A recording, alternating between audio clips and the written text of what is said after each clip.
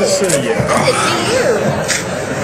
Your historic Last day. I know. Yeah. Good morning. And I'll introduce you today. Mister, good morning. Yeah. We'd say we're going to be out of here by 11. That might be a little outrageous. We'll get out of here soon. Yeah. Okay. They told me they'd put it away. I did. It was just in a different stack.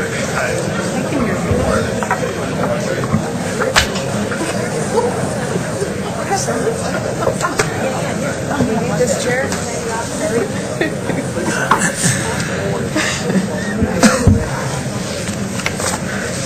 Good morning. Welcome to the coordinating board meeting. Today's a special meeting for many reasons, which we'll talk about in a minute. But as we always do, I want to welcome each of you here and to remind not only you but us that we're live via the internet. We always remember that and remind everybody before the meetings. But we're delighted to welcome you here today. This is a very special day for this board. And for two reasons. One, we have what we think is very happy news about some new board members coming on, and then we're also losing some people that have been an extremely vital part of this board for many years. And so first of all, I want to start with what I would call the good news. The good news is that we have the honor of adding a new member today, and that's Heather Morris, our new student regent. And I will tell you, this is her first official meeting here at the coordinating board, but she has been involved in every single committee meeting. It was interesting. Heather, and when I first talked, I asked her, I said, would you be willing to serve on the participation success as well as the academic excellence committee, and she said she would, but then she asked could I attend all the committee meetings, and I said we don't have many board members that ask to attend all these meetings, so but she has done that and has jumped in, and we're delighted to welcome you here, Heather. Heather comes from the Lubbock area. She's originally from Houston, but has been in Texas Tech and has an undergraduate degree in English and is currently working on her master's degree in public administration. She is going to be a great asset to this board. I will tell you, yesterday we had a workshop, and we were talking about getting ready for putting together our strategic plan for this last half of closing the gaps. And, she brings that perspective of the student, which is so important because our conversation yesterday focused around student success. And having that perspective at the table is just critically important. So, Heather, welcome, and would you like to make any comments? I just want to say what an honor it is to serve on such an extraordinary board with such an extraordinary group of people as colleagues and peers. There's so many wonderful things happening in higher education right now, and it's such an exciting time to be a part of this discussion, and it's an honor and a privilege, and I'm glad to represent the students of the state of Texas, so thank you. It's good to have you here.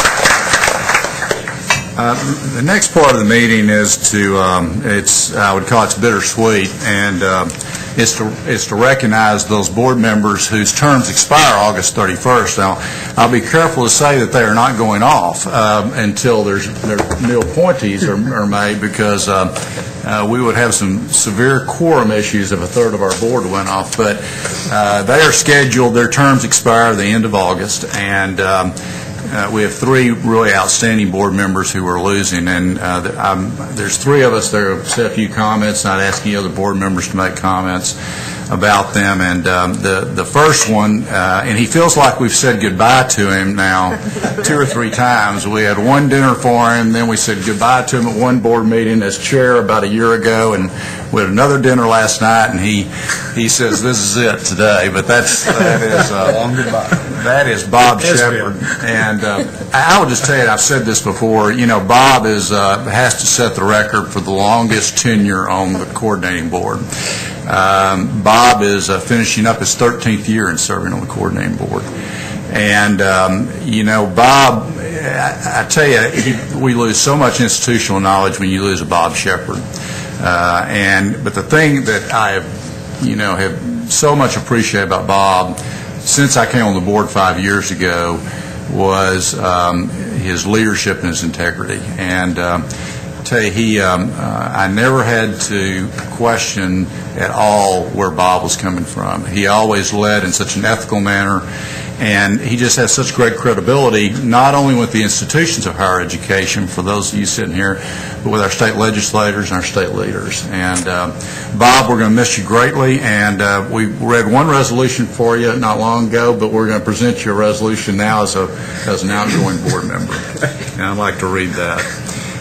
Whereas Robert W. Shepard was first appointed to the Texas Higher Education Coordinating Board by former Governor George W. Bush on December 12, 1996, and was reappointed to the board by Governor Rick Perry on November 17, 2003. And whereas during his 13 years of service to the coordinating board, Mr. Shepard served with great dedication as chairman and vice chairman of the board, chairman of the Agency Operations Committee, and as member of the Administrative and Financial Planning, Legal, Research Program, and Strategic Planning Committees. I think that's everything.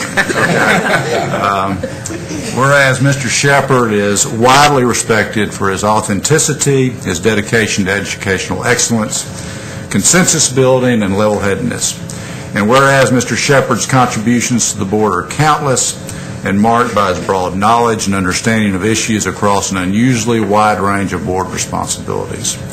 And whereas Mr. Shepard was on the board during the development phase of Closing the Gaps by 2015 and made significant contributions to the plan, and which is extremely significant in that is still a strategic plan that has stood the test of time and is keeping us on track, and thanks so much to Bob for that.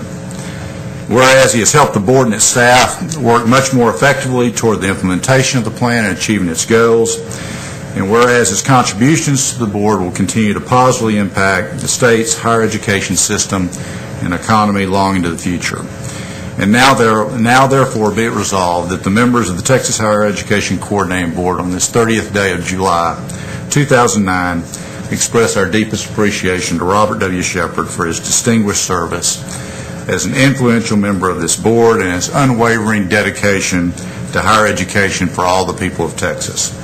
And be it further resolved that the resolution be included in the minutes, that a copy of the resolution signed by the members of the board of the Higher Education Coordinating Board be presented to Mr. Shepard in recognition of the high esteem in which he is held. Bob, we will miss you greatly, but we know you'll be with us in spirit and influence, and we'll still call on you. So, love for you to make a few comments. Mr. Chairman, I appreciate it. It's been a wonderful ride, needless to say. But I know it's time to go because I know every one of the staff members, and I know probably 3/4 or more of the people in the audience. And I can tell you, if you've only served 6 years, you know a lot of them, but unfortunately you don't get to know all of them. But it's the most dedicated group of people that I've ever had the opportunity to work with. It was real interesting starting off on an 18-member board, having it come down to 9. That was a tremendous challenge. But the board, the leadership, yours and Fred's and Wayne and the rest of the board, it couldn't be in better hands. I have the greatest admiration in the world for the commissioner. You know, the other part of this is I lived under 3 commissioners, too, during this. Well, they lived under you. Yeah, you could say that, but it's been a wonderful experience. I've certainly enjoyed all the friendships that I've made, and it's been wonderful to toil in the vineyard of higher ed in the state of Texas. Thank you all very much. Please join me in recognizing Bob.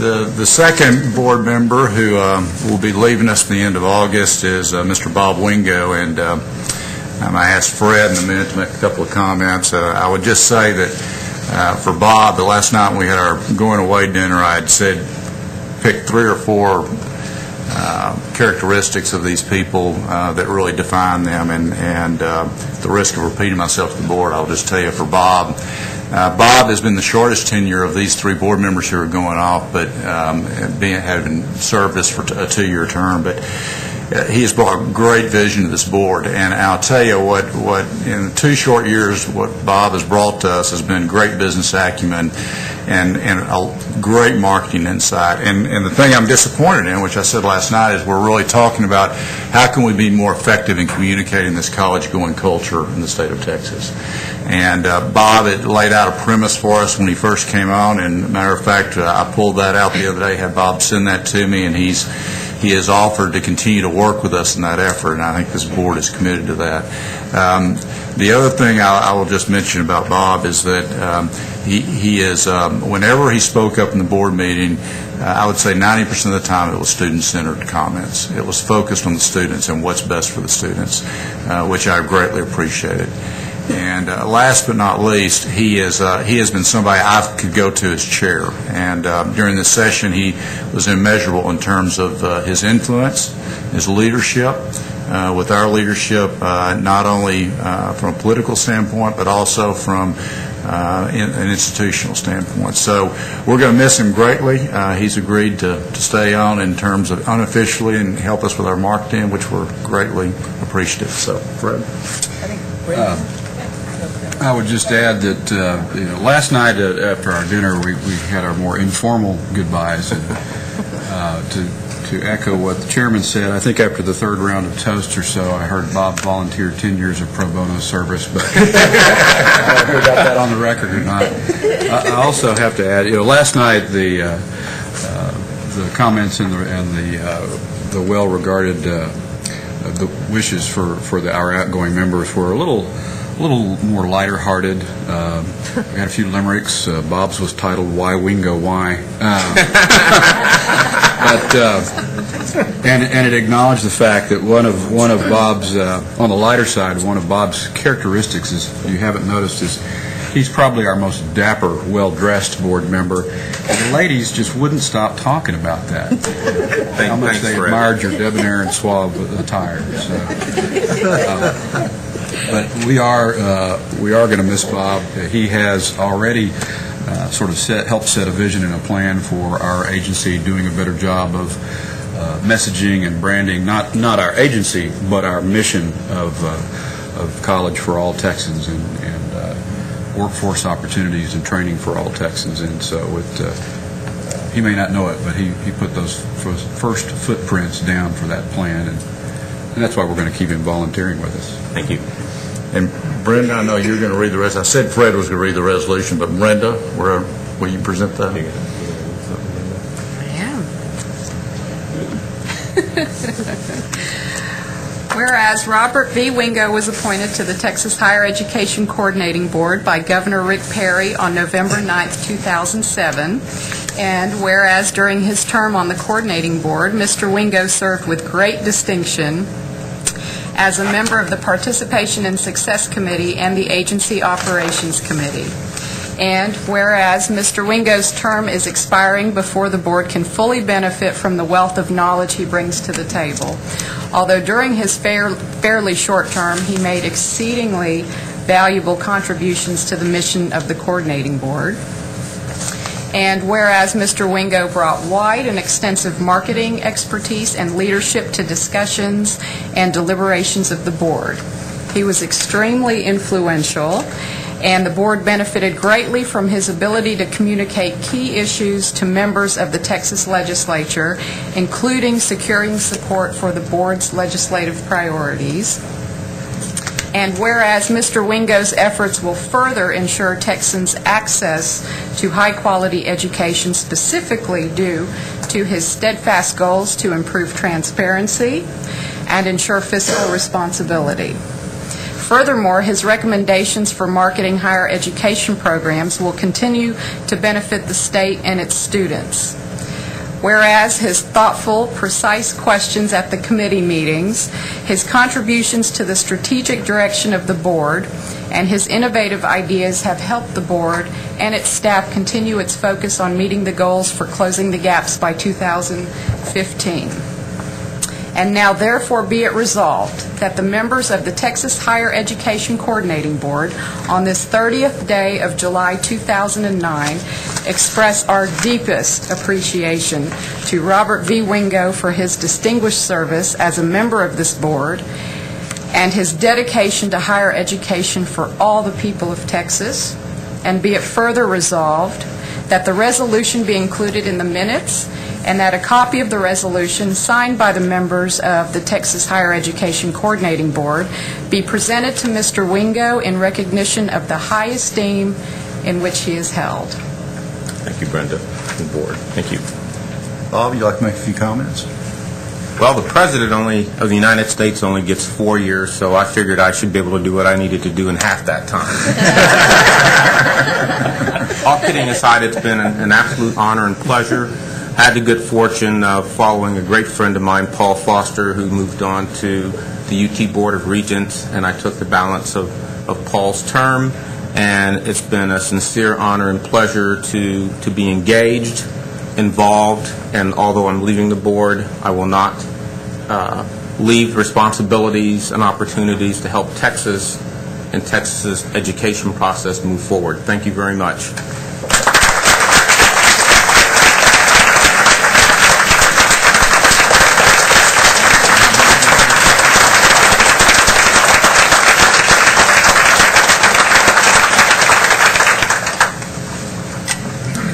Thanks, Bob.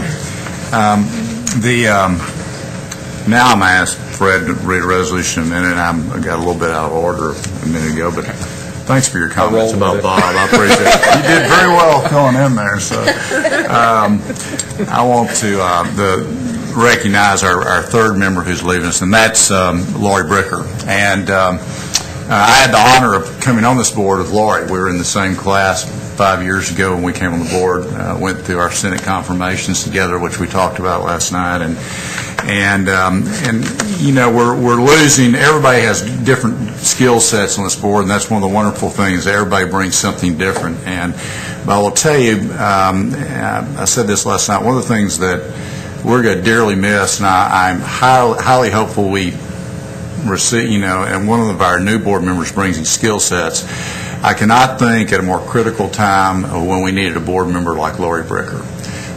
When I looked at the collaboration that has been so necessary with public education in terms of having students ready as they enter into higher education, and her background as president of Houston Independent School District Board, all of her work in education has just been a true blessing to this board, and she has brought a level of understanding that, quite frankly, probably we wouldn't have had without you, Lori, educating us along the way about public education, about that arena. You've also just been a great advocate for building those bridges, and which we're so deeply appreciative for. You know, when I think of Lori, she has played a key role in things like P through 16s around the state. Her leadership there, what she did in not just Houston, but really the vision that she helped set out for this board and for people around this state. And then also I look at the Star Awards, how we recognize the best of the best every year. And our annual meeting, our State of Higher Education. She has been a leader, and one common issue always, again, is the student. She has a heart for education, and we're going to miss her greatly, and I'm going to ask Fred to read a resolution. And Lori, before I start this resolution, I'm not going to read last night's limericks or toast, because then you'd have to kill me. But I may anyway. I just want to echo what Whit said. And a resolution, you know, just they're suitable for framing, but they don't say everything that's on your heart. And I can't tell you what a pleasure it's been to serve with you, how much we've all learned from you, keeping our perspective on how we impact public education. And you're a genuine champion and leader for all levels of education. You are the poster child. You are Miss P16. That's coming from an Aggie. Despite the fact you went to UT, I learned a great deal from you. So, without further ado, let me read this resolution. Whereas Lori Bricker was appointed to the Texas Higher Education Coordinating Board by Governor Rick Perry on July 22, 2004, and whereas during her tenure on the coordinating board, Ms. Bricker served as the chair and vice chair of the Participation and Success Committee and as a member of the Legislative Relations, Planning, and Academic Excellence and Research Committees, and whereas the board, its staff, and the citizens of Texas have benefited greatly from Ms. Bricker's extensive experience in K-12, that's an understatement, and her leadership, vision, and commitment to closing the gaps by 2015. And whereas Ms. Bricker has been influential in the development of many P16 regional councils across the state and was particularly instrumental in the formation of the Greater Houston P16 Council, and whereas her diligent work throughout the years has helped raise higher education standards, increase student participation and success, and combat serious educational issues facing the state, and whereas Ms. Bricker has played a key role in many of the major efforts of the Coordinating Board and leaves a legacy of institutional knowledge in public education and a visionary leadership that was brought to life with the development of the annual State of Higher Education, the implementation of the STAR Awards, and her consulting contributions to more than half the P16 regional councils in Texas. Whereas Ms. Bricker's leadership will be missed, and her contributions, along with your humor, and her contributions will continue to positively impact the state, its students, and the Coordinating Board's mission long into the future. Her dedication, thoughtfulness, and charisma will certainly be missed by all of the board and its staff. Now, therefore, be it resolved that the members of the Texas Higher Education Coordinating Board, on this 30th day of July 2009, express our deepest appreciation to Lori Bricker for her distinguished service as a member of this board and her unswerving dedication to higher education and the people of Texas. And be it further resolved that the resolution be included in the minutes and that a copy of the resolution signed by the members of the Texas Higher Education Coordinating Board be presented to Ms. Bricker in recognition of the high esteem with which she's held.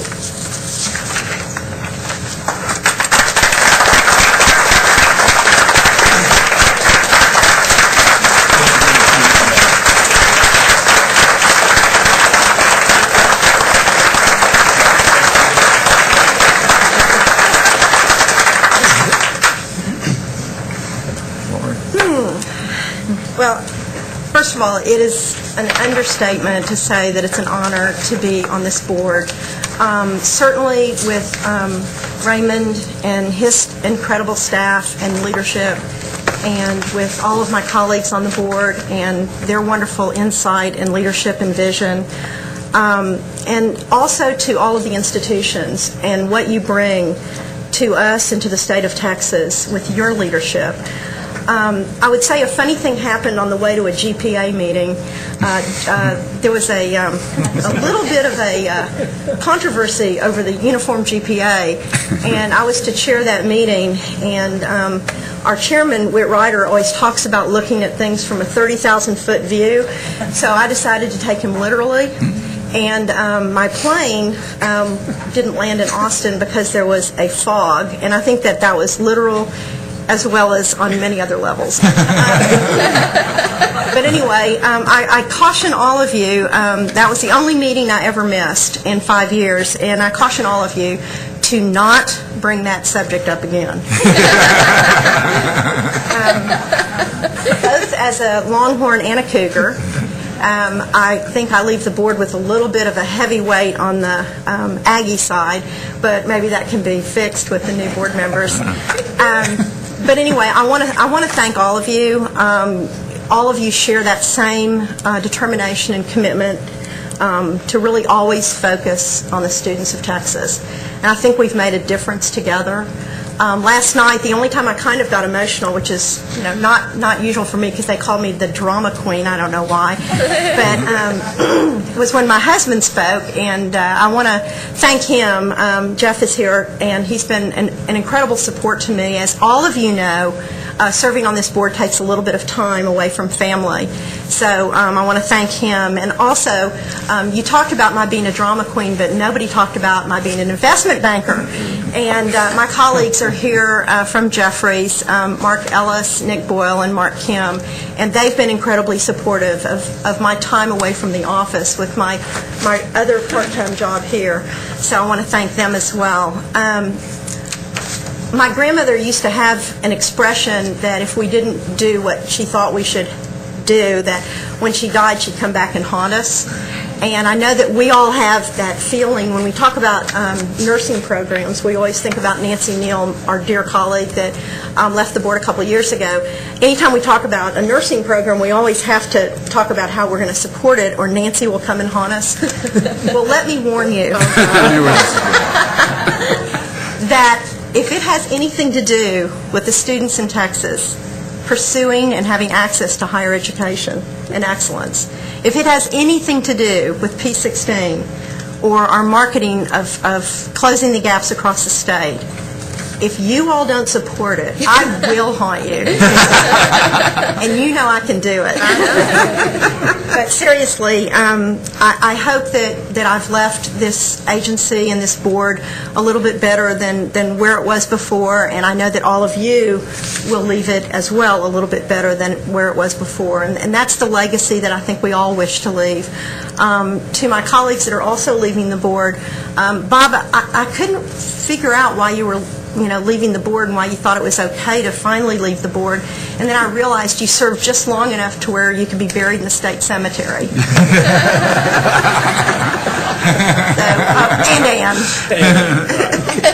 But your leadership has been amazing, and you were such an incredible chair and friend. And to Bob Wingo, Mr. GQ, your wisdom and your input to this board has been incredible. And to all of my colleagues, to all of you, I hope that our relationship continues. I have to say a special thank you to the young lady that I've mentored and I met because of this board, Natalia, who is moving to Colorado to be with her fiance, and she's getting married. And I want to thank the coordinating board, in particular you, Raymond, and Linda Battles, for mentoring her and being so special to her, because she's special to me. And really, again, to all of the staff, I don't think that any of us can say enough about the leadership of Raymond Paredes and the staff. I said last night jokingly that one time Raymond and I got into a bit of an argument over the uniform GPA, what else, and I got so mad at him I called him Jeff, which is my husband's name. But I hope that you know Raymond. I hope you know how much I respect you and admire you, and how this board and this agency could not do the incredible things that we are doing in closing the gaps and in bridging those gaps between and among the various preschool through K-12 through community colleges and higher ed. And another way that I'll haunt you is if you all don't take a focus on community colleges and figure out better ways to support them. I will also haunt you with that as well. But I will not ever forget the wonderful relationships and the wonderful work that we've all done together. So thank you all very much.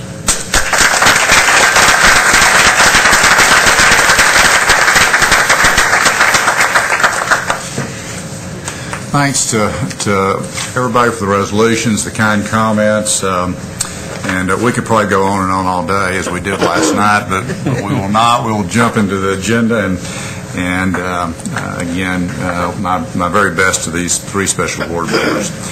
Before we, I'd like to finish a few announcements, and first of all, I'd like to recognize new presidents and chancellors. I think that Dr. Maria Hernandez, who's the interim president of Texas A&M San Antonio, welcome.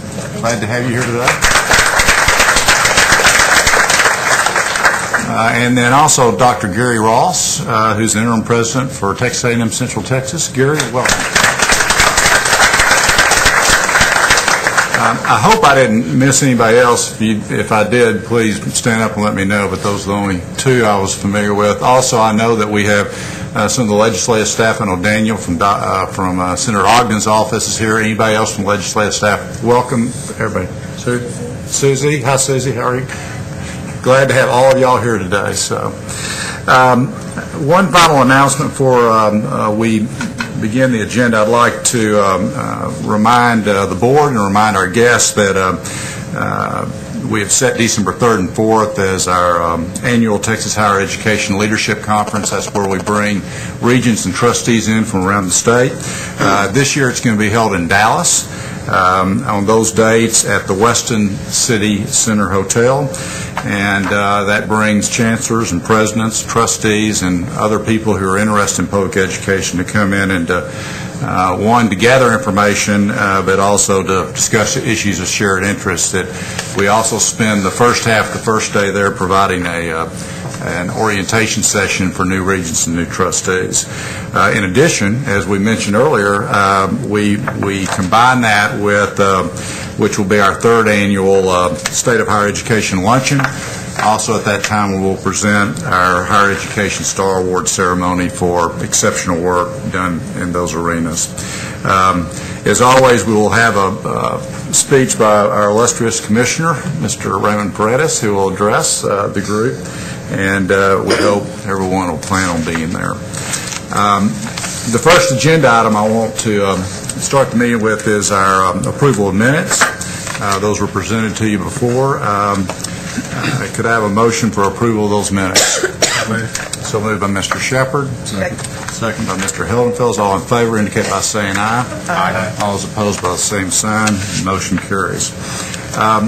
The next two sections of our board meeting are probably personally my favorite part of the board meeting, because we learn. This is where we really get to absorb a lot of new information and see exceptional jobs being done in higher education. The first of those today is, well, I'll tell you one thing, I need to check. I need to do the consent first. Okay. Yeah. I'm getting ready to jump into this. And let me go through the consent. The consent calendar has been presented to everybody, and that obviously includes those items which we have thought are non-controversial items. But at this point in time, we have the opportunity for any board member to add or delete to that consent calendar. Are there any additions or deletions from the board members? Mr. Chairman. Ms. Phillips. I move to add the following items to the consent calendar. These items come under the Agency Operations Committee of this agenda and have been considered and recommended to the full board by the Participation and Success Committee or the Academic Excellence and Research Committee and the Agency Operations Committee. The items are 10G, 10I, 10J, items 1 through 4, 10K, 10L, 10M, 10N, 10O, 10P, 10Q, 10T, 10U, and 10V. Is that the whole meeting? And I will say we've discussed these at length in our committee meetings. We had a 3 or 4 hour meeting yesterday afternoon, but can I have a motion to approve that consent calendar as presented? So, Ms. Bricker, Mr. Wingo, all those in favor indicate by saying aye. Aye. All those opposed by the same sign. I thought the consent calendar was your favorite part of the year. It is today. Now, getting back to my favorite part of the meeting, the first part, that being our major policy discussion. Today, I think this is extremely timely, and our major policy discussion today is going to focus on accelerating Latino educational achievements. And today, we're very honored to have the opportunity to have a report on that, and it's going to tie in so well because every year we hear a report on our progress on closing the gaps. And one of the things we'll hear about closing the gaps today is that we've done, I would say, a fairly good job from an institutional and statewide standpoint in terms of access and success. The challenge is, as we all know from a demographic standpoint, is that even though we've seen Latino, Hispanic participation go up tremendously, over 50%. we still have a significant gap to close to be successful by 2015. So I think this presentation is especially relevant to what we're going to be talking about later on in our meeting today. We are especially honored to have Dr. Patricia Gondra here today, who has been here for probably feels like a week, even though she's been here for 2 days. We have tried to really leverage her time while she has been here, meeting with staff, meeting with different constituents around the state. We're honored to have her here. She comes to us from UCLA. She's professor of education in the Graduate School of Business. She is a co-authored a book that we have all had the opportunity to read, called The Latino Education Crisis, and the commissioner sent that to every board member about 3 or 4 weeks ago. So there will be no excuse if we don't have a good, sound, thoughtful questions for you today. But she's had a varied background. She's been a bilingual school psychologist. She's been a social scientist with the RAND Corporation, Director of Education Research in the California Legislature, and also Commissioner for Post-Secondary Education and for the state of California. We're delighted to have you here and welcome you here, and look forward to an open dialogue with you. Welcome.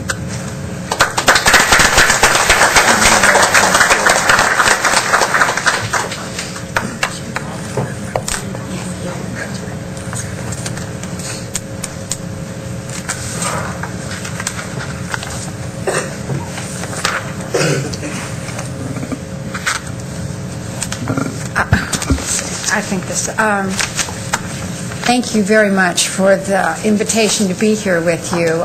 Thank you to Commissioner Paredes and to all of the board. I actually have been here since Monday, and I was telling folks this morning I feel like I have a new family here in Texas. It's been a tremendous experience for me, a learning experience as well.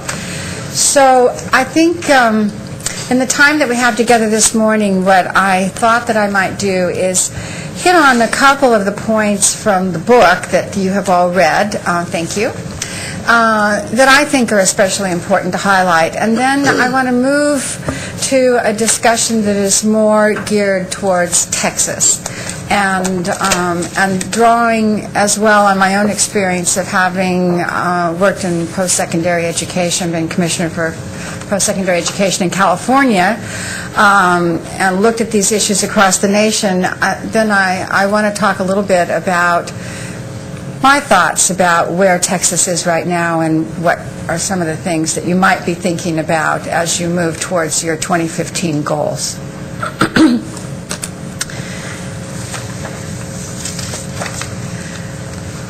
For those who have not read the book, also I know that we have a much larger audience here, I will focus on a couple things, as I said, that I think are points that I would hope would not be missed in here. And to just begin with what motivates this book. Why does somebody, I think those folks in academia understand well that you don't write these kinds of books for the paycheck you get from them. They don't. You write these because there's some other driving motivation to take a couple of years and put something like this together, because you believe that there's something that absolutely needs to be said. And so what motivated for me this book more than anything else, even though my job is research and I spent a lot of time looking at these numbers, I never ceased to be shocked when I looked at them.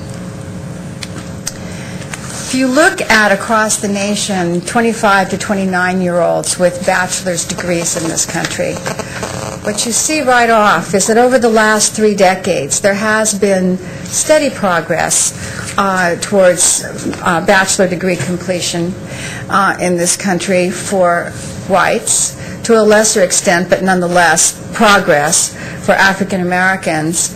And if you look at what has been happening with the Latino population, that is virtually a flat line. In spite of the fact that over that amount of time, the Latino population has risen to be the largest minority in the nation, and as you know, a very, very significant portion of the population in states like Texas. and yet we've seen virtually no progress in this population's ability to successfully move through high school, through college, and gain a degree.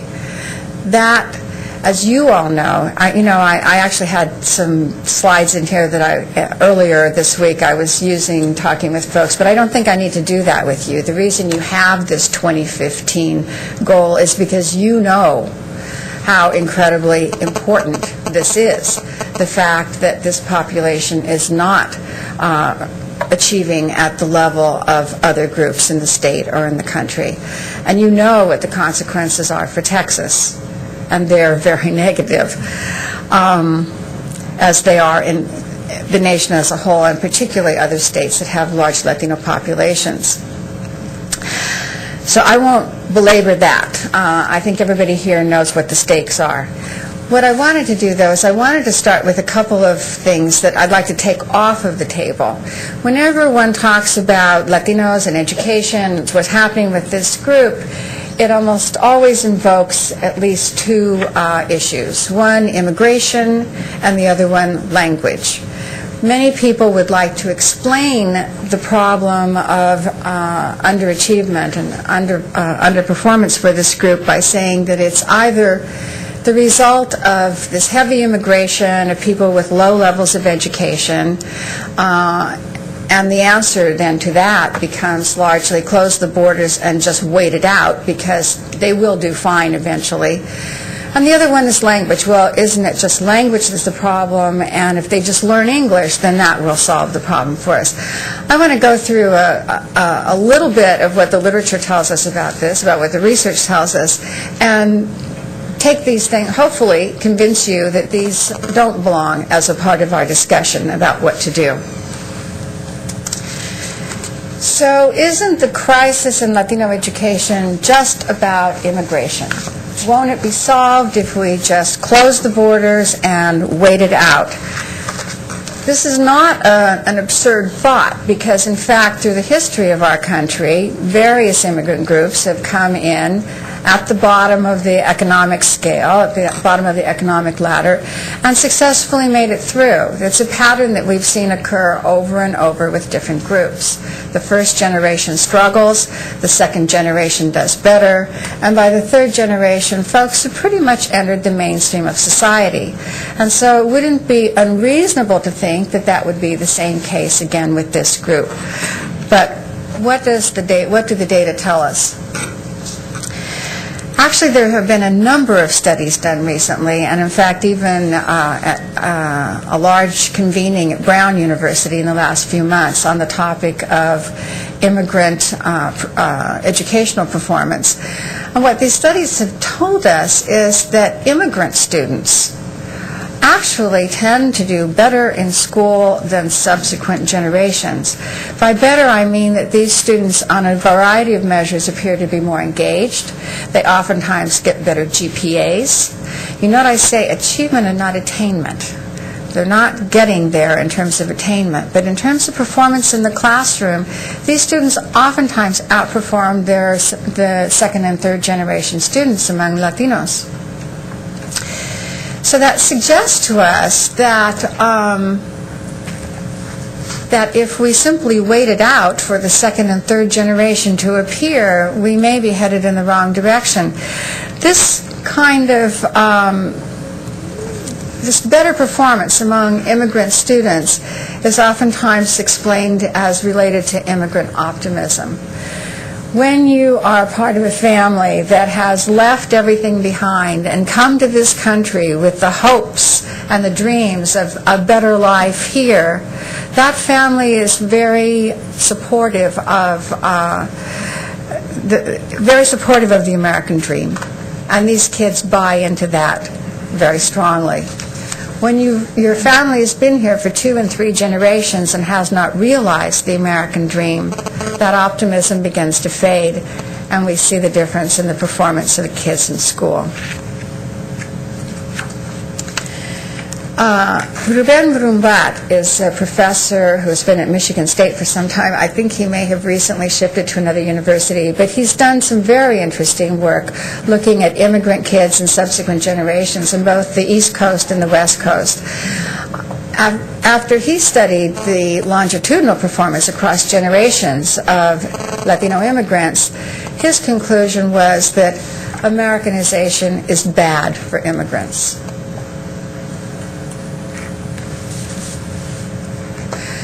So I would just conclude that the evidence here that the second and the subsequent generations will do better is not there, that in fact in subsequent generations these students appear to be doing worse. And it's therefore really critical to capture these students early in the generations here in this country, and also I would say to, hopefully the research will be convincing, and I think you see a lot of that in the book, that simply waiting it out is not the answer to the problem here. The second issue that always comes up is, isn't it just about language? If we just teach these kids English as quickly as possible and get them into the mainstream, won't that solve the problems of achievement for this group? I think the bit of evidence that argues most against that proposition is that we have studies now that look at middle-class immigrant students. Middle-class kids who've had consistent schooling abroad, kids who come from Mexico City and have had education in Mexico and arrive here in the 5th grade or the 6th grade or the 7th grade. And what do we find with them? We find that those students uniformly outperform their Latino peers here in this country, and oftentimes outperform native-born white students in this country. So, yeah, learning English is an issue. Learning English is not necessarily a problem. It's something that needs to be addressed, but is not, we don't think, at the core of the problems of achievement of the population. Otherwise, middle-class kids who came here not speaking English wouldn't be doing as well as they're doing. I have a special concern about this, which is the reason that I devoted an entire chapter of the book to this question about language, because I think that the overemphasis on language has really obscured the deeper problems of inadequate schooling and harsh social conditions for these students. I think the over-focus on language has shifted the lens away from where I'll argue the real problem is. It's also resulted in some places in the country in what I would consider to be really bad policy, and that is English as quickly as possible at the expense of any other kind of learning. You've seen that go on in other states. I want to applaud you here in Texas for holding the line on that. Texas, in fact, I think you should know, when we look at the NAEP data, National Assessment of Educational Progress, which is the only metric that we have across the nation where we can actually compare students across states, Texas K through 5 students are doing better than the students in those other states that have taken a different perspective on this. Texas students, English learners, are outperforming those in California. They're outperforming those in Arizona. They're outperforming those in the states that have outlawed bilingual instruction, which you've adhered to here, and I want to applaud you for that, because it is making a difference for these children here in Texas in the elementary schools. I want to move now then to what I think the problem really is.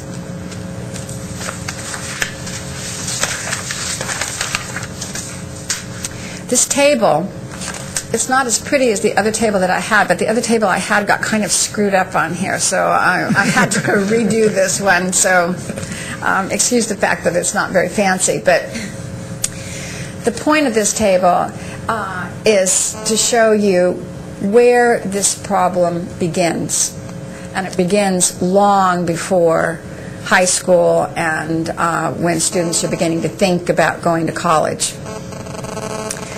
Latino youth begin kindergarten far behind their peers. On the very first day of school, the gaps are very wide.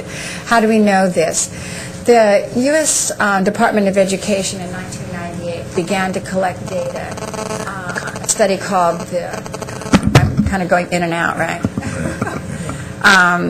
A study entitled the Early Childhood Longitudinal Study began collecting data on children across the country as they began kindergarten. Am I okay?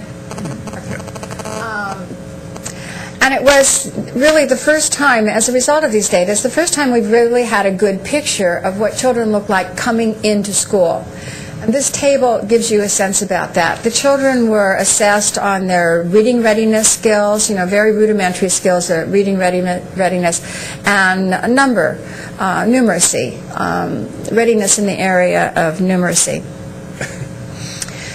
The Latino children who were Spanish speakers were tested in Spanish, so you should not believe that this reflects their lack of English, because that was accounted for in the testing. The important thing for you to note there is the huge discrepancies between other groups, particularly Asian and white students, as they enter kindergarten, and Latino children, who look very much like African American children, by the way, in this area, but only worse. And what I have up there is the data arrayed across quartiles. So you're looking at the percentage of those children who scored in the very highest quartile and those who scored in the very lowest quartile. You'll note that 42% of Latino children are in the very lowest quartile of readiness for reading, and 40% of them are in the very lowest quartile for readiness in math at the very beginning of school. That compares to only 13% or 18% of Asian and white children who are in the lowest quartile. So the message here is the problem of access to higher education or success in higher education begins very, very early for these children. Now, is this because there's something wrong with the families or something wrong with the kids or they're just not capable?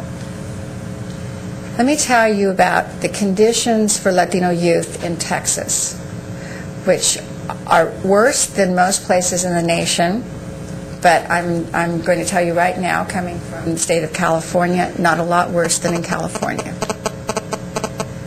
Here in Texas, you have something like 50 to 60% of the Latino youth who actually graduate with their class. That's important because that means that these young people go on to form families and unable to get jobs that actually will support a family. 36% of Latino young children in Texas are living in poverty, in poverty. And that's by U.S. standards, which are radically different from international standards. And I think Texas sees itself as very much a competitor in the global economy, so I think it's important to have that perspective. The kind of metric that other nations use to gauge poverty would put the Texas Latino youth at over 50% in poverty, because we have an extremely meager notion of what poverty is. For a family of four, $22,000 a year.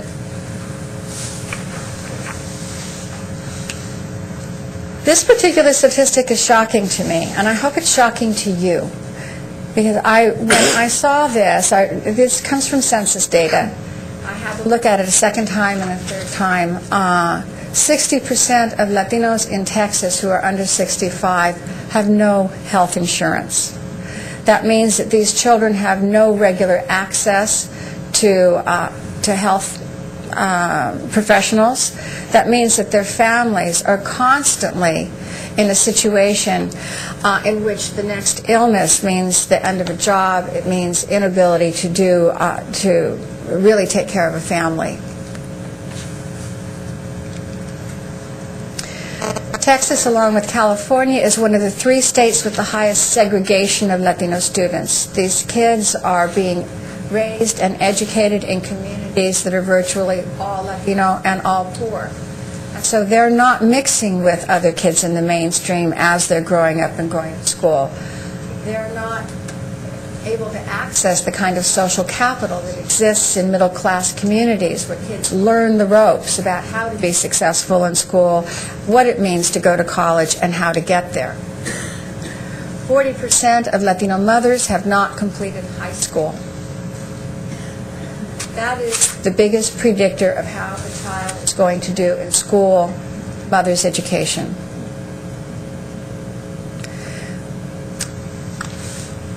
Half of all Latino babies today are being born to single moms.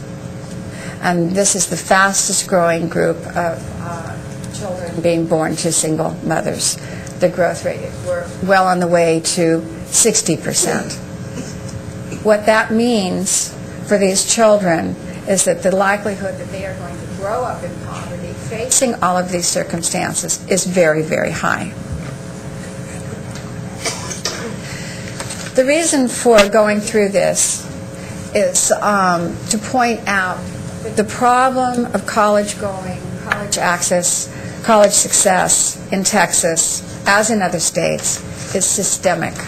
It's something that begins very early in children's lives and therefore needs to be addressed across children's lives. Texas, however, is 42nd. Somebody corrected me yesterday from an audience in which I was speaking, saying that the new data, if it's further away, helps. Oh, okay. That the new data show Texas at 44th. But what I was the latest data I had shows that Texas is 42nd in the nation with respect to its investment in K-12 education. It's down there with Mississippi, Tennessee, and Utah. Very poor states. But Texas is not a poor state. Texas is a wealthy state.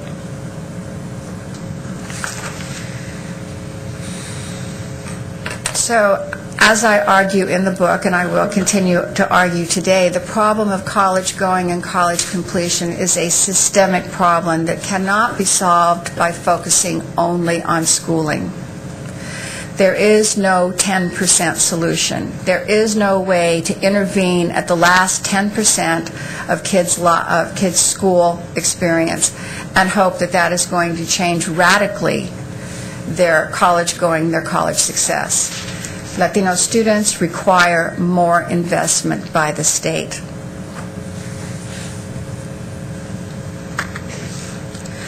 So what can Texas do? And what kinds of things might you be thinking about that can be done in order to change this within the realm of what your job is with the coordinating board? I would ask you to first consider whether the heavy reliance on community colleges to produce BA degrees for Latino students is really working and is really the model that you think Texas ought to be following. 80% of your Latino students begin their college careers at the community college. I'm a very big supporter of community colleges, so I don't want my words to be misconstrued as being community college bashing, and I'm going to go on in a moment about this. But you need to understand that if 80% of your Latino students begin their college careers in a community college, only 30% of all students who begin the community college with the expressed intent of getting a BA degree actually get one. So the pipeline is leaking very, very heavily at this point at the community colleges. I would suggest that it might be a good idea for the Commission to do a study to examine why only 30% of students who enter the community college wanting to transfer are actually able to do so.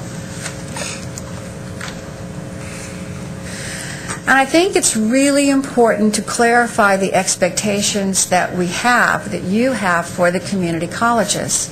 The community colleges are given multiple missions, asked to do many things, asked to provide the infrastructure for the state in many ways, the nurses, the police, the infrastructure positions for the state, provide skills to people who are looking to get a job, to do a lot of things in addition to providing the first education for those who will go on for a bachelor's degree. And the community colleges are not well funded to meet all of those obligations, which means they need to stretch their funds thinly across a lot of objectives. And it probably isn't possible to do all of those extremely well.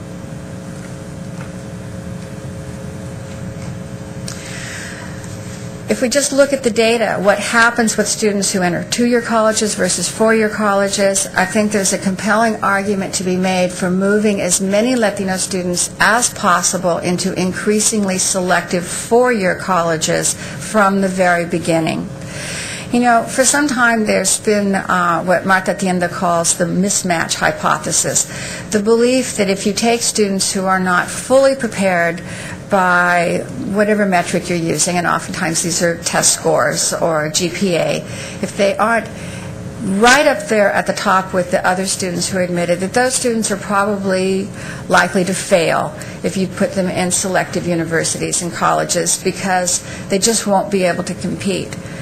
The interesting news on this is that across the board, across study after study, we've found that student controlling for students' test scores and grades, so holding that constant, the more selective the university, the higher the probability the student is actually going to graduate with a degree.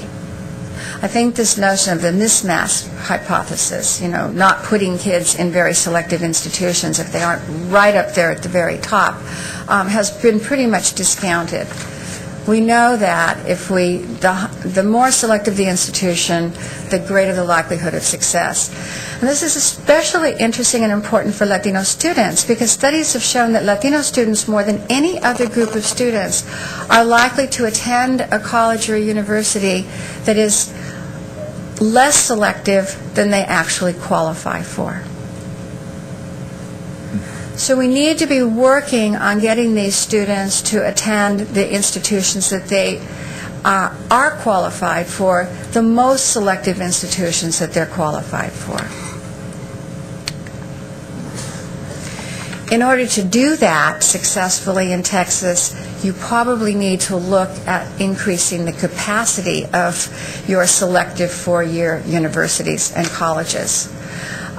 We're facing a similar issue, in fact, perhaps even more acute in California in terms of the capacity within the University of California to accommodate all the students who qualify. Many folks are beginning to think about partnerships with other institutions in the state and actual conversions of some universities and colleges into the higher level systems. That's a complicated and difficult conversation. I just put it on the table for maybe later consideration, but might be something you would be thinking about. In Texas, you have one counselor in your schools for about every 483 students. To put that into context, you're doing twice as well as California, where there's one counselor for every 900 students. But the counseling associations for quite some time have recommended that a reasonable ratio is about 1 to 250. And even think about that yourselves. If you were individually responsible for the futures of 250 students, that would be a pretty big burden or a pretty big challenge for you. It's not likely with one counselor for every 483 students that many of those students are going to get the kind of careful attention that they need about getting to college. And particularly for these Latino kids who aren't going to find it in their communities, aren't going to find it in their homes because they're not coming in contact with anybody who's ever done this before. This kind of counseling becomes really critical. The other problem, in addition to the ratio, is that very few of these counselors, in part because of the ratio, ever get to do very much college counseling because they're busy doing scheduling issues and putting out fires on their campuses. And very few of them are actually trained in doing college counseling. So they don't really know very well how to do that if they ever had the chance to do it. I would recommend that a very important intervention here would be increasing the training and the availability of college counselors at the high schools and at the community colleges who can help these students make the transfer to the four-year institutions. I want to mention a few things that you are doing exceptionally well here, and I would encourage you to do more of. As I've been reading and reading and reading about Texas and what is going on in the state, and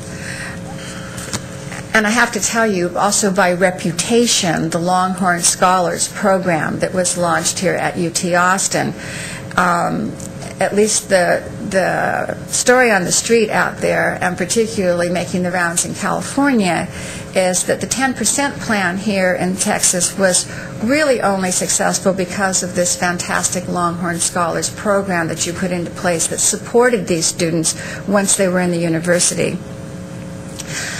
I've been looking through the materials on this, and the way the program is described, providing financial aid, albeit not full financial aid, but providing financial aid, plus a lot of wraparound services that integrate the students into the college campus, and services that provide support, tutorial support, academic support for these students, is exactly what the literature tells us is what we need to be doing if we want these students to be successful. So when I look at the model makes a great deal of sense. People here in Texas have been very thoughtful about this and have designed something that can really work. It doesn't cover enough students. It's not funded fully enough to make the huge difference. I would urge you to go back and look at that model and expand it and fully fund it. We're doing a study in California right now with the Civil Rights. I co-direct the Civil Rights Project, Proyecto de Derechos Civiles, which is a national center of research in equity in education and other areas. And one of the studies that we're conducting right now for the Ford Foundation is looking at community colleges that are especially successful with Latino students and African American students who attend low-performing high schools, those that send very few students to college. What do these kinds of places do?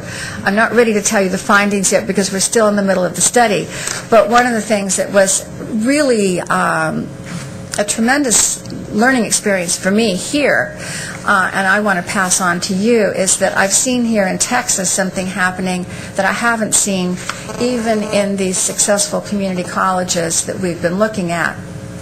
And that is the deep work that you're doing on developmental education.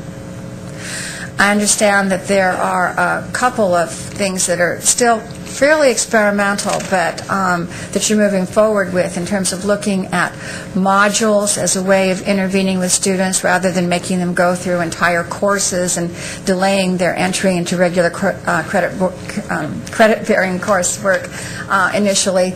And also linking, that I think the coordinating board is going to be evaluating, linking regular courses with supportive courses for these students, which also gets them moving on in their college careers more rapidly. These are both really exciting initiatives that I haven't seen elsewhere. And I plan to spend some time digging into this and hopefully staying in touch with you as you're going through evaluating these projects. So I would take my hat off to you in terms of the work that you're doing in this area and urge you to continue along that pathway. And the third thing is I understand that there are some very effective, interesting things going on in the way of pre-college bridge programs here in Texas. A few years back, I did a study of college access programs across the nation. It was a 50-state survey to see what was going on across the nation in this regard. And we looked at pretty much every shred of data that we could find on what was effective. One of the things that came up was these kinds of well-articulated, well-designed bridge programs prior to the first year. And I'm happy to discuss those more. I don't want to delay our getting into a conversation, so I'm not going to go into great detail there at this moment. But if you want to talk about this more, I'd be really happy to, and I can also pass on to you a major report we did for the U.S. Department of Education on this. So I would encourage you to continue looking at those and expanding on what's working in that area. I want to caution about a couple things that I notice are going on in the midst of your P16 initiatives. I've been reading up on that and happened to trip across a few things that I've tripped across before in other places. I've noticed that you are attending to the issue of preparing your teachers better to help the students meet the new higher standards here in Texas that you're trying to put forward. I applaud you on that. I think this is important work. However, in spite of efforts in other places to bring teachers up to speed so they can help their students be more successful in meeting these standards, one of the things that we have seen as a consistent problem is the distribution of these well-qualified teachers. And I would urge you to pay attention to that issue of the distribution of teachers. Where are the very well-qualified teachers, and where are the teachers who are teaching out of field, who really don't have the background in the areas that they're teaching, before you set up too many testing barriers for the students who must meet these new standards. I've also noticed an interesting, in spite of, I think, a good history here in Texas of working well with your English learner students, a lack of attention to what happens to your English learners as you move through this new emphasis on higher standards. What kinds of standards will these students be expected to meet? Will they be expected to meet the same standards as everyone else? Do you have some thinking about benchmarking these students' progress on their way to those standards? I would just urge you to not forget about that significant portion of your population, significant portion of the Latino population here in Texas, as you think through how these students meet the standards and how their teachers help them get there. And the third one is, having been very engaged in this kind of stuff in the University of California, particularly in the wake of the loss of affirmative action and the terrible problems that we have had in terms of admitting adequate numbers of underrepresented students, one of the things that we've looked at very carefully is the impact that AP, IB courses, honors courses have had on that whole admissions process. I know that there is no recommendation in the state for an across-the-board kind of weighting of AP courses and IB courses, but I do know that you have a fair amount of discretion across your districts in what people do about this. We've studied this issue in California and its impact on admissions to the University of California and found that it has a very negative effect for Latinos and African Americans trying to gain access, because many of their schools do not offer these courses and do not offer them in strong enough versions that allow them to actually pass these courses or pass AP exams and that sort of thing. The other very important thing to know about this is we did a study recently on this topic and found that if you're using these courses, clearly I understand the interest in offering more AP, IB honors courses. I would say Godspeed, that's a very good idea. But how you motivate students to take them and how you reward them for taking them can be very problematic in terms of admissions. And what I wanted to mention is a study that we did recently found that actually the students who had gained extra points, extra GPA points, extra admissions points for taking these did no better at the university than students who had not taken these courses. So if the idea is that you are identifying students who are exceptional, and you think that by rewarding them for these courses that they will actually do better at the university, that may not be the case. What you have to understand is that at the University of California, the admissions requirements are already so high that kids who meet the threshold are all doing pretty similarly if you can make that threshold. without the advantage of particular IB courses or AP courses. I finally want to just comment here in terms of the cautionary things about the need plus merit notion that you have on the table right now about your Texas grants. It's a good idea.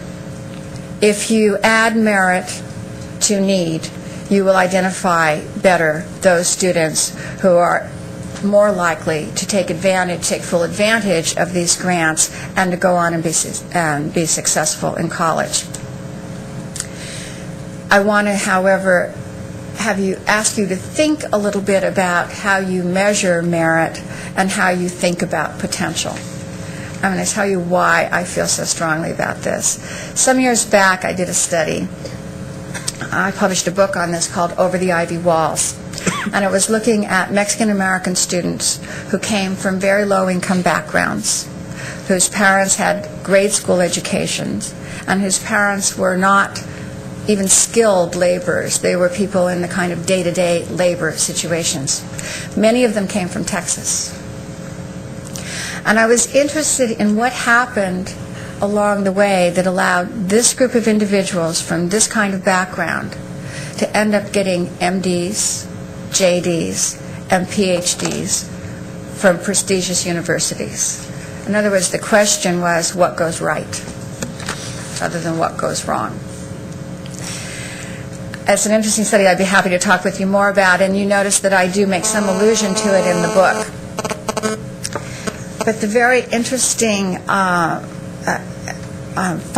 of the very interesting findings that has stayed with me forever about this was that 20% of the males in this study, of these Mexican-American males who came from these kinds of backgrounds, were not identifiable as even college material into their senior year of high school.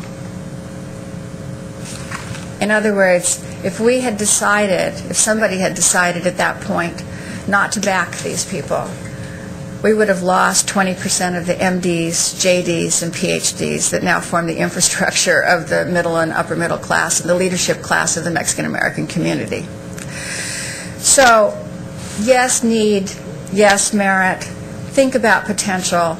Think about how you can look at these so that you don't make such a rigid kind of determination that we eliminate the possibility of individuals who, because of their backgrounds, because they haven't had the guidance, because they've attended the lowest performing schools, may have all the potential in the world but haven't been able to demonstrate it yet. Somebody backed that 20%.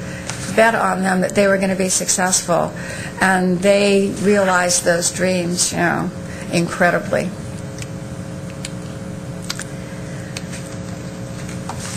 And then I think this is the last overhead in which I'm going to appeal to you to innovate a bit.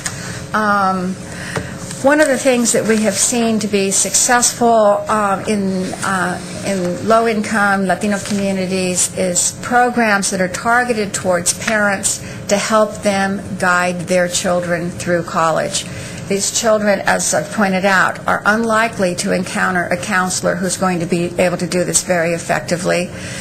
Their teachers are overworked and don't have enough time to spend doing this kind of thing. There isn't the social capital in their communities, and their peers aren't going to know much about how you get to college. And so it is really important to help arm the parents with more information that they have. A study that we did at the University of California some years ago that I think Commissioner Paredes is probably familiar with, the Task Force on Latino Education. The single most important thing we found as an impediment was the simple lack of information of the students and the parents about how you make this thing happen. And so we think it's really critically important to intervene with the parents, and there are some wonderful models out there to do that. I've been in another one of our projects with the Civil Rights Project. We're working with schools in which we're using a program called the THECB program that targets immigrant parents and teaches them how to advocate for their kids, teaches them what their rights are, teaches them what the pathway is, teaches them how to monitor their kids and know if they're really doing their homework or not, and teaches them how to advocate for them in the schools. This is something that I think you can do at relatively low cost throughout the communities that serve these students in Texas. And evaluations that I have seen on this look very good. This is the one that I say, if I ever get that call from the Obama administration and they say, Professor Gandara, what would be the one thing, what would be on your wish list right at the very top? What would you do what would you ask us to do if there were one thing we could do to change the future for Latino students in this country? And this is it. I would ask that there be a fully funded media campaign and a fully funded scholarship to recruit Latino students to become teachers. You're doing a better job in Texas than most other places. 20% of your teachers are Latino. I don't know how many of them are bilingual and are able to serve these communities well in 2 languages. But I think you begin with a foundation to really move forward in this area. Every other large immigrant group that has come through this country and integrated into the middle class has begun by producing teachers. Teachers are the first profession that new groups engage in order to move into the middle class. Teachers are something that folks in these communities can understand. It's tangible, it's doable, they can imagine it. If you made it possible for young people from these kinds of backgrounds to become teachers with the knowledge it will not cost me a dime to get through college and to complete this education to become a teacher, I believe that you would be able to ratchet up your BA production substantially, and you would be providing an infrastructure to the middle class for these communities, which would go on to have a legacy for much time after that. I think you could change things radically here in Texas. And then finally, I would suggest that you might consider commissioning a study of the costs and the benefits of bringing Latinos to the level of whites in degree attainment. I know a couple years ago you commissioned a study looking at the benefits of closing the gap. It didn't really look at the issue of the balance of the costs. But I'm confident that you will find, if you do such a study, that the costs of doing pretty much all the things that I have suggested here, plus providing fully funded scholarships for these students, will be far less than the benefits that will be yielded from such policies. A number of such studies have been done. There was a study done at the RAND Corporation a few years back that was commissioned by the Hispanic Scholarship Foundation on what are the costs and benefits of exactly this, bringing Latino students up to the level of white students in terms of BA production.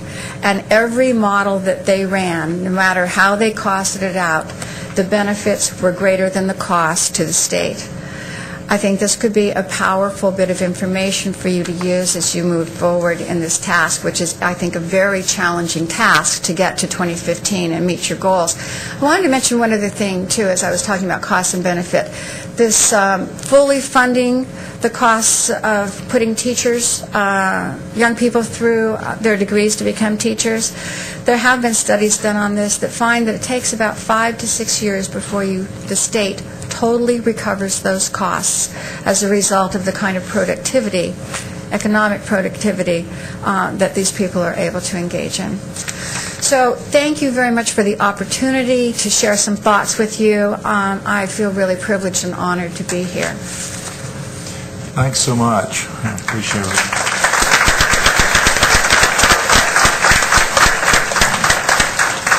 I'd like to open it up for questions and dialogues with the board. Mr. Wingo? I think an interesting point that you made early on page, the Latino youth begin school far behind. I think one of the questions I have is there a solution-based approach to how we really capture the interest of the parent before preschool happens, because as we've looked at our studies here and we look at the first 3 quartiles in Texas, I mean, to me it's almost a self-perpetuating issue of the failure rate based on income and lack of graduation, and it is Hispanic and African American youth, that this cycle just continues. If you don't finish school, then you don't have those social skills and those opportunities. So what I guess I'm looking for, is there a solution-based approach that where we can really go from just talking about studies to talking about implementation?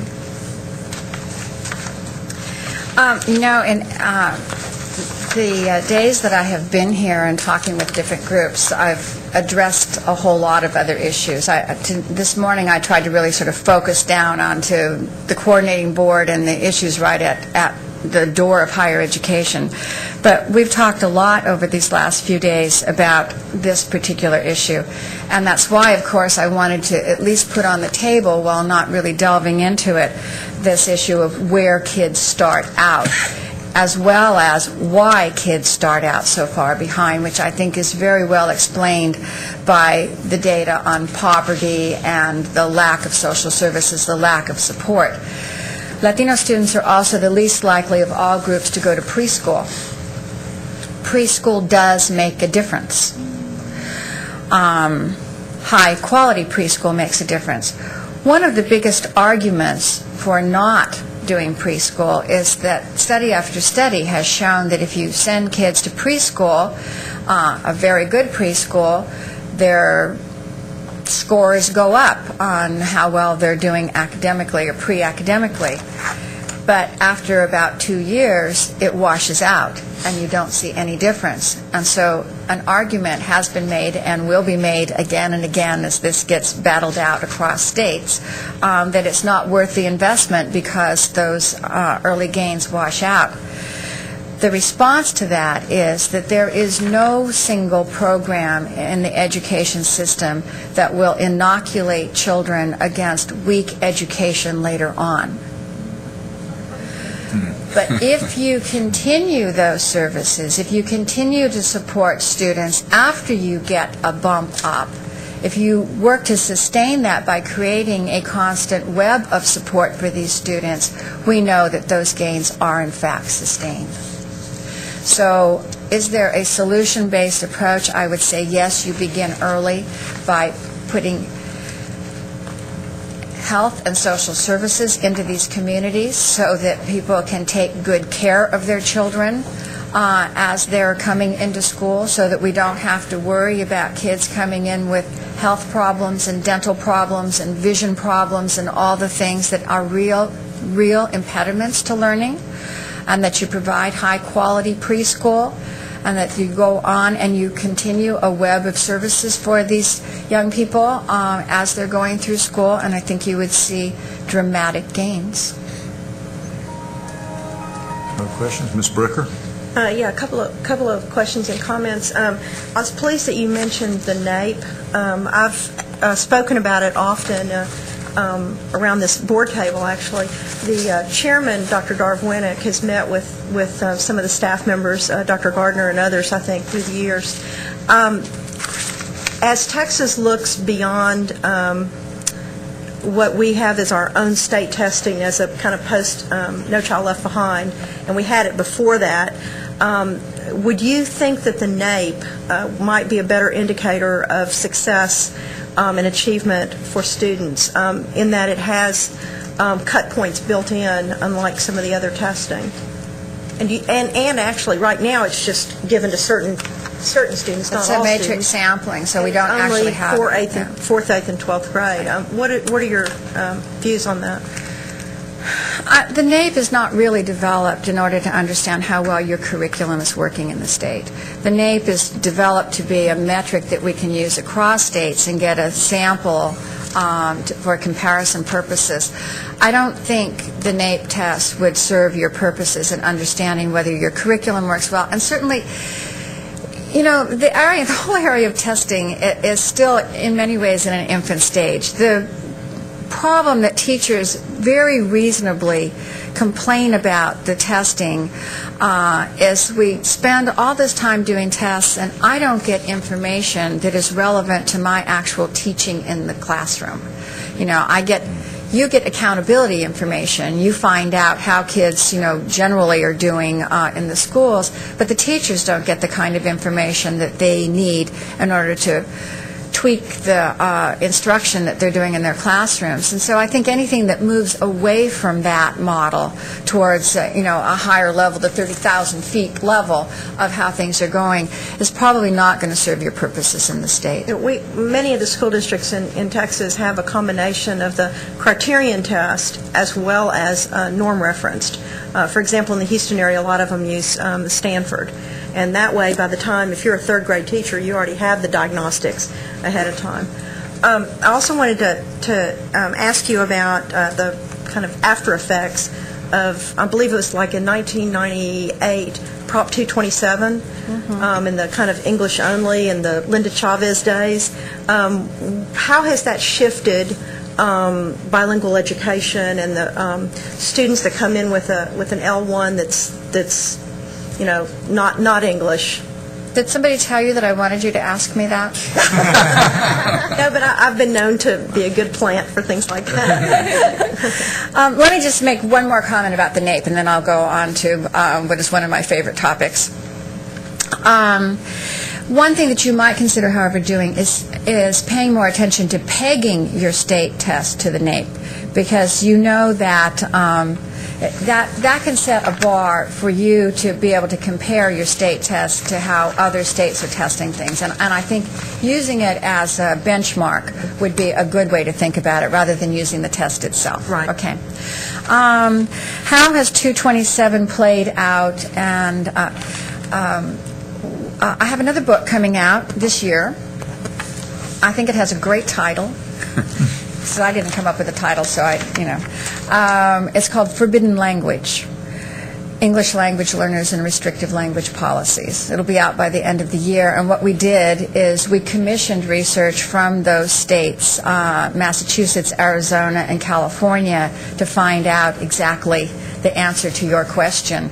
So we'll be publishing in there the latest data on how this has played out in those states that have implemented these restrictive language policies. In other words, English only and attempting to get rid of bilingual education. In each one of the states, it's played out a little bit differently. In California, where it's very important to understand that only 29% of English learners were in any kind of bilingual instruction when this 227 went through. In other words, over 70% were already in English-only instruction. And today, at our last count, about 7% were still in bilingual instruction. So about 20% of the kids were actually directly affected in terms of going to a different program. In California, there has been no progress whatsoever in closing the achievement gaps for these students. They're not doing any worse.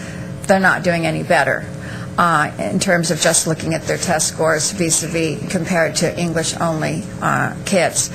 What has happened, however, which I think is the bigger issue in many ways, since so few kids were in bilingual anyway, is that we have been eroding the entire infrastructure of bilingual teachers in the state. So it is no longer worth your while to prepare to become a bilingual teacher, and it's a very frustrating experience to be a bilingual teacher in a setting in which that's not rewarded and you cannot use the skills that you've learned. It's as a result totally burning out the bilingual teachers that we have in the schools, because there's not a principal in the state that I have ever heard of who doesn't want bilingual teachers, in spite of the fact they're doing an English-only program, because those teachers are desperately needed to communicate with the community, communicate with the parents, to assess whether the kids are learning, and whether this is a language problem or other kind of learning problem. And so these few teachers that we have left in the system are being called on to be all things to all people. And the state is going to have far fewer well-qualified, competent people to work with these students in our schools as the numbers continue to grow. So I think it has had, from that perspective, a really devastating impact, even though the test scores have not, really haven't moved off the mark. Massachusetts is seeing an increase in dropout, a rather acute increase in dropout in that state since instituting it with English learners. And in Arizona, one of the things we're about to publish shows that there appears to be an increasing use of special education for English learners, putting them now into a new category of learning problem students because there is no place else to put these students. One more quick question. When you spoke about the importance of preschool, quality preschool, I believe that Texas has a real good handle on both state support as well as individual school district support of preschool programs, quality preschool programs. What troubles me, as I've seen them through the years, is that many of them are teaching Hispanic children and others that have English as not their first language, and they're teaching them in their native language. And it seems to me that if they're pre-literate to begin with, if they're 3- and 4-year-olds, it seems like they should be teaching them English so that they can begin that quicker transition, because they're younger, into English when they're in kindergarten. In other words, get the bilingual and that kind of support while they're pre-literate, teach them English. And like I said, we have some incredible preschool programs. In fact, many of the districts in Texas have every single solitary qualified child in a free preschool program. There have been a number of studies that have come out in the last few years from the National Research Council, the National Academy of Sciences, the U.S. Department of Education, all of which have concluded that the most effective way to teach a young person to read, a child to read, and that includes the pre-literacy skills, is in the language that the family speaks. The reasons for this are kind of the following. One, I think we acknowledge, it's widely acknowledged that parents are the most important educators for children. And parents, if the children the initial instruction is begun in a language that the parents don't speak, it really removes the parent from that process of supporting their children's early learning. It makes it impossible for the parent to be supportive of that initial reading, learning, and to read with their children in a language that they understand. So we want to be very, very careful not to take that role away from the parents that is critical to preparing these kids for school. And the second is that reading is about building on the understandings and the knowledge that we already have and on the vocabulary that we already have. So as children are learning to read and they're learning to decode words, it's really important that they understand the words that they are learning to decode. Otherwise, it slows down that process and confuses the process greatly. So that is why, actually, virtually every large body that has taken this on at the national level, has taken on this question, has concluded that it is not a good idea to start the children, to immerse them in English in the preschool. Certainly introducing English in preschool is a good idea. Exposure to English and exposure to other models of people who speak English is a good idea. But building on the language that they are already bringing from home and that their family will be able to continue to build on, build meaning, build vocabulary, strengthen, is believed to be the best way for these kids to have long-term superior outcomes.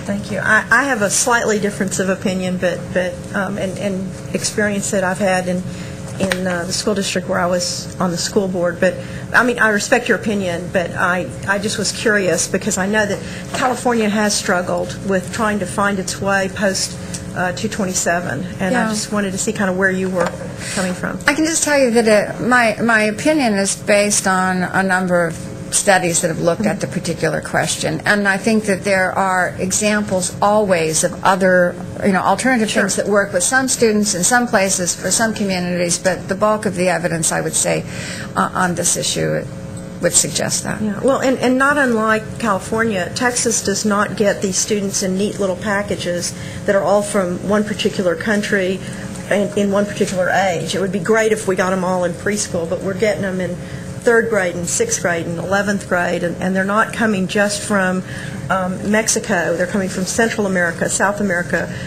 all over the world with all these different languages. So, I certainly appreciate the challenge and respect your opinion. I think Fred had it. Okay. Go ahead. Doctor, thank you very much for being here. I really enjoyed your book. One comment, when I was reading the chapter on bilingual education, I felt I was reading a tennis match. Sometimes yes, sometimes no. But the way you close the chapter by saying either approach, any approach, still needs the underpinning of great schooling. Is right? Yes. Is that correctly? Yes. Okay, so we could probably debate this, all over the place, but the bottom line is the whole environment of these populations that we need to move into the higher education rank has to be included in and recognized in helping this population be successful in higher education. And I know in one of your slides you mentioned the problem of college going and completion is systemic and cannot be solved focusing only on schooling. At the same time, you make a very passionate point in the book that typically, if we look at the environment again, most of these populations are in very, unquality school environments. I don't know how best to put that. And your point about recruiting Latino kids, Hispanic kids that come from these communities into the teaching ranks and giving them the skills, as you've already stated wholeheartedly, can really careerly turn things around. At the same time, I really appreciated the holistic view that you took. And one of the things that we need to start thinking about, although your comments were addressed to us as the coordinating board of higher education, was the beginning of prenatal care all the way through. And you gave me a picture of our kids being on a tightrope and the safety net totally gone. Once they slip from that tightrope, whether it's from the 5th grade to the 6th grade, from the womb into an environment that is in poverty and doesn't have resources of health care, and et cetera, or moving from 9th grade to 10th grade, you name it, any transition point on that tightrope, there's no safety net. Their fall, that's it. The vision that you gave for me in helping us be successful is to have support systems and spotters through that tightrope process, whether it's these great teachers, whether it's the counselors, whether it's empowering the parents to know how to navigate through this crazy system, whether it's encouragement, and whether it's getting other Latino that have been successful, Commissioner Paredes, to go back to the communities and say, I did it, you can do it too. But having that support system all along, from prenatal care, I know it's crazy, all the way through is incredibly important. Is that the message that your book is sending us? Well, you notice Very that high level. This is probably 100,000 foot. But thank you for putting it so well. There's an entire chapter there, as you know, on what it costs to do this, because my sense has been that we can talk about nice things to do, and anybody can give you suggestions for this would be nice and that would be nice, but until we put a price tag on them, I don't think it's really real. And the reality is that, yes, there's a price tag to this, Right. and it's a whole lot higher price tag than anybody is paying right now. But that's why I end with the notion of doing a cost-benefit analysis, because I think people really do need to see not only what the costs are, and they are substantial, people need to know that, but that the benefits are greater than the costs. And if we really want to make a difference, we can't pretend that we can change it all by doing preschool or by doing a college access program. It's got to be both, and it's got to be stuff in between. Yeah, and I think it's real important that we figure out a way to measure the benefits, because there's statistics that show the investment in preschool and what it does to reducing the cost of putting people in prison. I mean, direct correlation between those two costs, if you will. The stories you shared about the kids and the students in the book were incredibly. I mean, you're like, yes, they're going. Oh, and to your point, it was hard to predict who would make it and who would not. The young lady that had goals from day one, she was going to go to an Ivy League school, I guess, or a highly selective university, and she was all ready, but circumstances got in the way. Again, slipping one toe off the tightrope, and it fell. Now, we don't know where that young lady is today, who had all the potential, all the ganas, everything ready to go. It's just... I think I should have called this book One Toe Off the Tightrope. That's a really good description. My agent will be in contact with you. It's just so powerful. But I think if we do not recognize from a higher education standpoint that we're in a supply chain management role, that our supply chain comes from the birth all the way through. And if we don't help and engage in that supply chain and recognize that it is about schooling. You talk about aggressive and robust curriculum and the teachers who deliver that, but it's also about the conditions in which a lot of these populations find themselves in, which should not dictate their success later in life. Sometimes I like to ask people like ourselves, middle-class folks who've had kids who've, been through this process, to think back on how many times they had to come in to rescue their kids and how the resources that they had allowed them to do so. Absolutely. The kid who wasn't doing all that well in one thing or another, the kid who gets into a little bit of trouble, how many times do we in the middle class come in and rescue our kids with the resources we have?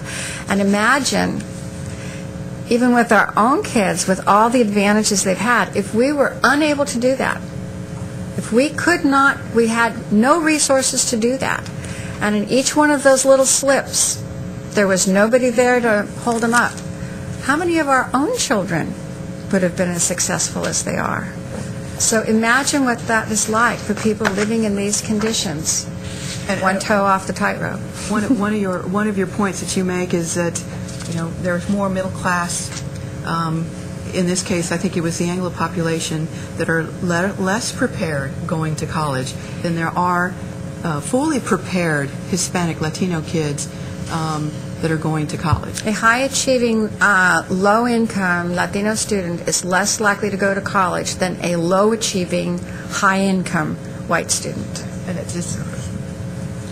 Thank you so much. Really appreciate it. Thank you so much. I have about 15 questions, but I'll try to narrow it down to 3 that are a good follow-up to Elaine's.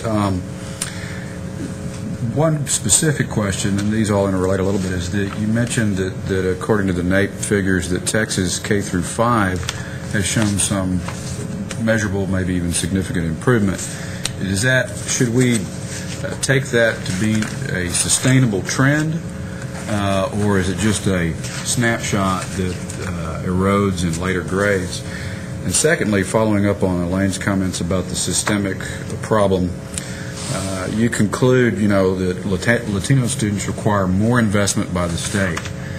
And your last bullet point may answer this question, but, let's concede that being ranked 42nd or 44th may not be sufficient. But I question whether being first or second and spending the most per student, at some point there are diminishing returns on simply trying to cure it by spending. So is there any benchmark or study of where is that effective level or range of spending? Maybe that's what your last bullet point is all about.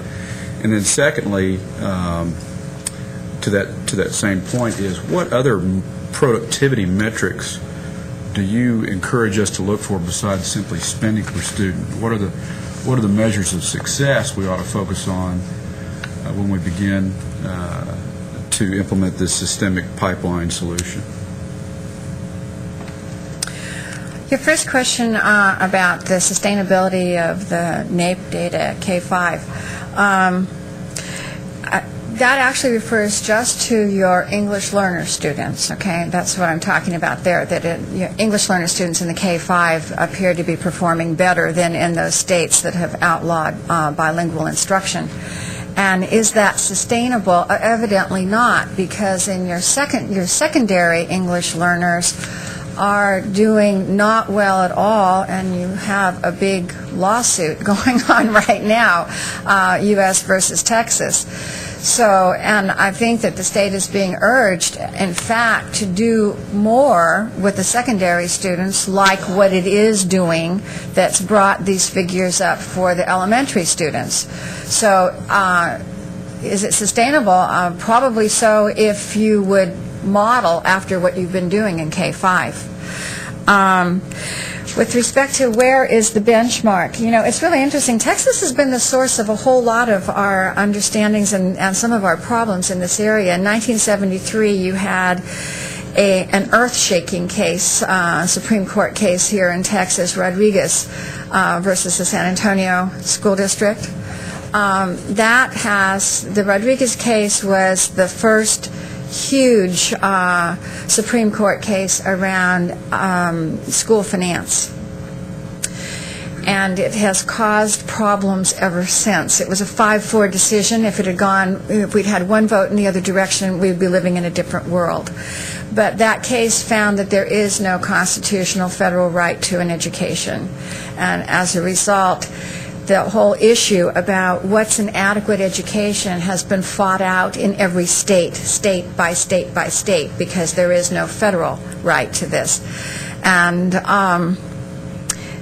since Rodriguez, most of the states in the nation have had a major lawsuit around an adequate education for its students, and there is no resolution up to today. There are ongoing court cases in a number of states right now continuing to ask this question: what is an adequate education?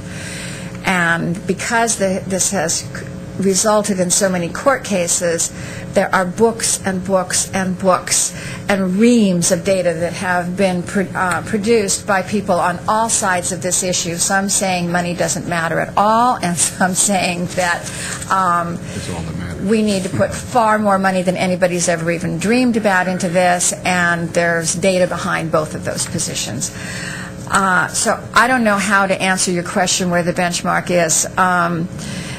A lot of lawyers have become wealthy trying to answer this question. But I think what we can do is that we can point to where the gaps are, where the holes are, where we can see when children begin kindergarten so significantly behind, clearly we need to do something there. And when we see the dropout rate is virtually 50% for this population, clearly we need to do something there. How much it costs, I've tried to outline in the book various programs that have been actually evaluated to be effective, at least partially so, and how much those cost.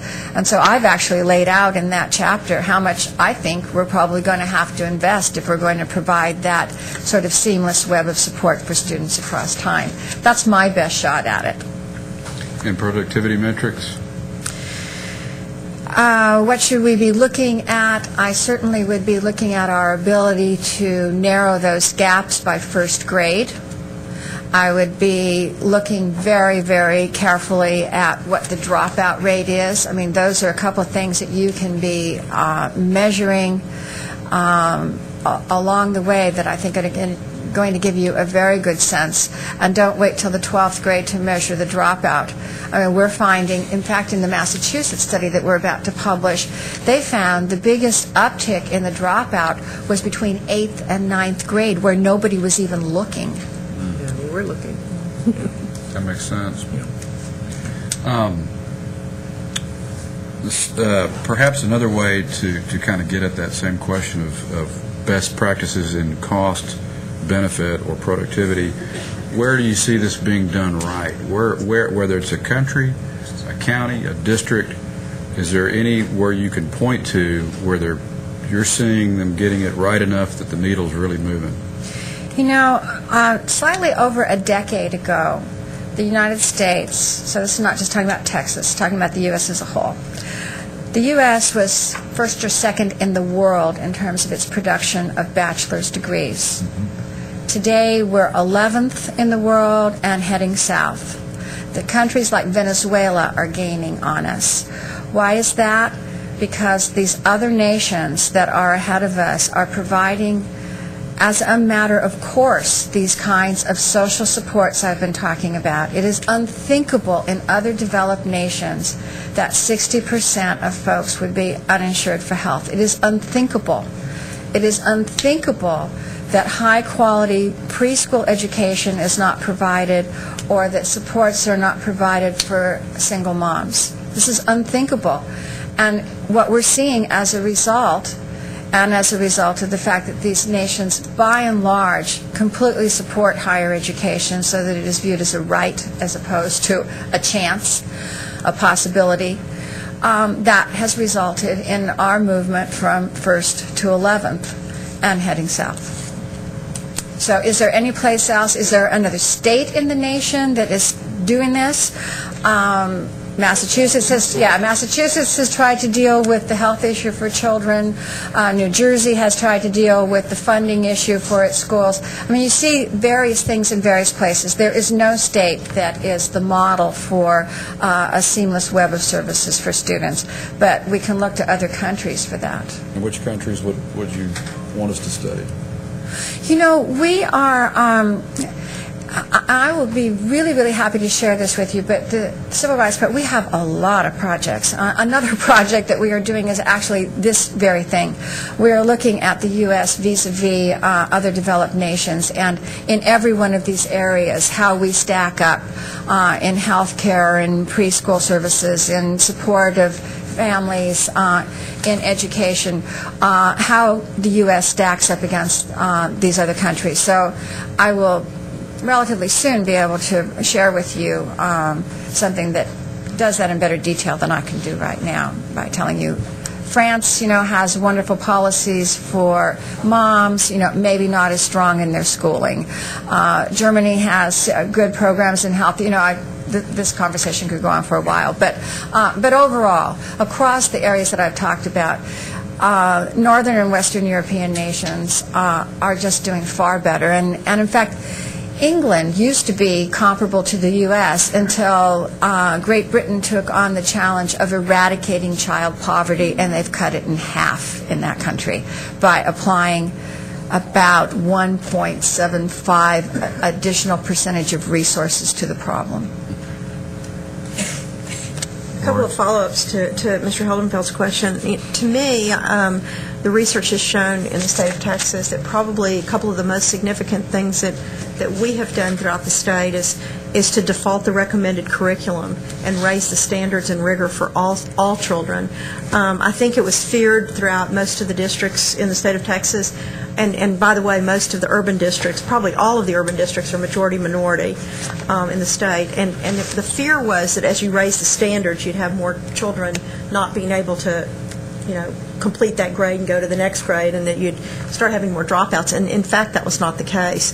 The second thing, and Commissioner Paredes and I have seen this firsthand, is the advancement of charter schools and school choice throughout the state. We have seen absolutely 100% Latino children in Yes Prep and KIP and others that are all achieving at high levels in English and graduating and going to four-year universities.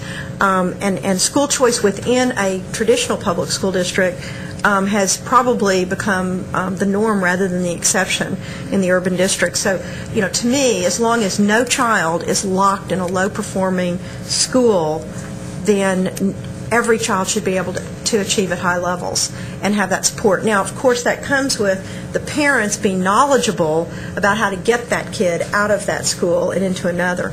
But in a lot of the urban districts, up to a third of the students are going to a school other than the school that they're zoned to. But it should be pointed out that many of these schools have this kind of social support you're talking about. That's true. That's right. That's true. They do. You're right. Also, I am extremely sympathetic to this view that no child should be locked into an underperforming school. And as such, I've also been very supportive of alternatives to whatever is that single option for students, their local public school, when it's not working. It is important, however, I think, to know that there have been now something like 3 large national studies, and one was just released a couple months ago out of Teachers College.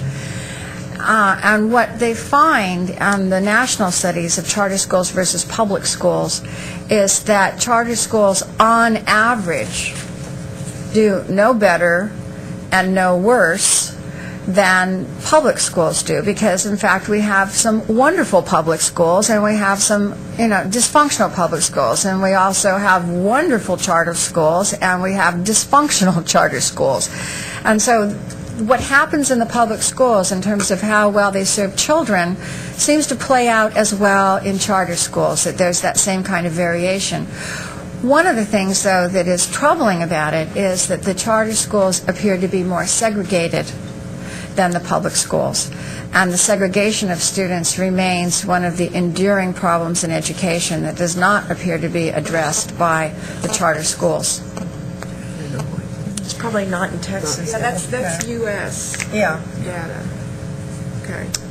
At the, I will tell you, at the risk of, we could go on all day long, and I've got to ask one question. I will save it. I'm trying to save it for the end, but I think one of the things that we're really challenged with here is obviously and Elaine has been, I think, one of the strongest advocates on our board, and that is starting way back here at pre-K. But I know one of the issues that we have challenged the board, and one of our real priorities, is that whole issue of state allocations, and I mean, that's going to be an inevitable problem we have to deal with, and it'll certainly be one in a couple of years from now, we know, for our state. And one of our priorities has been Needs Plus Merit, and that is trying to make sure we get financial aid in the hands of students who we think are more likely to be successful, and showing data that we think we can push more of those students, Latinos and African Americans, successfully through that pipeline. I was intrigued by your idea where you talked about making sure we don't lose our focus on the potential. I think we heard that as the diamonds in the rough as we went through the last legislative session, is how do we assure ourselves that we don't miss the diamonds in the rough by setting the benchmarks as to what merit is. And whether it's today or sometime, I'd love to follow up and hear those thoughts from you, because as we craft our strategy and our strategic plan, we believe that's got to be a vital part of financial aid going forward, because it's a commodity. It's a scarce commodity. And so I'd love to hear your thoughts on that, because we're sensitive to that, but how do we define not missing that potential? That 20% number you mentioned that you did in your study was a little startling to me. I was thinking maybe that's the 2 or 3%, but when I hear a 20% in a study, that got my attention to say, is there another way for us to look at this as we begin to craft that strategy? Yeah, and you have to, as I was saying, you really have to consider that the context in which these young people are growing up, that it's not surprising that there would be a lot who are very talented individuals, but who don't demonstrate that because of the conditions of their schools and their communities and everything else. So it's not like it's a common, if we use a common metric, everybody has to meet this level. Well, those kids who are coming from different circumstances, we're not starting with an even playing field here. But I can't tell you, frankly, what specific things I would look at.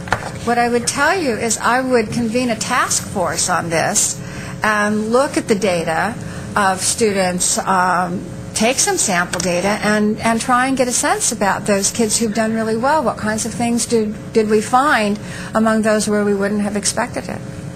One thing I'd like to do, subsequent offline, I know you spent here 4 days, we won't keep you another day, but at some point, I'd love to get your comments offline about the 4 criteria that we did set up for Needs Plus Merit, and to get your thoughts on that. Our specific proposal to meet 2 of 4. To meet 2 of the 4 criteria. So, sure, I'd be happy. But I'd love to do that. I hate to cut it off. Is there anybody that just has that burning question that you didn't get answered that you'd like to? Okay, I'm sorry, Catherine, go Mr. ahead. Chairman. I'll make it as fast as I can. Okay. One of the issues that's very close to my heart is the issue of social capital and people's exposure and opportunity to broker in environments that they wouldn't have encountered otherwise, similar to my opportunity on this wonderful board. Are there any policies or procedures or best practices for adult basic education that you are aware of? When 40% of Latino moms don't have high school diplomas, the students are lacking that social capital in their homes. So how do you think we should best address that? Well, it's systemic as well, and it's a really good question. I focus a lot on the segregation of these students into communities where there's nobody else around, because we can't change mom overnight. We should be looking at programs, and in fact, here in Texas, there was a wonderful program called that grew out of, I think it was around El Paso, called the Mother-Daughter Program, in which they were really focusing on Latina mothers and daughters together and helping to spur the daughters on, but incorporating the mom. And what they found in that was that the mothers being exposed to the same kind of thing their daughters were being exposed to were going on and completing their educations as well. So it was a very innovative program, and I don't know where it is today and how widespread it is in Texas, but I do know that it had wonderful outcomes. I think that's one way to take a more of a family approach to it. But we also have to find ways to get these young people out of the isolated circumstances in which they are. And so we talk in the book about, developing more magnet schools. And one of the things that, I'll be real quick, but one of the things that just really fascinates me right now, the potential for, yesterday we were driving through Austin, and it was being pointed out to me all the gentrification that's going on in Austin. Lots of people moving into these lovely middle-class, upper-middle-class people moving into these lovely high-rise buildings. Have the districts been thinking about creating schools that will attract these middle-class people, where there are also these low-income students who have been so segregated and isolated? Have we thought about in the cities across this country where this phenomenon is going on, creating attractive schools that will mix our kids and provide us a natural opportunity for desegregation? It just seems we have an opportunity in this point in time to do some really exciting things, and I hate to see us let that opportunity go by. So I think finding these ways for these kids to be yanked out of their isolated circumstances is the best bet. Thank you very much. You can tell we've been engaged. We've been challenged. And I can speak not only on behalf of the board, but I know the entire staff, because I've visited within the last few days, of how engaged they've been, and we appreciate you spending the time with us so very much. Well, I have had a wonderful time, and like I said, I feel like I have a new family here in Texas. They've spent so much time with me, and I have to concur with my experience here that you have one heck of a staff here at the coordinating board, so thank you. Thank you very much.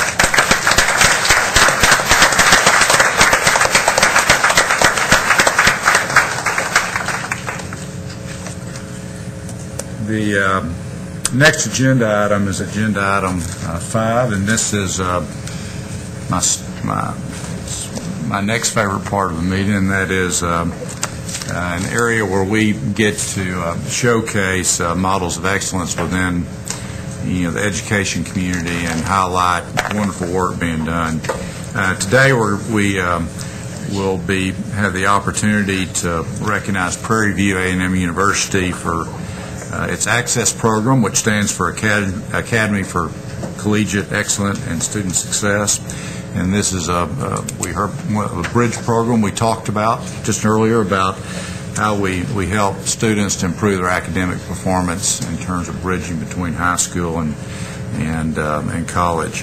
We're delighted to have Letty Rabb with us today.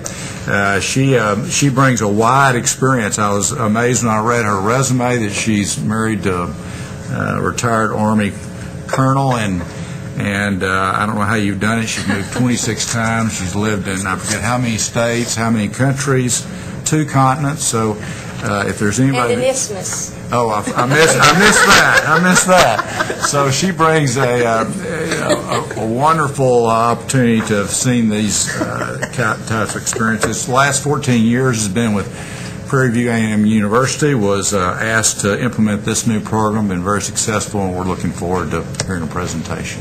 Thank you very much. And I'm standing because I'm very short. And if I was sitting, you'd wonder if I was here at all. So, oh, I do need the clicker.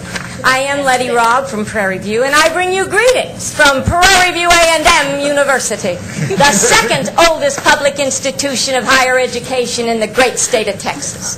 Second in age, but second to none in our concern about the academic success and, to the preceding speaker, the overall welfare of our students. In fact, I would like to take 10 minutes off where I could get her aside because we have issues in our school. We are trying to attract more Hispanic students, and you have given me so many ideas, I really need to go home and start writing notes right now. But I will do this because my provost is here. My chancellor is here. No pressure, you understand, none whatsoever. I am here today to give you a brief description, and I do understand, Ms. Smith, a brief description is the operative word, of our program. The Academy for Collegiate Excellence and Student Success, known as ACCESS. If you have to say the Academy 3 times in a row, you'll know why we call it ACCESS. But in truth, the acronym is probably a better description of what the program is about. It's a program that is geared to assisting in the transition of students. That high school student, that student who walked across the stage a few months ago, threw his hat into the air, and now we are told is ready to embark on the maze of college. And many of the students that come to our program, actually all of the students that come to our program, are considered at risk to graduate. Because, quite frankly, all freshmen are at risk to graduate.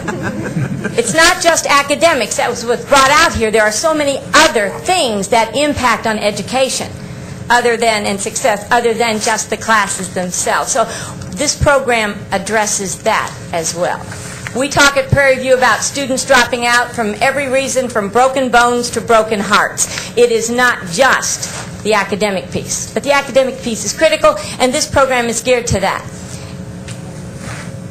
I'm not good at techno stuff, as you can just see. You know, I may have to do it because I'm not sure about the light. Ah, so. Okay. We'll do one of these. Okay.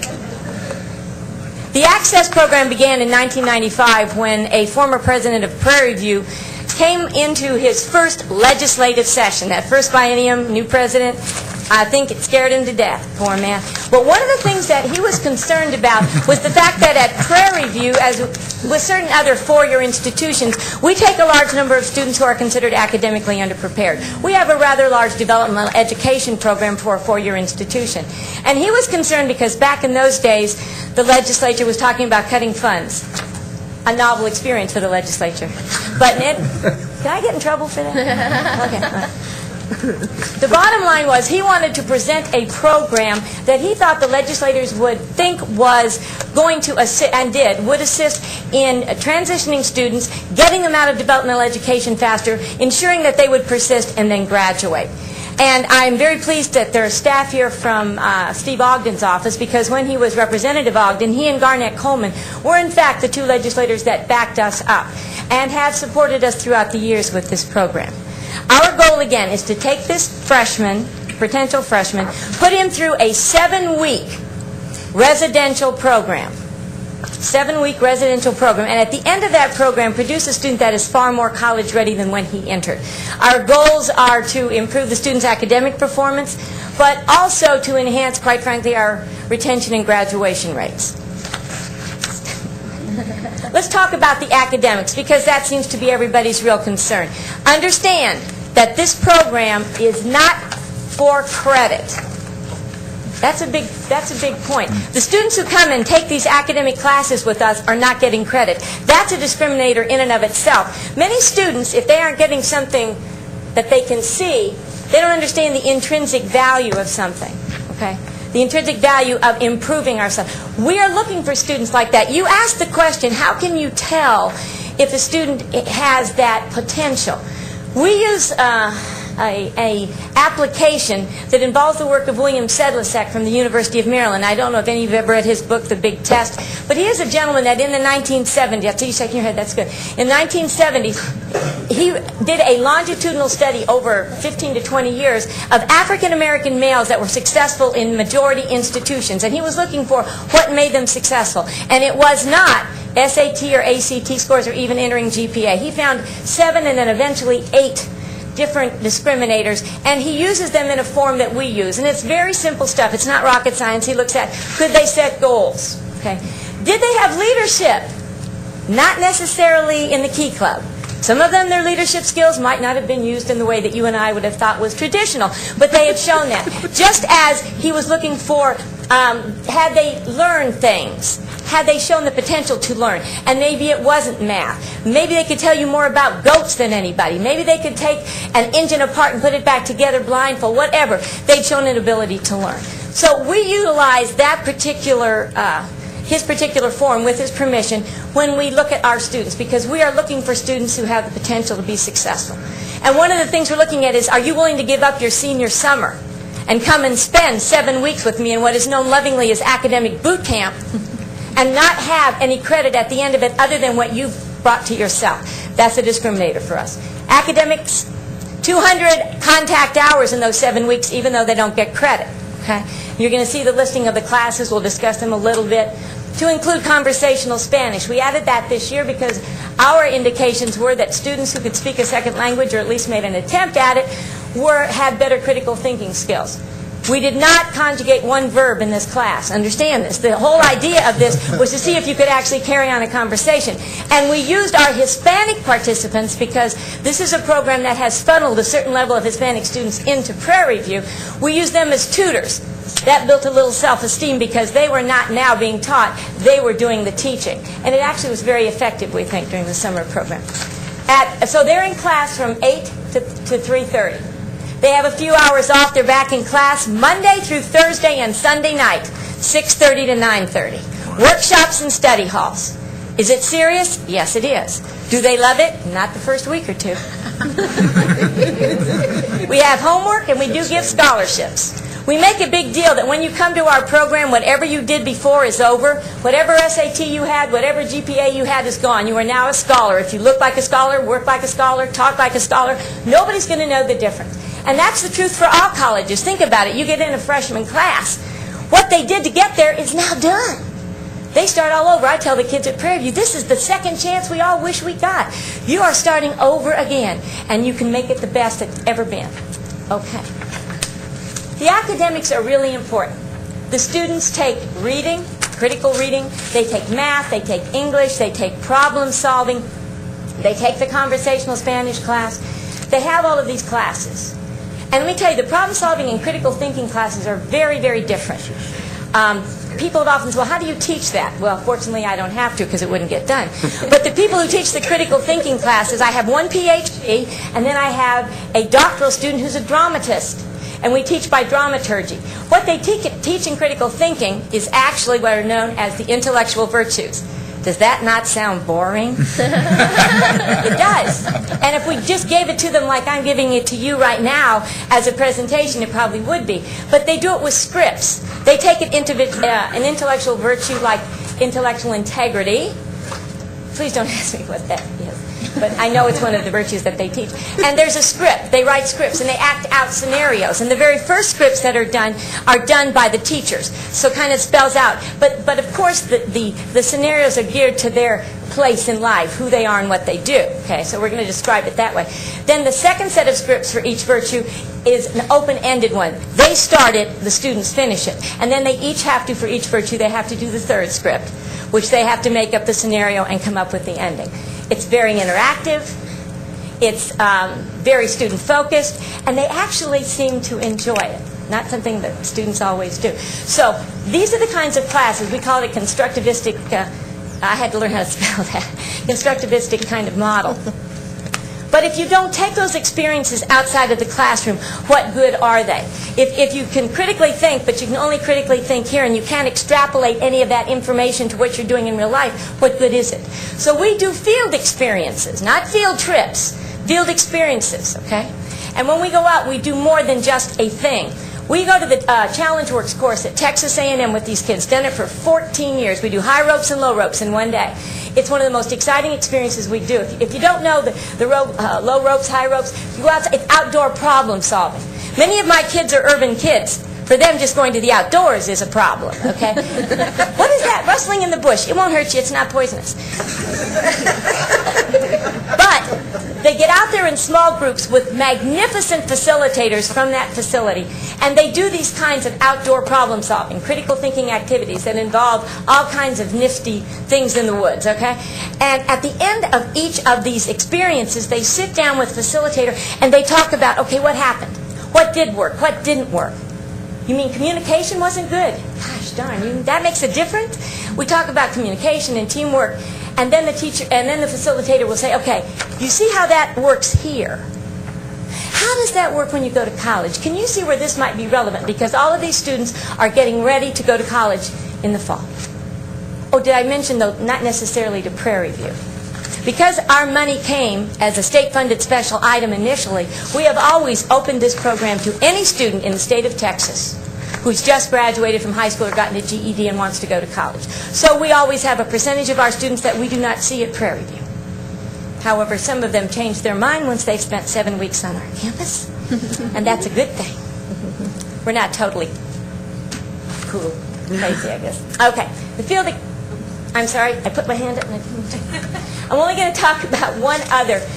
You talked about getting students out of where they live. In the city of Houston, we have a huge counselor. We have like 74 different consulates.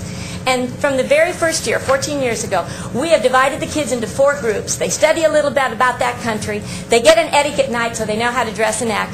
And then they go out and they visit one of 4 consulates. This year we did Japan, who has hosted us for 14 years, always does a brilliant job.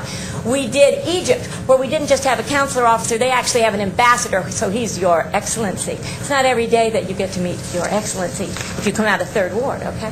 And then we went to the Turkish consulate, which has also served us for a number of years. This year, for the first time, we asked and were invited to the Chinese consulate. Wow. It was amazing. So the students go in and they get the consular briefing. We ask the consulate specifically, don't just tell us how big your country is and all that. Tell us, what are the connections socially, economically, politically between your country and Houston? Why are you even in our state? What is going on here? And then we talk a little about foreign service. This year at the consulate for China, they brought in a calligrapher who did each child's name in Chinese characters, and they brought in a bunch of costumes. So I have pictures, you'll see 1 or 2 here, where the students are dressed up in the countries. Then they go out to dinner at a restaurant serving food from that particular country. We ate with chopsticks and all that. And then we always stop at McDonald's because some of them won't eat food. They drive. We always do a cultural thing. This year we went to Phantom of the Opera. And when we go to a play, we always have the lady who does the drama come in and talk about theater etiquette. We know how to stand up, when to be quiet. And they dress to the nines. And it's an experience. Again, something they may never have done. Part of what we do in the summer is try to ensure that you are doing something that you haven't done before, or you're doing something you've done before but you're looking at it differently. If we go to a football game or a basketball game or a baseball game, we always talk to the business manager. How does a student get into work for you? What do you need from them? So that they can see what the real world is like. And use some of those critical thinking and problem solving skills. Okay. A couple of years ago, we saw a real change in the students. From the beginning of this program in 1996 to now, we have seen a change in that student coming to us. You talked about the parents being involved when we talk about the helicopter parents. You've heard about the lawnmower parents, right? Don't get in front of them. But the bottom line is these students are different. And they really are much more hands-on. They're very technological. They don't want to be lectured to as much. So in 2006, we decided to change our focus and to include service learning and civic engagement as a really significant part of what we were doing with these students. So we began the EAR process. You know EAR, education, action, reflection. That's the basic premise for service learning. It's the difference between service learning and just volunteering. You look at a problem, you study a problem, you act on the problem, and most importantly then you go back and you reflect on the problem. We keep journals, but there's other. We also do it with verbal kind of things too. And we read. I said we have a reading class. Well, what we're studying in service learning becomes the basis for reading. Our reading teachers had to do away with some of the books they used and come up with readings on the areas that they could teach the reading principles from. Okay? And then the best one, of course, is in English. They write. When we read a book or we study a problem, they write about it. There's nothing to make you more appreciative of what you're doing if you're getting a grade on the writing piece for it. Okay? In 2006 we read, in 2007 we did Nickeled and Dimed in America. I don't know if you know that, but it's about how could a person that decided they wanted to live poor for a few months, don't we wish we could just all live poor for a few months, and to the poor would love to do that too. But she went out and she tried to be an individual working for minimum wage. And she talks about the problems that created for her in terms of health care, in terms of a permanent home, all of that kind of stuff. The kids read that, and then we went to agencies. We worked with the elderly. We worked at the Houston Food Bank, where they feed 80,000 people a week out of the facility, and the kids couldn't believe what people would eat. Well, I said, you're hungry enough, you'll eat. That got their attention. So we did those kinds of things, and we finished up with a capstone where we went to New Orleans and worked on a school, getting it ready for Katrina. I could spend hours talking to you about each of these situations, but to tell you that for students to go out and see the devastation right after it occurred, and then to be told, if these schools are not up and ready, people will not come back. They had a goal. They had to get help. 160,000 square foot school ready to open. And they spent 3 days working. It wasn't glamorous.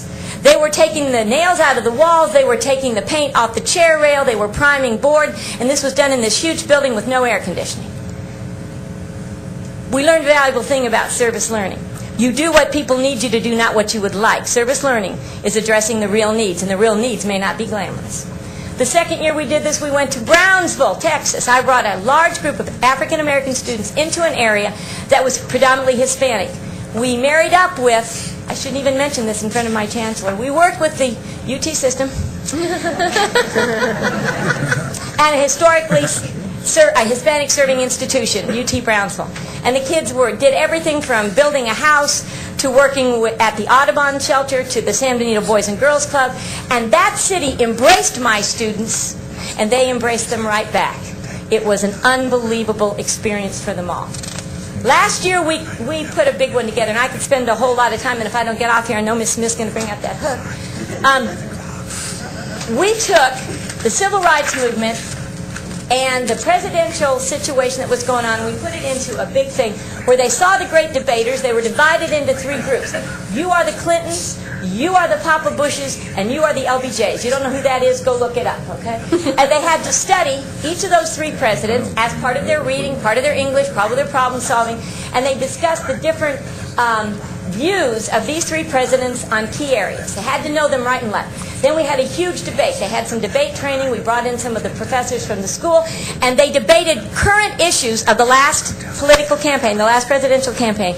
But they were graded on not how well they answered, but on how well their answers reflected the president they were supposed to be. And one of the big issues, of course, for us was civil rights. And our trip was to go down into the Mississippi Delta in Glendora, Mississippi, where they helped put together a museum and a park in the name of Emmett Till. And they spent time in a town that's so poor they don't have a store, they don't have any kind of transportation system. What they have is a lot of little children whose mommies are little children. And for some of my boys who had never dealt with that, these little boys would bump on. And they would follow them around. And I said to them, today and tomorrow you are role models. Be one. They were magnificent. Okay. This year, I don't know if you can see the redness here. I just came from San Antonio in 3 days of service learning, where we worked at PJ's, St. PJ's, which is a big foster care home. We helped put together, unfortunately, what they needed was a new emergency shelter. We worked on that. We did a group of activities with the children in their permanent residence. They have children from 3 days old up through 17. Some stay a few days, some stay a few years, some longer than that. And the end of the activity was a basketball game, where we had to give them our biggest player. He was 6'9", and he put on a PJ's thing, and this is all little kids, so it went up to about here. They beat us with his help, but that was okay. That was okay. We also did the Methodist Home, which is another place where my children got to meet people their age that are there who have developmental issues, who are trying to learn enough life skills to be independent, to ride the bus. And we did an outdoor activity for them. It was hot. We took an entire front of a 150-foot building, built a 4-foot-out bed. We trimmed bushes. We pulled stumps out with trucks. We built fences. I now know how to use a post hole digger, which for my students was a wonderful thing. They made something. They did something. And we did this with the help of our architecture school, who helped design this for the school. We did with the architecture, we painted the main building for the Boys Town program downtown. And then we also worked at the Family Assistance Center, where we replaced tiles in the ceiling. If you want us to come next summer, we'll help you out.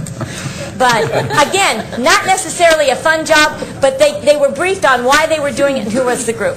We were looking at diversity in Texas and diversity in terms of the economic engines which run the state. So we visited a ranch, we visited NASA, two very different areas that provide impact. And my favorite thing, we spent an entire day at Fort Hood, Texas. You heard I'm a military wife. My husband taught me well. But I wanted them to understand the impact of the military in our economy.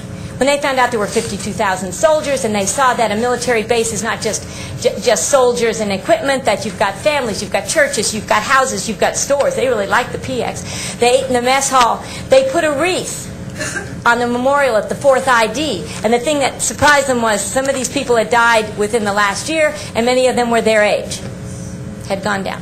It was an experience to change them a little bit, we hope.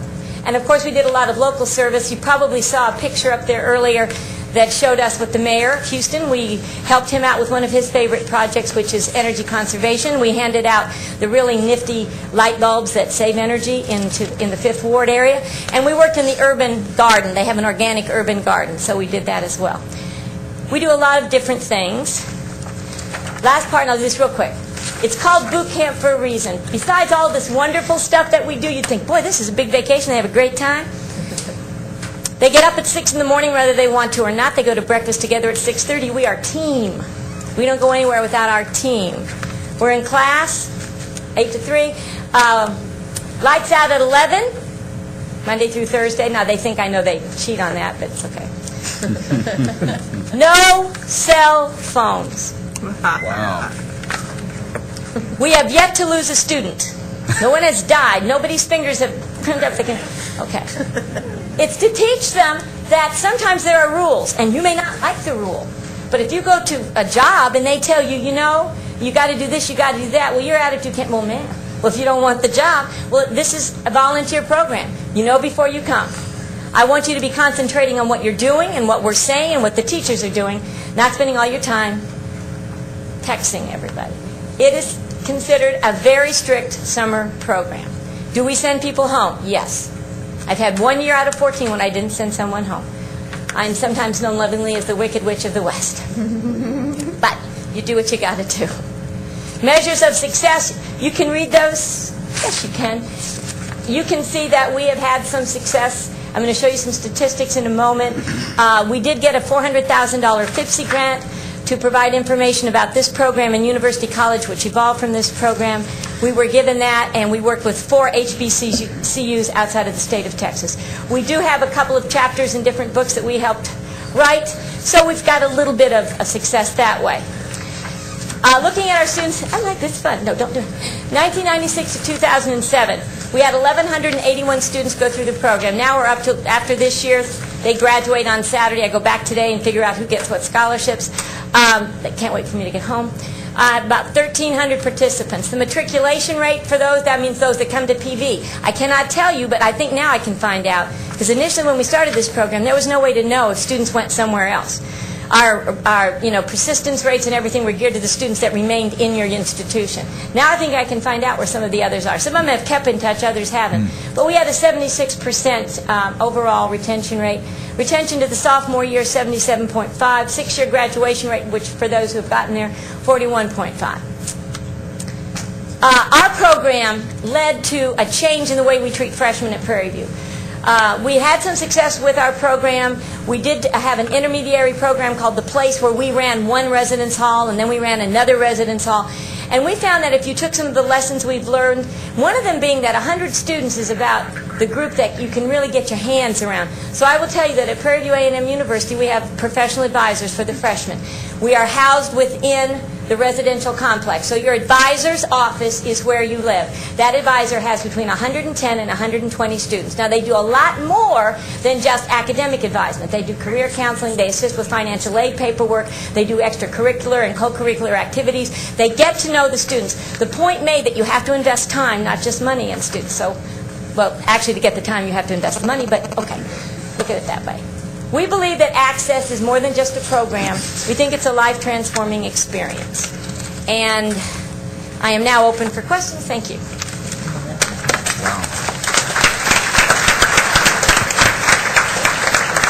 Buddy, where were you when my son was 18? Where were you when I was 18? Probably still old. If I can, I'm going to give you each. This is a DVD that will run in a DVD player only, unless you have one of the newer computers. Then it will run in this. And it shows you what we did in 2006 for Katrina. Thank you. I have a question. Yes, ma'am. While you're walking around. Yes, ma'am.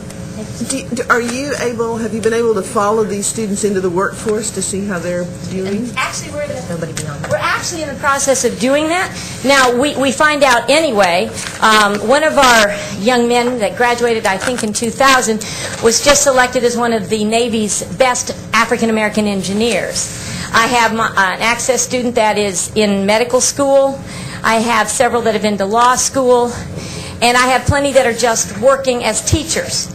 So if I can make one other comment, I wasn't kidding about this previous speaker. That just touched my heart, because one of the things that Prairie View's tried very hard to do is to get more Hispanic students into our ranks. It is difficult because of where we're located.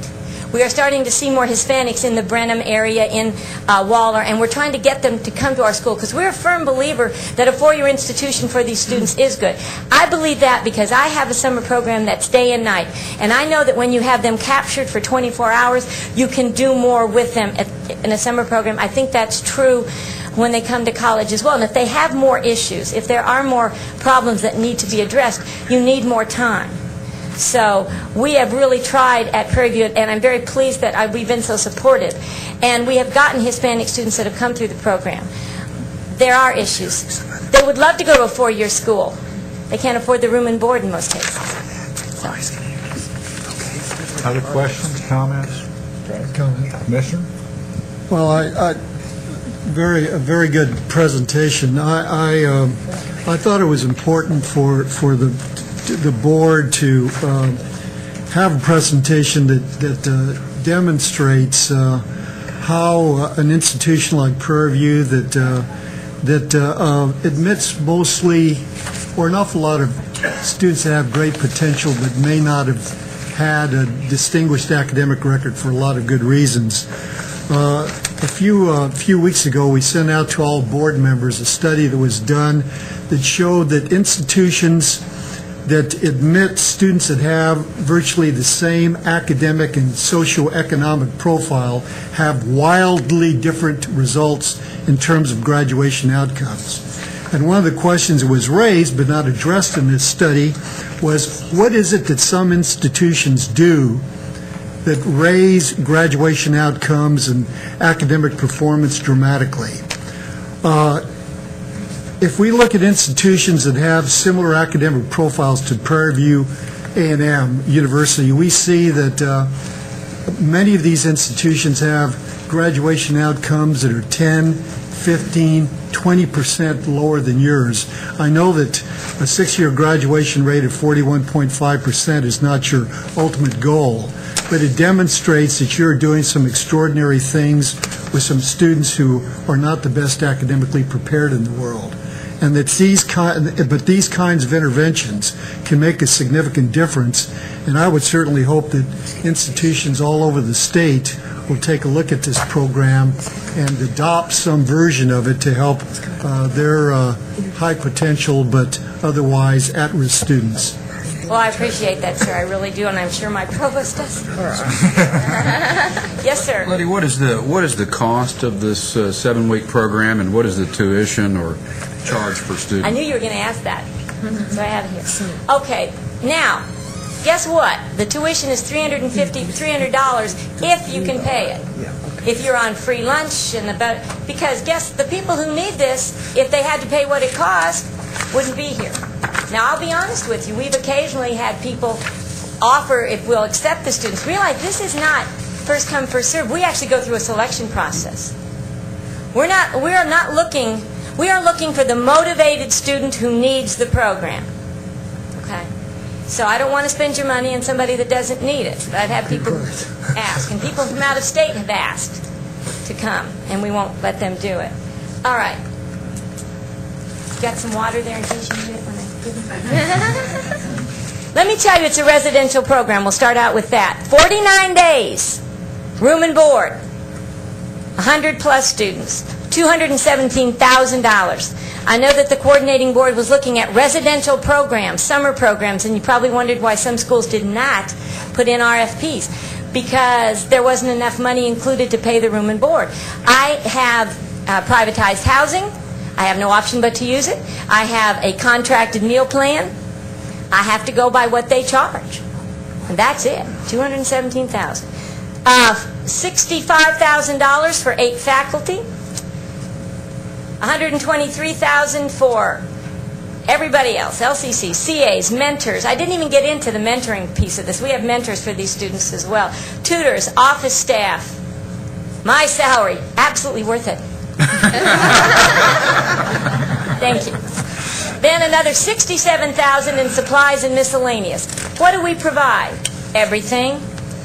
A backpack, a USB, notebooks, dividers, textbooks, shirts that say access. If you ever see us out anywhere and we're not dressed up, they'll be in yellow shirts so I can spot them. And the people that are with them are in purple shirts so that I know who's not watching them. Okay, so, and then finally, a lot depends on if we do a capstone. A capstone is the thing at the end that we talked about. If we do a capstone, that can cost another $100,000 because you're moving 130 people somewhere. This year, to save you all money, or legislature money, we did it in the state. We were Texans serving Texas this year, so everything we did was within the state. So was it less than $100,000? Yes, sir. I will tell you. How much less? I will tell you tomorrow because we'll have all the bills in. They just left, when they left San Antonio last night and went to Prairie View, I came here. That's why I'm a little sunburned and a little rumpled. So that's 100 kids. That's 100. No, that's 100 kids. Yes, sir. Plus the staff. If you're asking why, there's more people that actually travel. I don't just travel the kids. We are exceedingly well chaperoned. And I'm going to tell you why. Because when we go out, we represent not that program. We represent my university, and I will not have a situation where my students are not well chaperoned. It's a pre-college program, so they can't give me this "I'm grown" business. Which I tell them they're grown when they're paying their own bills. That seems to me to be about when you're... So. But yes, sir. And when we went... Is it 10:30? I just wish my kids were here. Actually, I do all the orientation sessions, and so if they ever want to come down, I can give it to them all. I get about 25 minutes the whole time. Well, you know, when this item was first on the agenda, I was disappointed that President Wright was going to be here because George is such a great speaker, but forget him. You can come back anytime. And I forgot, Miss Smith gave me a note. I'm sorry, Miss Smith, Dr. Smith. And it said, remind them you're a 2003 Star Award winner. So I'm reminding them. Thank you.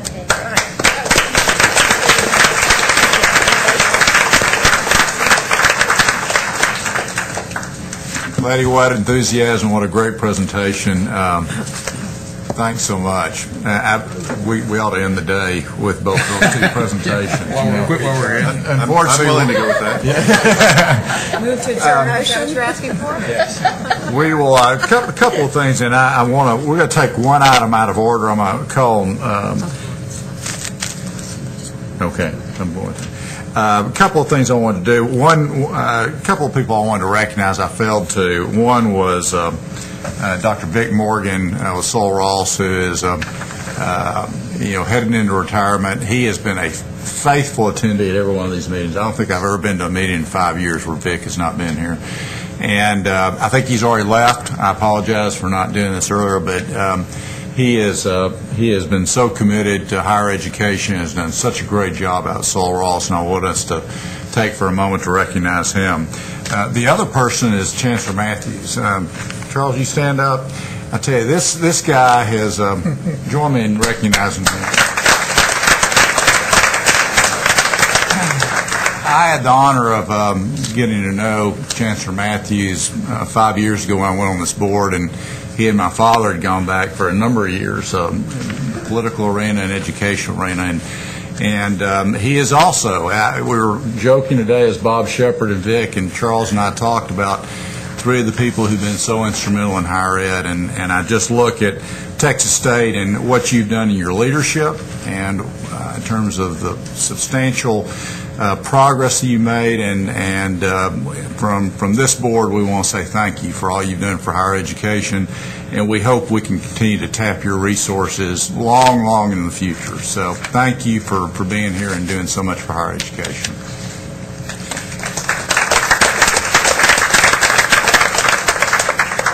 And the last person I want to I recognize several people from the legislative staff. I believe that Representative Dora Olivo is here.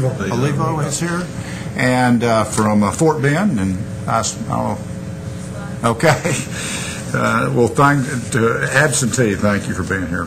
We'd like to take one item out of the agenda. We have several people here today who are very interested in this agenda item, and y'all probably all wish we'd take them out of order. We're not going to do that. But one that has many people here and very interested is agenda item 7N, which is under the Dr. Phillips committee, and I'd ask her to make that presentation for Northwest Houston. Thank you, Mr. Chairman.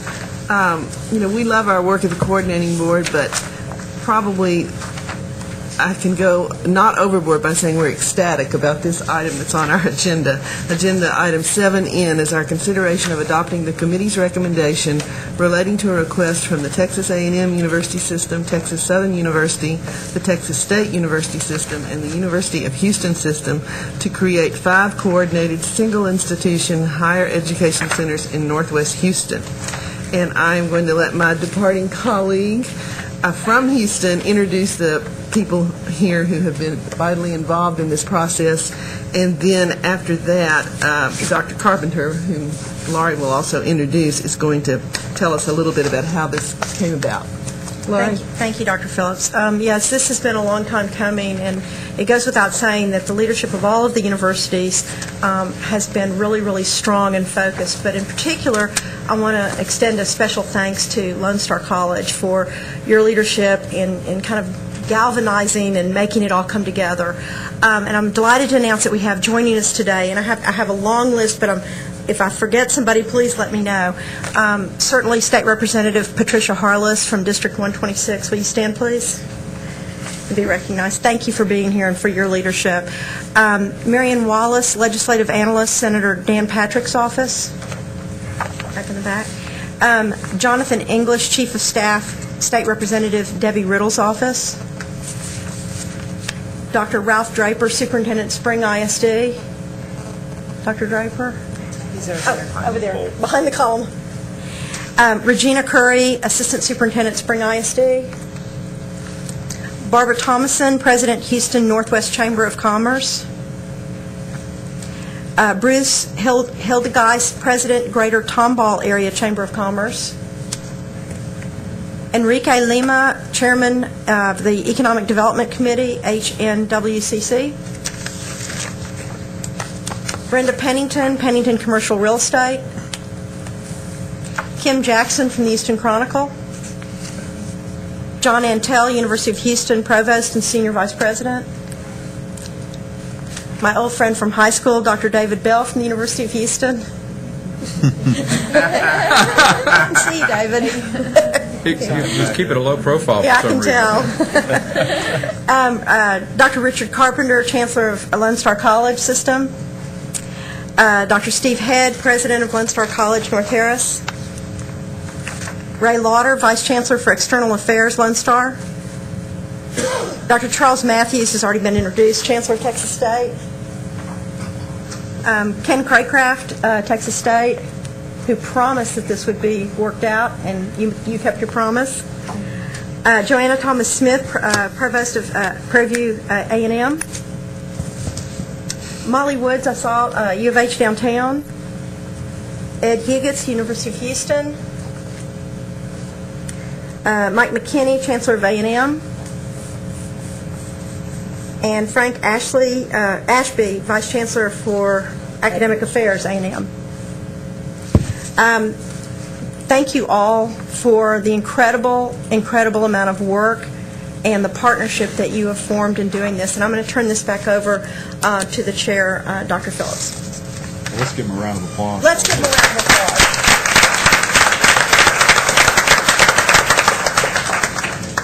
applause. Dr. Carpenter, would you say a few words about how this all came about? And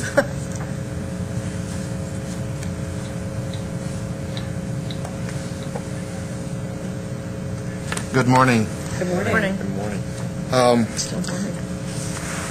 My mother told me never to go before a state legislator, but you've asked me to, so.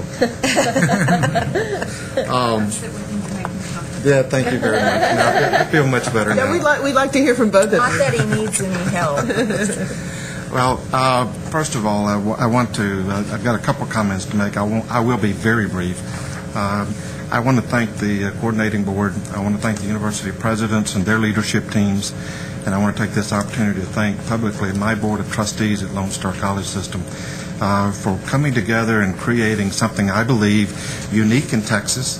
As you know from reading the agenda item, this is not a Mitzi. It's different.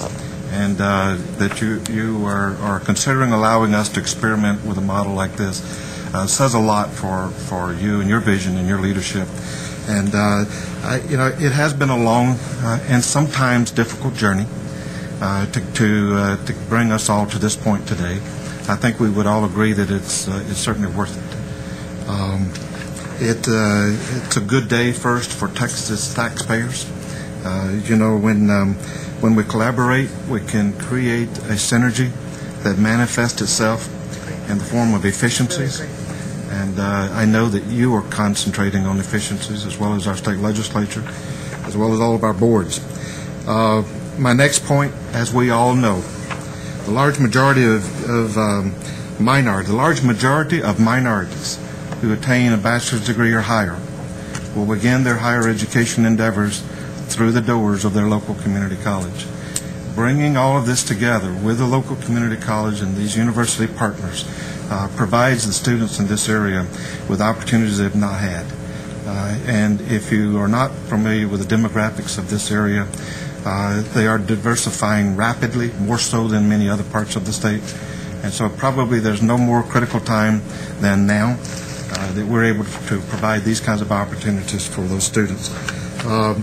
I would submit, almost lastly, that collaboration such as this is absolutely pivotal to our collective efforts at closing the gaps.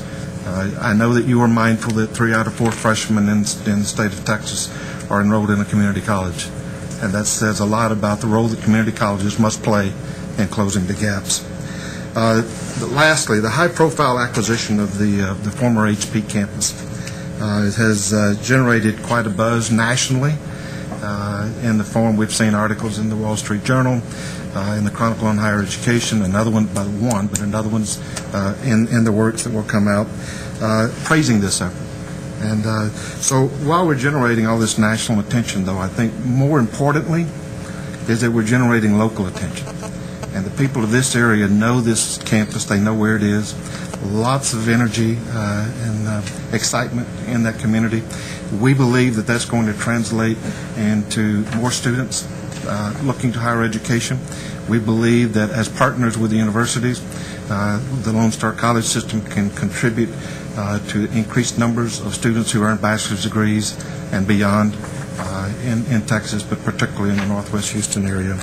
And so I was asked to, and I'm reluctant to do so, but I'm not going to deny a request from my state senator who couldn't be here, but he asked me if I could have your permission to read his statement into the record, and I am asking if I may proceed to do that. Okay, thank you. This is to Commissioner Paredes and members of the board from Senator Dan Patrick, and I read, "It is with great regret that I could not attend today's historic meeting. I am out of the country and could not rearrange my travel plans. However, I did want to submit a brief statement on today's decision for the record. I have been working with stakeholders from the community and institutions of higher learning for the past several years to create a university center in Northwest Harris County. After years of on-again, off-again negotiation, it appears that everyone has come together in agreement to make this vision a reality. I believe this center of higher education will become a model for our state. This center will demonstrate how community colleges and four-year institutions can work together to create greater opportunities for higher education at an affordable price for both students and taxpayers. I want to personally thank Commissioner Paredes for attending a meeting I called this spring to help bring this to conclusion. His counsel, impartiality, and assistance helped move this project forward at a critical time. I also want to thank Dr. Carpenter, whose vision helped resolve this issue when it appeared to be at a standstill. His words, not mine.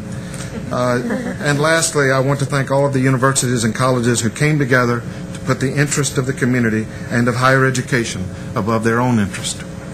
I urge this committee to cast a yes vote for this project.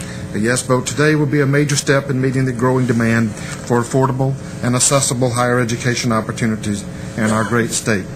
Thank you for allowing this statement to be read into the record, and thank you for supporting the students and families of Senate District 7 and surrounding districts in the greater Houston area. Sincerely, Senator Dan Patrick. And I'll close by just expressing my appreciation for giving us this opportunity to come before you this morning. Thank you. Representative Harless? Sure. I also want to thank y'all for the opportunity, and Dr. Carpenter is very humble because he came to our college, 2.5 years ago, and got right in the middle of this. And this is my first time to be before this board as a state representative, but I was here testifying 3 years ago when we had the opportunity to bring a four-year institution out into the greater Houston Northwest area. And Dr. Carpenter's leadership has been incredible, and our community is so supportive of this center. And I would be remiss if I did not thank Lori, because she has been a tireless worker for our community, and she has given our community's dream a voice, and we appreciate your service. Thank you, because this would not be possible without you. And I also have to thank Prairie View A&M and Sam Houston State, Texas State University System for coming to the table, in the University of Houston and all the universities that have sat down and said, okay, let's put our differences aside, because our community refused to let this go away. We have not stopped. And the most difficult thing that I have trying to portray to my other colleagues in the Texas House is the diversity of the greater Houston Northwest area. This facility is actually in my district, District 126, and the Spring, Tomball, Cy-Fair area, the greater 1960 Champions area, whatever you know it as, has 1.5 million people, and it's in 100% unincorporated except for the Willowbrook Mall. That is a huge population with no rules or regulations. If we were a city, we would be the 7th largest city in the United States. We are economically diverse. Dr. Draper will tell you Spring ISD is about 70% economically disadvantaged students. These are kids that will go to a community college, but before they even get out of high school, they're working 1 or 2 jobs, and their parents are saying, when you graduate, you have to go straight to work. So these kids will take community college classes at night, but more than likely they will end up dropping out so they can work full-time to help support their family. Having a university center in this area where there's not a commute, where they don't have to have a car or money for gas, they have the ability to walk to the campus or either catch a bus, is incredible for our area. This university center is going to be a win-win for everyone. It's going to be a win-win for Texas because we're going to help fulfill some of your expectations of closing the gaps on education and fulfill some of the requirements that I know the legislature and the governor puts on this board to increase more college students. It will also help with the businesses that are looking for educated employees in the greater Houston Northwest area. We would not have two chamber presidents here today if education wasn't a huge issue in our area and the ability for these kids to get affordable education. So along with Senator Patrick and Representative Riddle and Representative Fletcher, which are all our districts are contiguous, we all wholeheartedly support this and hope that you will approve this. And again, I want to thank you and thank Dr. Carpenter and the community leaders that are here. And Lori, thank you. Thank you. We will never be able to repay you for the work that you have put into helping us get to this step. And we appreciate it. Thank you. Thank you both. Now our Assistant Commissioner for Academic Affairs, McGregor Stevenson, will take us through this item. Thank you very much, Madam Chair, members. The item, as you all know, is for 5 independent entities. They will be working together in a collaborative fashion to identify degree programs that are in demand in the community and will work amongst themselves to determine which of the institutions will offer the program. 4 of the institutions are looking to operate on the Lone Star campus.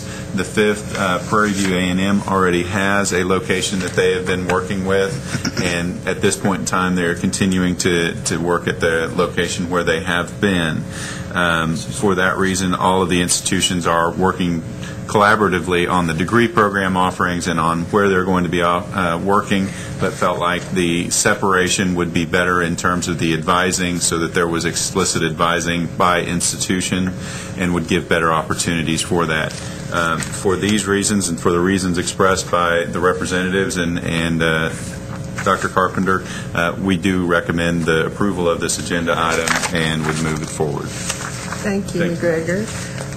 Members, questions or further comments? All right. This really is a community-wide effort, and one of the things that I wanted to bring to my colleagues' attention is that in touring the venue that's going to be, I mean, it's absolutely incredible. First of all, it's like all wooded area. It's just beautiful. But Dr. Head took me on about a 20-mile tour. I think we probably circled the same thing about 10 times. But anyway, one of the questions that I asked was how are they going to integrate the K-12 into this campus? And they talked about dual credit. They talked about early college models. And I know that Dr. Draper and others from some of the school districts, Regina Curry from Spring ISD, are here today. But in addition, Klein, Tomball, what's the other, Cy-Fair, and others are going to have an opportunity to have a campus right there. So this really is kind of a culmination of the entire Northwest community having access from early childhood all the way through high school, community college, and beyond. This is probably going to be an incredible model for seamless education. And Representative Harless, the feeling is very mutual with your leadership and everyone else in the community that really got behind the efforts, in particular the other universities that really did step up to the plate and come to the table and work out differences. And I can only imagine with all these major universities and community college and school districts and communities that there were probably at least a few differences of opinion. But you all made it happen, and hats off to Lone Star. Great job.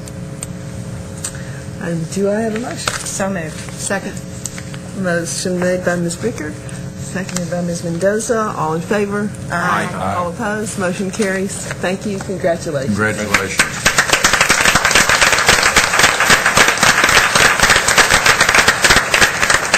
Mr. Chairman, that concludes item 7N.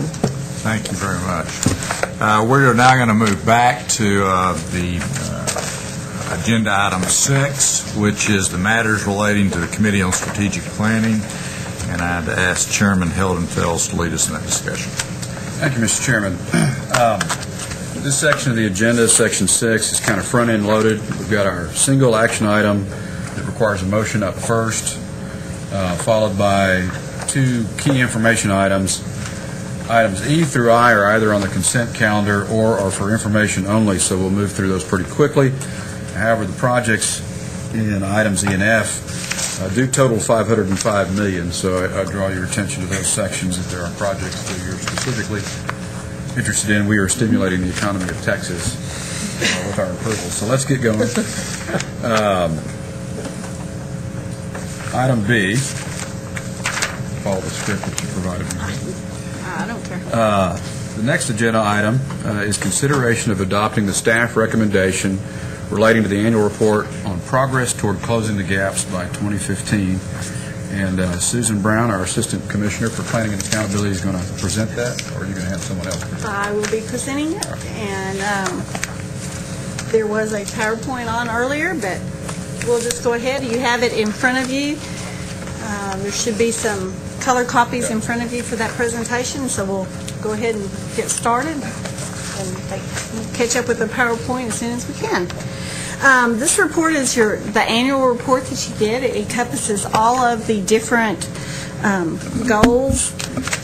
I do want to make sure that you remember that what we will be bringing to you in September, there it goes, in September, and then again to the October board meeting to the strategic plan, is going to be an accelerated action plan that will focus on the areas where we are falling furthest behind on our goals, but I wanted to make sure that you understand that. Those include the Hispanic participation, degrees in those critical fields that were outlined in closing the gaps, also nursing and allied health, and then certified teachers, especially those math and science teachers that we need, and then federal research obligations. It was just a quick reminder of what the target was. You're too far ahead. Let's go back. Next one. There you go. Okay, now we're up. This shows that where we are on our Closing the Gaps target overall, and we're actually just a little bit behind on the Closing the Gaps. Where we are actually have gone up to 5.4%. We were at 5% of the population. We're now at 5.4%. As you notice, the increase between 07 and 08 is a very big increase. It was the largest increase since 2002. So we are seeing some progress, and hopefully that will continue. Next slide. African American enrollment is above our target. It has been pretty much since the beginning. One of the things that I wanted to mention here is that even though we are high above the target for African Americans, that is not true across genders. It's about a 30 to 35% male and the rest female. So that is still a concern, even though overall we're above the target. We're still lacking for the males. In this, you will see this is kind of a strange target line on the white enrollment. As it goes, the slope goes up dramatically. Because we were so far above the target when the targets were revised back in 2005, and the white enrollment was already at 5.6%, we decided to go ahead, the board decided to go ahead and bump the target up to 5.7% of the population. So that's why you see the dramatic increase. And then we stay at the 5.7 between 2010 and 2015. So you see that dramatic increase, and that's because of the change in the target. We have actually been going down in white enrollment for the prior 3 years, and so this year with the increase, we're actually starting to go back up.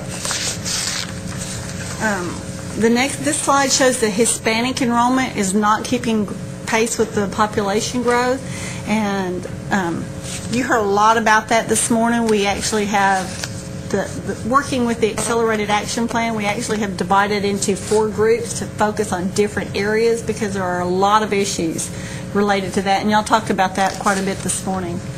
So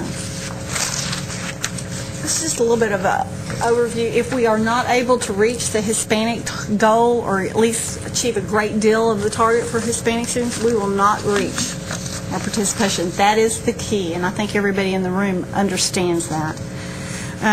We have had a huge expansion of dual credit by high school students that are enrolled in college. It's gone from 18,000 in fall of 2000 up to 79,000 in the fall of 2008. That is a large increase. We hope that with the implementation of the college and career readiness standards that will help provide better prepared students into colleges. That is going to be a long-term strategy. That's not going to be a short-term strategy. That's got to be long-term because it's going to take a while to get those standards implemented and everybody on board.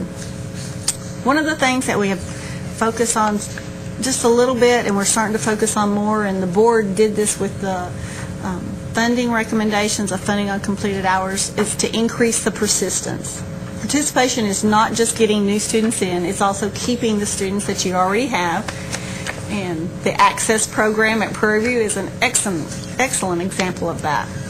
At community colleges, focusing on part-time students are not a huge percent at the universities, but it's a growing percent at universities. And of course for community colleges, it's well over half of their students are part-time.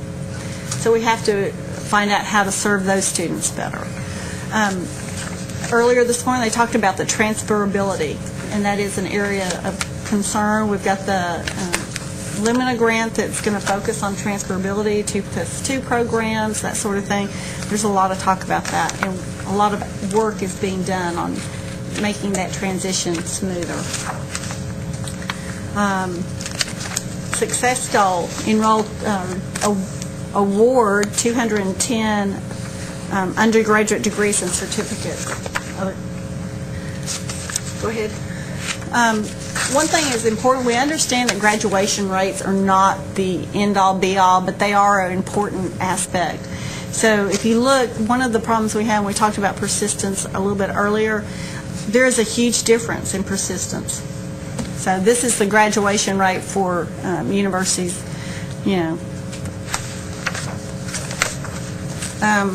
we have seen a slowing of the undergraduate awards pretty much at all levels. We are hoping there are some things going on, and you can just barely see it. We are still on track, but that slope of the actual line is flattening out, and we need to do more things to get that going up. Excuse me, Susan, is this a typo at fall 2001? That's the cohort. Those are the students who entered, and then when you track them over the 6 years, right. you get a So that's a 6-year cohort? Yes, that's a 6-year cohort. I'm sorry, I probably should have explained that better. Here's one of the things that African American, you saw that our participation target was actually online, but then if you look at the undergraduate awards, we're falling below the target line. And now we did reset it in 2005. This is again another one of the targets that was reset then because we were so far above the target that we increased that target line. But now we're falling below. So there are things that we need to do. And again, as we talked about, about half of the number of degrees awarded for African Americans go to men. It's, a third, take it back, not half, a third. It's half as many as the females. So this is, again, where we need to do more. Even though it doesn't look like we're that far behind, we still need to do more and focus on the males. Hispanic awards are still low. And again, we make this point about the African American males, but it is true for Hispanic and Latino males too. They are only about a third of the awards being given. Okay, here's our good news slide, doctoral degrees. Y'all have Maybe those are lawyers. I'm not even going to say. Bill will get mad at me. But actually, they're not even included because they're JDs. They're not doctoral degrees. So this is one area where I'm sure Mr. Shepherd knows. Y'all have been approving quite a few doctoral programs. We're getting more awards. They're doing their job. Technology degrees. They're slowing down. They're flattening out. This is an area of concern. The next slide shows you where that concern is. Computer science degrees have actually declined by 30%. Now, this is not just a Texas problem. This is a problem across the nation. It follows the national trends. Now, on the other side of that, go back one, you will notice that we've actually had an increase in engineering, and that is an area of focus, and that's where the planning grant, and there's some mechanical engineering, very specific mechanical engineering 2+2 that we hope that will help even further in the engineering programs. Susan, is there any thinking that this is still fallout from the .com bust and that it might? There is some thinking about that and whether or not what we really need in the computer science, and some of the schools have talked to us about they've converted their computer science programs more into information system programs, and so that is something that we would like to do more study on how that works, and we'd be bringing that to you. We also have, along those lines, we also have an opportunity with the returning veterans. I read recently where there's 460,000 veterans who will be returning and participating under the GI Bill nationwide, and Texas will get a disproportionately high market share of those returning veterans. So that's another, opportunity market for us to increase the participation and success numbers. It's true. Many of them do have some technical background training. This slide talks about nursing and allied health awards, and again, in 2005, this target was revised. And the reason it was revised is because our original target for 2005 was set because we had had 7 straight years of decline in nursing and allied health graduates. So the original target was just stop the decline and then start to move forward.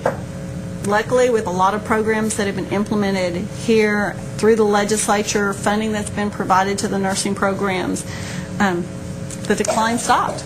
So now we're moving up. This is also an area where the nursing board has said that even our target of 26,000 is probably too low.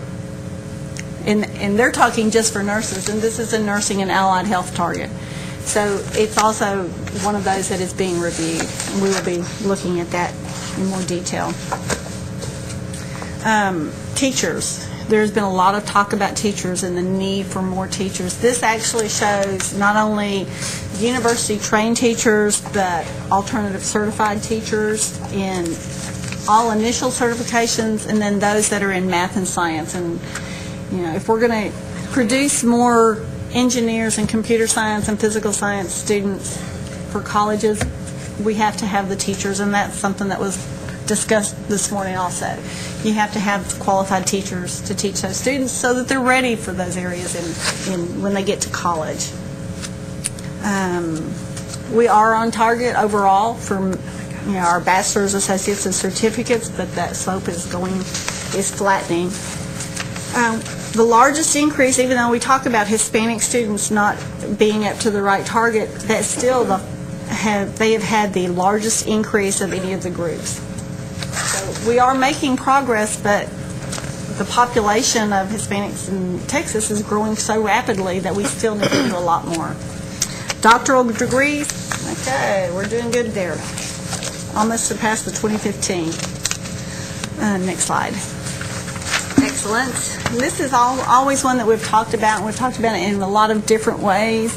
And I'm going to do a little bit of I'm going to give you some examples. One of the first things we did in closing that is ask the institutions for what area they would like to take to excellence.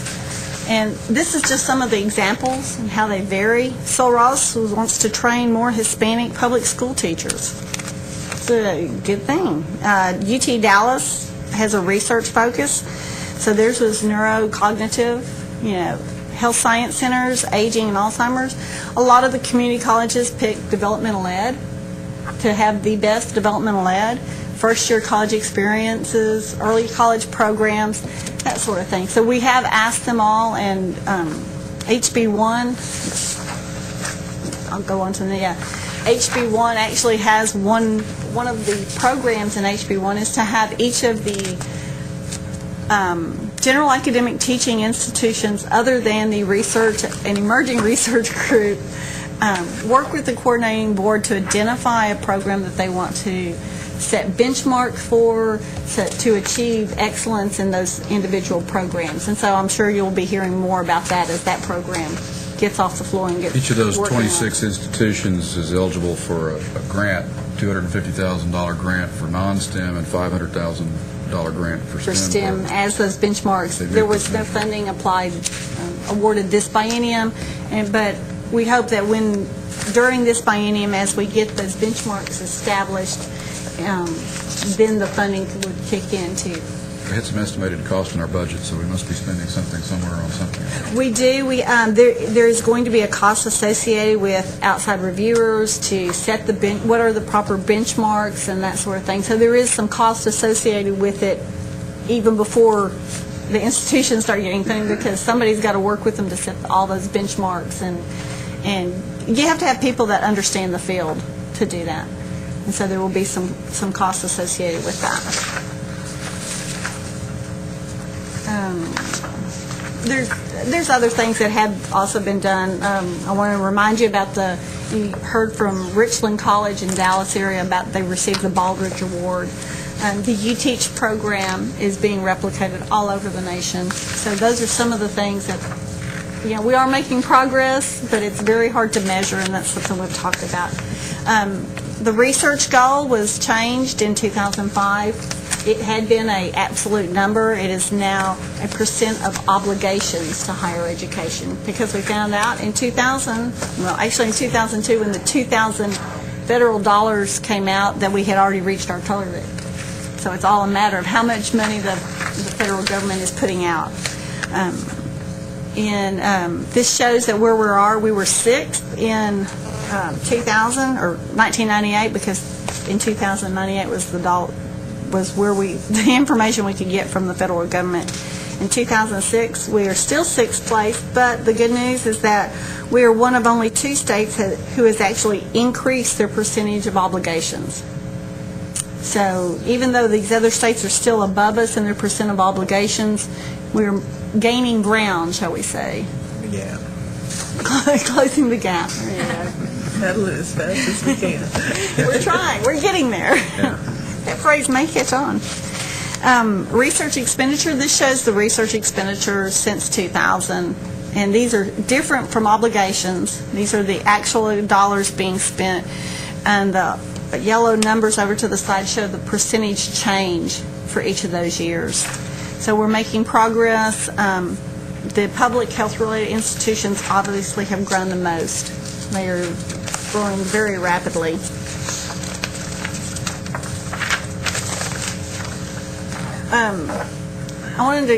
Next slide shows some of the legislature expanded research programs, and these are, quite a few of them are in HB 51, 3 of them are in HB 51. ARP, even though it is down from where it was originally, it did get an increase in funding for this year, so that is a good thing. The Texas University Development Fund will be based on the institution's amount of research expenditures.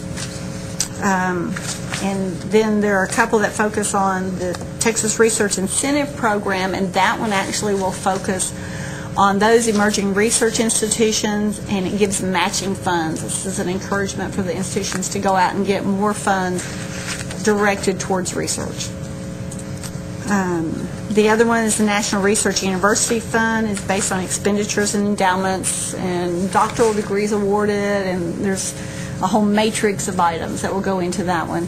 And it is intended to provide fund. This one is going to, the funding on it is contingent on a constitutional amendment, which would change the use of the HEAF funds that have been used for construction projects and capital projects, and change that to be in support of this program.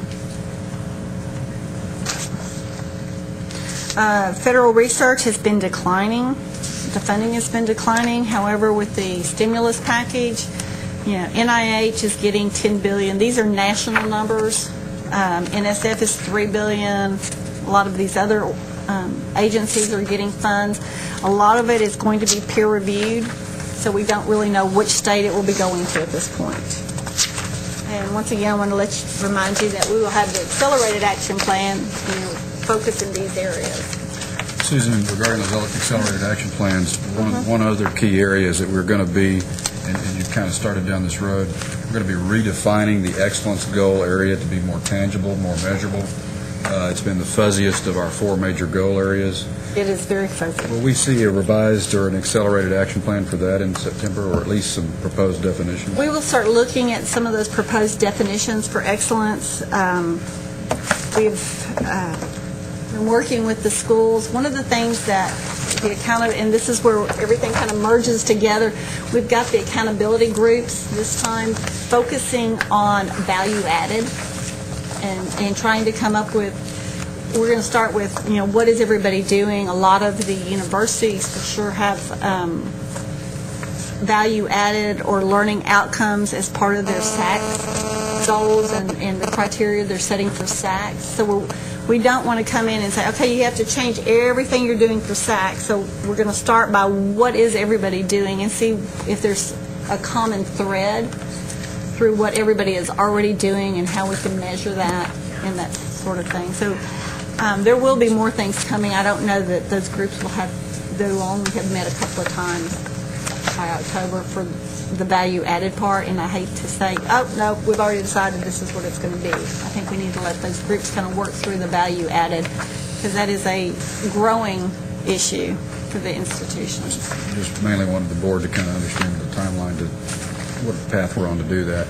Any other questions or discussion regarding this Closing the Gaps report? Members? I have one quick question. Is developmental ed and adult basic ed not on our, I thought it was on our accelerated action plan, but it's not. It is kind of incorporated into, and there is actually one group, the Hispanic Participation Group, is talking a lot about developmental ed because so many of those students are in developmental ed, but and there's such an overlap. Yes. Yeah, that's fine. It's getting the enrollment and the developmental ed issue all together. Any other questions or discussion? Mr. Chairman, just to reiterate the conversation we had at the committee meeting, to say that while we've made significant increases, for example, Hispanics having the largest increase, we're still woefully behind. And even though engineering students are moving up, we're still woefully behind. So pop the cork, but put it back on. In fact, that's a good segue. There's about 5 or 6 numbers that all of us here can remember pretty easily about what we need to accomplish in the next 7 years. And the more we repeat these, the more we measure them, the more likely we are to attain them. Even though the gap to get to our total participation level by 2015 is only adding 50,000 students per year, because nearly over 44,000 a year need to be Hispanic enrollees, and because it's probably not realistic to assume that more than 80% would be, because 80% of our population growth is Hispanic, we really need to target adding 55,000 students per year for the next 7 years, including this coming fall, of which 44,000 students a year need to be Hispanic students. That's what it'll take to reach our goal for Hispanic enrollment exceed on participation. Put that in context, last fall's enrollment was what, Susan? 46? 46,000, I think. Oh, 46,000. So we're not too far off the mark, but we're not on the mark. So we've got to ramp it up even and overshoot total participation to hit the Hispanic participation numbers.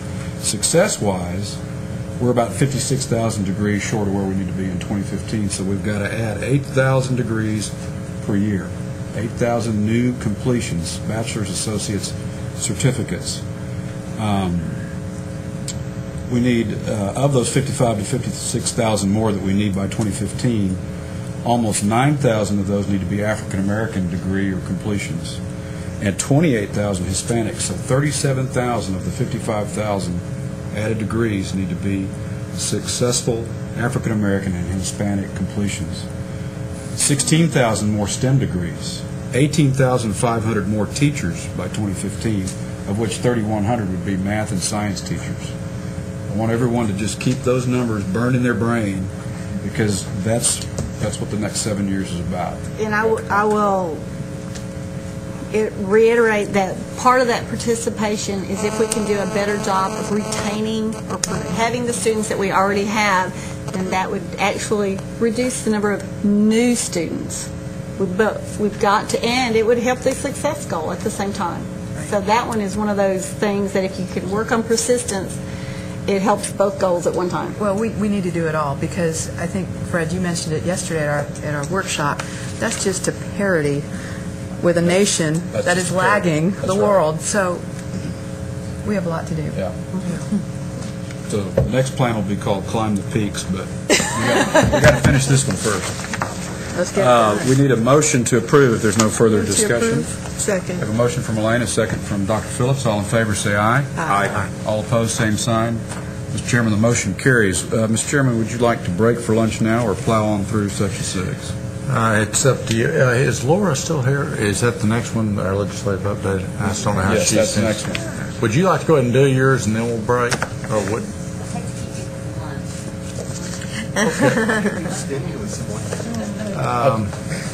Up to you, Mr. Chairman. Your committee. I don't believe David. Oh, I challenged him yesterday. Laura, how long do you think you need? Oh, at least 40 minutes, no. I don't know, 10 minutes maybe. Why don't you go ahead? We'll go through C and D at least. Pretty much everything else on paper. We'll be done. Thank you.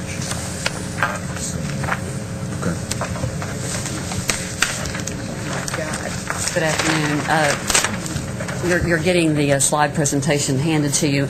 I also wanted to point out in your materials that you had earlier is the summary of higher education legislation that we just completed of all the bill summaries. It is organized by bill number, by topics, by legislator, all sorts of different cross-references. If you're looking for a particular piece of legislation, hopefully you'll be able to find it easily. When we look at the significant outcomes of the legislature, we always want to look at funding, because that's always significance to us. So the first part of my presentation here is on Senate Bill 1, which was the appropriations bill. As you can, we need to wait for the other pie chart to pop up. There it is. In this first chart, we're showing that higher education is still a significant piece of the funding pie. It's still the third largest piece of the funding that comes forward from the legislature, and it's 12% of all state appropriations and 18% of general revenue. So still a significant, it just underscores the importance of higher education to the state of Texas. As far as the coordinating board's budget, some of you have seen earlier renditions of this right after the session when we were looking at LBB publications that showed our appropriation, and it showed a 29% increase. It's actually closer to 35% when you start adding in appropriations that were in riders related to specific pieces of legislation. So we continually update these as we get other information. I never say this is final until we get the money. Then we know perhaps what it actually turned out to be. But again, we were gratified for the increases, and we know that over 96% of the board's funding is for trustee funds, and the largest of that is always financial aid. So on the next slide, we show that in the state this year, for the first time, funding for financial aid exceeded $1 billion. So this is a bit of a landmark in the state for us. Well, excuse me just a moment. Yes. Can we go back to the pies? To the pie? Yes. What I don't know who knows the answer to this, but what does our pie have to look like to get us above being number 42 in the country on spending for education? Well, they're talking about the whole piece of education, public education and higher education. I know that. I don't know if I know the answer to that. I think, as Dr. Gonda was saying, that's the difficult issue to get to, because as you can see, if you look at both public ed and higher ed, it's a significant portion of the... Well, somebody knows if we're number 42. I'd like but each year, as they update those numbers, the other states are adding money. Yeah. So we don't know, in order to go higher in comparison, it's very hard to say exactly how much money. We can tell you. We can probably get a list. Benchmark for our own selves, our own state. We can get that for you. Let's look at that. How much we can get it on that national report card thing. Yes. But it might be a good number to keep repeating along with yours. Both public and Thank higher. you. Excuse me for interrupting. Sure, that's okay.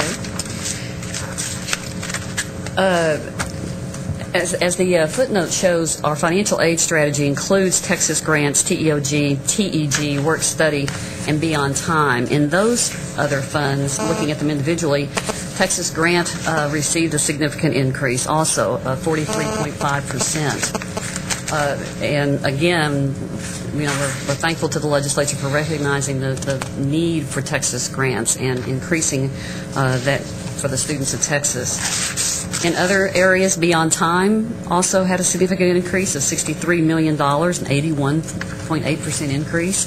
And the Texas Education Opportunity Grant increased by $10 million. As you know, this was the coordinating board's top financial aid priority. So a 71% increase is certainly something that we're grateful for. For the other two pieces, Tuition Equalization Grant and Work Study, those were held at level funding. And another area of importance to the coordinating board is the professional nursing shortage. And thanks to the help of a coalition of nursing, business, and other groups, the legislature dramatically increased funding for this program and changed some of the parameters for issuing those funds. But that got a 238% increase over last biennium.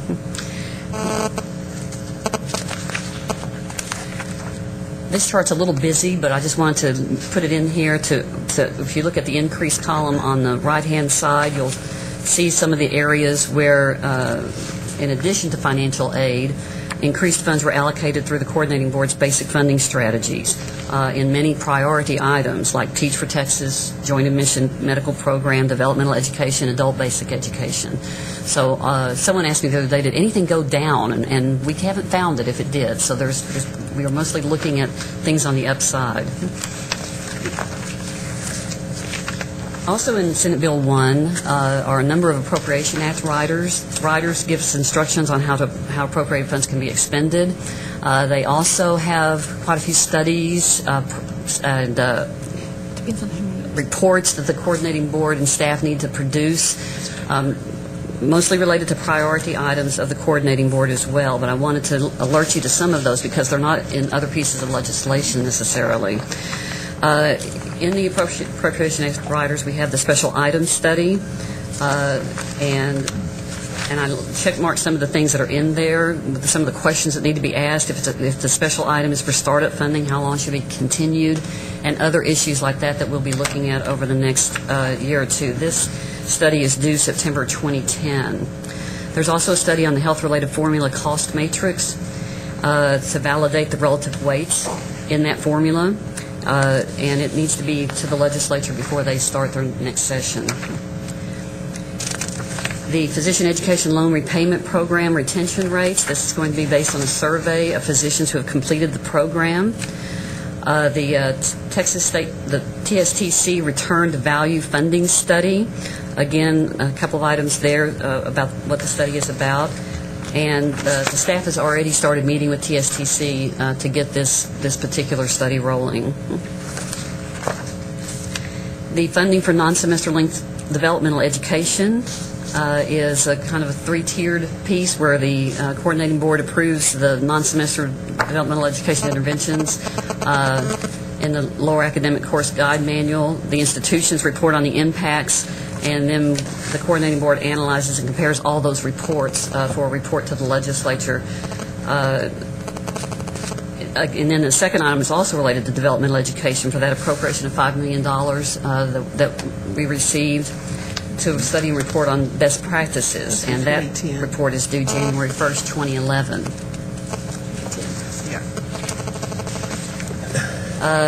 The statistical analysis of predictors of college success. This is one where we're going to be working with the LBB to provide them data to conduct this study that will be due October 1st, 2010. Then the adult basic education community college grants, for the first time getting funding related to adult basic education and how those funds are to be used. Moving on to other bills. That's only 8 multi-item interim studies. Only 8? Only 8. Oh, well, we can add a few more. These are only new ones. We have all those other studies that are... As I mentioned earlier, the legislature invested heavily in financial aid and other critical programs to continue and improve access and success. Besides those strides, they also passed other pieces of legislation that will help Texas get closer to meeting the goals of closing the gaps. We've just selected a few to go over that are, because of their importance of policy implications, but also kind of keep in mind what that means for workload for the agency and for the coordinating board. And we've put these together by topic area. So in accountability, there was House Bill 3 that it made significant changes in student accountability system of public education, but it also ties in the college career readiness and workforce readiness standards into the TSI and the end of course exams. So there's quite a few college readiness elements in House Bill 3. Senate Bill 174, requires the institutions and the coordinating board to post online resumes. The resumes will cover topics such as cost, enrollment, student success, and they have to be online by February 1st of 2010. It also addresses the quality of teacher quality. So there's another piece of Senate Bill 174 that we're interested in that requires SBEC to make changes in its evaluation systems and accountability systems for teachers. Those resumes, for those of you who may be wondering, are what we recently referred to as report cards. Report cards, or performance reports, but the resumes is how they were referred to in our bill. In academic affairs, House Bill 1096 requires the coordinating board to set procedures for institutions to notify students of textbook availability through retailers and bookstores other than university bookstores. House Bill 4471 relates to the professional nursing shortage reduction program that I mentioned earlier. In academic affairs, again, House Bill 2425. Here's another study for us on the success of the community college baccalaureate degree programs. It also amends the engineering recruitment program so that the independent institutions were included in that program. In admissions, Senate Bill 175 is the one that revised the top 10% law, and you can see there's some of its provisions. It also codified the top 10% scholarship. What we've learned in working with this is that that really can't be implemented until 2011, 2012, but we need to get some things in place for that as well. In excellence in research, House Bill 51, the bill that everyone refers to as the research bill, but it also had other elements in it. Importantly, it also recognizes excellence for non-emerging research institutions. So it has a big excellence piece in it that the board can use in reaching its excellence goals. But it also addressed the mechanisms for the emerging research universities to become national research universities, creative funding mechanisms. The only piece that was actually funded in that was the National Research University Fund. The Texas Research Incentive Program, or TRIP, with $25 million a year, and the staff has started meeting with everyone to try to get those rules developed. You'll be seeing those in October. And the funding elements in House Bill 51 are a little confusing, so we provided a slide here because it also included the allocations for the Higher Education Fund and performance incentive funding, which we look more as incentive funding, but this is similar to what we had in Rider last session, but it's now codified in House Bill 51. A big piece for the coordinating board and the institutions is we're going to have 5 new institutions in the state with legislation that passed this past session. A new medical school for development in South Texas, a law school in Dallas, and 3 general academic institutions. As you know, getting institutions started, getting them getting their programs approved, all of that will be something that the board will be dealing with over the next year or two. Academic charges, tuition regulation, there were a dozen bills on tuition regulation. None of them passed. Senate Bill 1443 by Senator Zaffarini came the closest. There was a House resolution, however, directing the governing boards on limiting increases in tuition. It does not have the weight of law, but it's certainly something the institutions will want to be paying attention to. In other key bills, we have House Bill 4149. It requires us to perform a study on cost-saving measures. And we have to estimate the amount that would be saved during the 5-year period following implementation of any recommendation. House Bill 2154 creates a new account and program for the Physicians Education Loan Repayment Program to be funded through smokeless tobacco products. Several mini bills related to financial aid, loan repayment, scholarships, exemptions, waivers. This slide simply shows some of the groups that will benefit from legislation offering those kinds of programs. And then looking ahead, already as the board is in their planning sessions for their strategic planning going ahead, what we'll be looking at in the next legislature, this kind of reflects some of the issues that bubbled up in the last session that we will continue to be looking at and moving forward with those. Is that 10 minutes? A little fast, I know. Thank you. Any questions for Laura about these items? Laura? First of all, you and your staff are beyond amazing. I don't know when you all sleep or whatever, but y'all are just incredible, and thank you for keeping us posted on what was going on throughout the session and beyond, and for everything that you all do. Also, Senator Shapiro had mentioned that embedded in the bill for the top-tier universities was a piece of legislation that would have something to do with all of the other universities and bringing them up. And she said that was, to her, probably just as important, if not more so. Could you touch on that a little bit? Yes, that bill, that's the one I was talking about, where the excellence in the institutions to identify programs of excellence.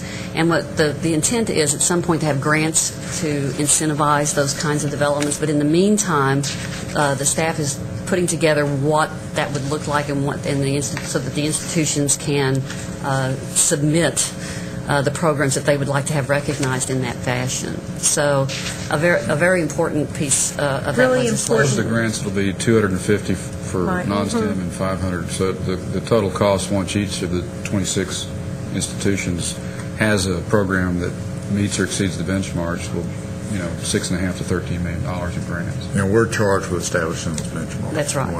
That is something that is so critically important, and I might suggest that at some point that maybe the board have a workshop with Senator Shapiro and others so that they can provide direct input so that we can y'all can get more, that's going to be hard, more total picture of how we can support and enhance that, because I know that she had mentioned it to some people that it was extremely important to her.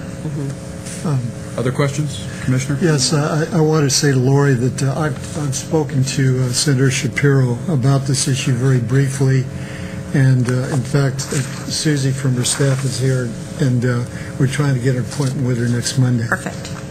Thank you. The chairman had to step out for a minute, so I guess I will take over. Is there any other questions for Laura? Again, I'll echo Lori's comments. Just an outstanding job in the session. Great, wonderful news for financial aid, and we appreciate all the hard work. I think we've said it many times, but we'd like to say it with the institutions here to know that y'all do a great deal of work for all of us and for them. So, thank you, Laura. Appreciate it. Thank you. I think we'll break for lunch since the chairman stepped out, and we'll come back 45 minutes to an hour.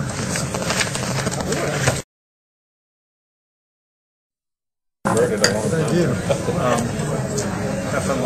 We're going to reconvene the Committee on Strategic Planning report at item 6C. No, I'm sorry, 6B.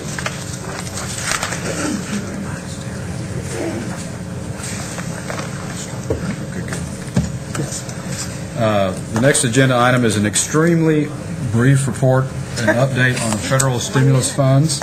Dr. David Gardner, Deputy Commissioner for Academic Planning and Policy, will bring us up to snuff. The federal government approved the funds. Thank you very much. Five words. Note this is a record for David Gardner. This is an information item. Any questions? Thank you. What we thought would happen is going to happen. Wow. He's serious. I'm proud of you. Right. Amazing. I didn't believe him when he said it one minute. Wasn't even a complete sentence. Under agenda items 6E and 6F, as I mentioned earlier, there's a total of 35 construction, rehabilitation, and property purchase projects totaling $505 million. 4 projects for board approval total $119 million. And since the April board meeting, the Committee on Strategic Planning has acted on 4 projects totaling $135 million that were approved. The Commissioner has considered 6 projects totaling $158 million, and Assistant Commissioner Susan Brown has considered 21 additional projects totaling $92 million. New construction projects account for just over 69% of this total. Repair and renovation, 17.5%. Land acquisition, a little over 8%. And the rest is infrastructure and some miscellaneous projects. Under item E, there's 2 projects, Texas A&M University Central Texas and Texas A&M University San Antonio, which were approved on an emergency basis by the Commissioner and myself as Chair of Strategic Planning Committee. These are both on the consent calendar. Texas A&M Veterinary Medicine Project was pending their board approval, which we've now received, so it is also on the consent calendar. And the University of Houston project is on the consent calendar as well. All were approved earlier. Any questions regarding this? Moving on. Item 6F. Projects listed in agenda item F are the ones that the Committee on Strategic Planning either approved the project or the evaluation of the TRBs at its June meeting. Does anybody have any questions on these projects? All right, this is an information item only. Item 6G is the list of facility decisions made by the Commissioner or the Assistant Commissioner that I alluded to earlier since our last board meeting. It's informational only. Are there any questions regarding these projects listed under 6G? Hearing none, we'll move on to item 6H. This item was also on the consent calendar and approved earlier. It's an informational item for the board, so no action is required regarding the Formula Funding Advisory Committee. Any questions about that committee's makeup or anything else? Item 6I is a proposed rule change resulting from the 81st Texas legislative session and was on the consent calendar approved earlier. So this item is informational for the board, no action now required. these are the rules that put us in compliance with the Senate Bill 175 requirements. So are there any questions about this item? That's number 1 under 6I. There are, what, 4 items? 4 of them. 4 rules changes, all of which were on the consent calendar, correct? Does anyone have any questions on any of these 4 rule changes? I will add that the rule change number 3 is the one that ups our minimum approval level to $4 million for both new construction and repair and renovation. So that should reduce the number of projects the institutions bring to us and that our staff have to evaluate by over 20% without reducing the dollars by more than about 2 or 3%. If there are no further questions about those rules, Mr. Chairman, that completes the report of the Committee on Strategic Planning. Thank you. Next, we'll turn to the Committee on Academic Excellence and Research. Chairman Phillips. Thank you, Mr. Chairman. Dr. Stevenson around? Sorry.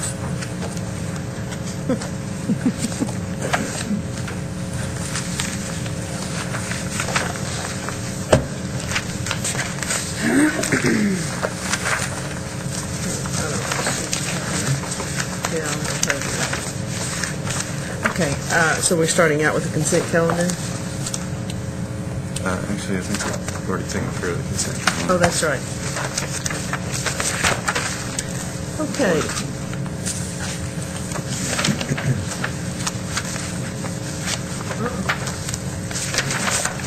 I don't see that.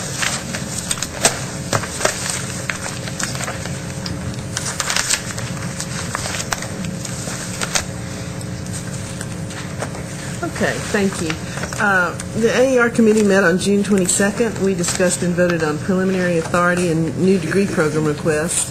The committee also approved the proposed mission statements and table of programs for 2 new institutions, Texas A&M University Central Texas and Texas A&M University San Antonio. We also had discussed and voted on many proposed rule changes, which we'll get into a little bit later. Okay, now there it is. Okay. Agenda item 7, we've done that. We've already done the consent calendar. All right. 7E1. Okay, 7E1 is a request from Stephen F. Austin State University for authority to offer a Doctor of Philosophy degree with a major in school psychology. McGregor? Thank you very much, Madam Chair. The PhD in school psychology is one that the Stephen F. Austin State University has proposed. It would be their 3rd doctoral level program. The first PhD was in forestry. They also have in forestry and agriculture. They also have an EDD in educational leadership. This PhD would be served by multiple master's programs in school psychology, school counseling, and special education. This is a very high demand profession, one of which Texas needs multiple sources for future school counselors and school psychologists, and this program did receive positive recommendation from the site review team. For that reason, the staff has made the recommendation to approve the Doctor of Philosophy degree in school psychology at Stephen F. Austin. Okay, members, you've heard the recommendation. Do you have comments or questions? Do I have a motion? So moved. Second. Moved by Ms. Bricker, seconded by Mr. Wingo. All in favor? Aye. All opposed? Motion carries. Item 7E2 is a request from the University of Texas Southwestern Medical Center at Dallas for authority to offer a Master of Science degree and Doctor of Philosophy degree with a major in cancer biology. McGregor? Thank you, ma'am. The Master's and Doctoral program in cancer biology is one which was precipitated in large measure by the desire of Texas to become one of the leaders in cancer research and cancer prevention and cure. For that reason, the UT Southwestern Medical Center at Dallas has proposed the Master and Doctoral program with specific emphasis on research aspects so that students who are going through these programs have the opportunity to gain the bench experience of working in research and doing the lab work necessary to be successful in this type of research endeavor before they graduate with their degree. To that end, the coordinating board had a desk review conducted, which yielded a very positive result, indicating that there is a need for this field and there is a need for graduates from these programs. With that in mind, the staff recommended to the AER committee, which approved the recommendation to approve the new master's and doctor of philosophy degree in cancer biology. Thank you. Okay, members, you've heard the recommendations for approval. Do you have questions or comments? Just one question. I'm amazed at the 5-year cost being less than $71,000. I mean, obviously there apparently requires no new faculty or facility. Correct, and they're only adding, I think, a few new courses into the degree. Is that correct? Yes. They're just adding a few new courses. It's an interdisciplinary program, so they're pulling from multiple other disciplines in their master's and doctoral programs that they already have in existence, rather than creating one from whole cloth. So. Very good business plan. Yeah, they have some private funding too. So we voted on that, didn't we? Move approval, Madam Chair. Okay. Moved by Fred, seconded by Laurie. All in favor? Aye. All opposed? Motion carries. Thank you. Item 7E3 is a request from Texas State University San Marcos for authority to offer a Doctor of Philosophy degree with a major in criminal justice. McGregor, will you give us the background? Certainly. Texas State University has proposed this doctorate of philosophy in criminal justice in order to meet a rising demand for professors in criminal justice. There are currently twice as many faculty openings as criminal justice as there are PhD recipients. And so from that basis, they are looking to fill a defined need in the area of criminal justice faculty. They currently have core faculty that are necessary in order to support the programs, and they are expanding on existing programs at the master's level. There's only one other PhD program in specifically criminal justice in Texas at Sam Houston State University. There are closely related programs at Texas Southern with the Administration of Justice, Prairie View A&M with juvenile justice, and the University of Texas at Dallas in criminology. So this area, the Texas State program, would be somewhat unique in the area. They are also proposing to tie this into their GIS program so that they have a niche area that they can focus resources in and tie their two areas of excellence together to create a stronger program. The recommendation from the site review team have been followed through. They have made some recommendations that Texas State is working toward and will achieve those recommendations before they begin the program. With that, the staff recommended approval and the AER committee supported that decision. In other states, are there equally few criminal justice doctorate programs? In all honesty, ma'am, I don't have an answer to that. I know that they're not extremely populous simply because there aren't that many in Texas, and so I'm making an assumption there, but I don't know if James has a better answer or not. Okay. Members of the committee recommends approval. Do you have questions or comments? Do I have a motion? So moved. Second. Okay, moved by Elaine, seconded by Laurie. All in favor? Aye. Opposed? Motion carries. Thank you. 7F was on the consent calendar. Okay, now we're to item 7G, consideration of the committee's recommendation relating to a request from North Central Texas College to hold a branch campus maintenance tax election in the Graham, Young County, Texas Independent School District. McGregor? Thank you very much. The Graham Independent School District was originally with the Ranger Junior College service area. They were removed at the request of the ISD in the 79th legislature in 2005. They're not currently in a service area of a community college and thus are asking for a maintenance tax to be provided so that they may cooperate with North Central Texas College under agreements to begin offering classes at the Graham Education and Workforce Center.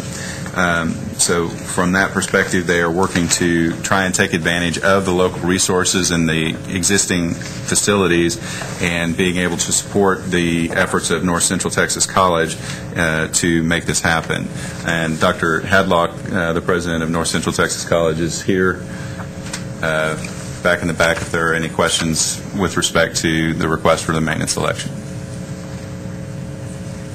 Okay, the committee recommends approval. Members, any questions or comments? I have a quick question.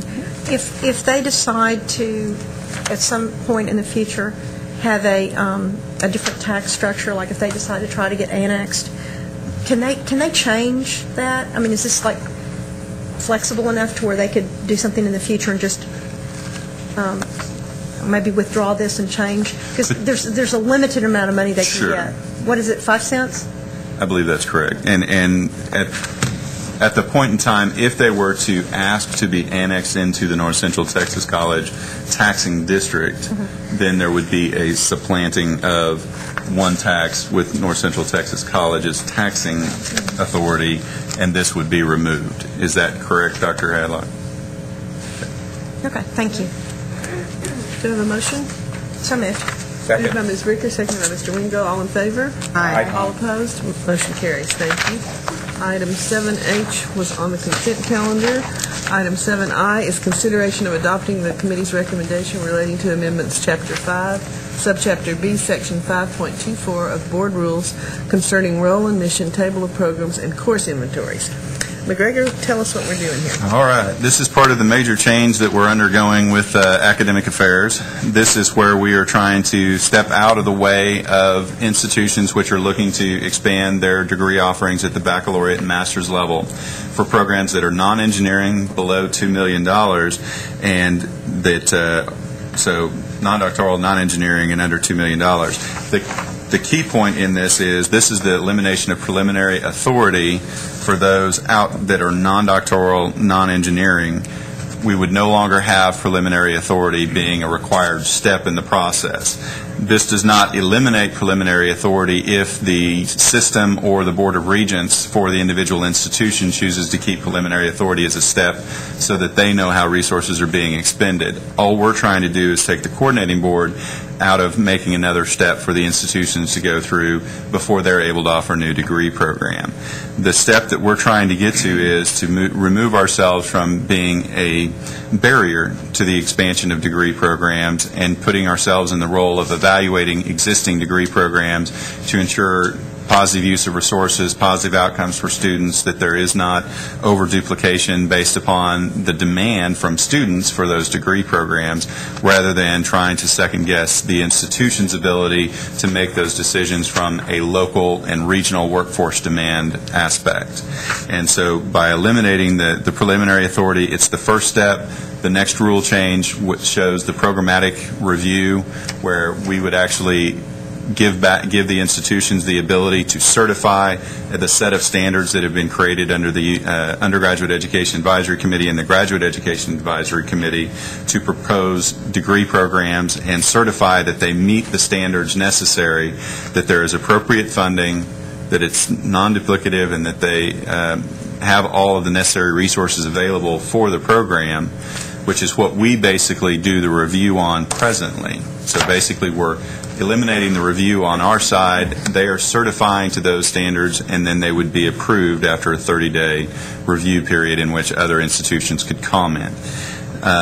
This is a major step to change us from being the barrier to the institutions offering new master's and baccalaureate degrees outside of engineering, and giving them the opportunity to make those decisions on a more local level based upon what they believe their market conditions are, rather than having the coordinating board and the staff trying to second guess what their decisions are on the front side. We will take the approach that instead, when we can reallocate our staff resources from spending our time looking at proposals for degree programs, we are going to shift staff time to looking at existing degree programs and looking at the successful nature of the programs, the graduation rates, the syllabi, best practices, whether or not there is a low-producing program, if it does not graduate a sufficient number of students per year, all of the aspects of what we need to see for a successful program and for an efficient program. And so we're going to take that step and look at it from a review perspective rather than an approval perspective. And this is, in my opinion, this is a great sort of supply chain management change because we're putting our considerable talents and resources into the review process rather than the initial step process. And I think will really reinvigorate our review process and give the staff more time to do that. And I just think it's a wonderful change for us and help the institutions as well. And one of the things that we're going to be working on, if this is adopted, is the review process that we will use. Our goal is to look at it in terms of a degree program by degree program review, so by SIT code, so that we can look at all of the mechanical engineering degree programs in the state at one time. The challenge that we have is the institutions already have SACs that looks at their programs, their degree-specific accreditors, whether it's engineering or business or others, that look at these programs. And so we need to work going forward with the institutions to ensure that we're not adding an extra layer of review if we can use what the other accreditors are using, or not the other accreditors, what the accreditors are using for our reviews, and just look at it from a more global perspective than what the institutions or the accreditors would do, so that we can identify those best practices, so that we can say, here is a similar institution that has a similar student population that's got a 20% higher graduation rate for students in this degree program. You know, what can we do, what can we identify as being the precipitating factors in that difference? And can we scale that up or show that to other institutions and allow them to implement those type of successes so that we can improve the programs at other institutions? And so that's where we've been trying to go, and Dr. Gardner and Dr. Paredes and my staff have been very focused on trying to get this move forward so that we can be a positive aspect and a positive review for the institutions. And so the committee recommends approval. Members, do you have questions or comments? I just have a question. You had mentioned the 5-year cost, $2 million, and I know that's in agenda item 7J, but is what I'm hearing to you is should that also be on item 7I? Because, in other words, if we know the program's going to be a 5-year cost of $5 million, then does this new methodology apply to that program? The preliminary authority, it would not, because we're trying to take preliminary authority out as a step other than for the commissioner to approve, have the authority to approve non-doctoral, non-engineering programs that still require preliminary authority. So the commissioner would have that interim step of doing the preliminary authority for those just non-doctoral, non-engineering. Now, for program approval, those programs that are greater than $2 million would still have to go through the current process of program approval, which would require us to do a review of the proposal and the faculty and all of those steps. They wouldn't just be able to certify. You're basically just trying to eliminate the preliminary authority step altogether.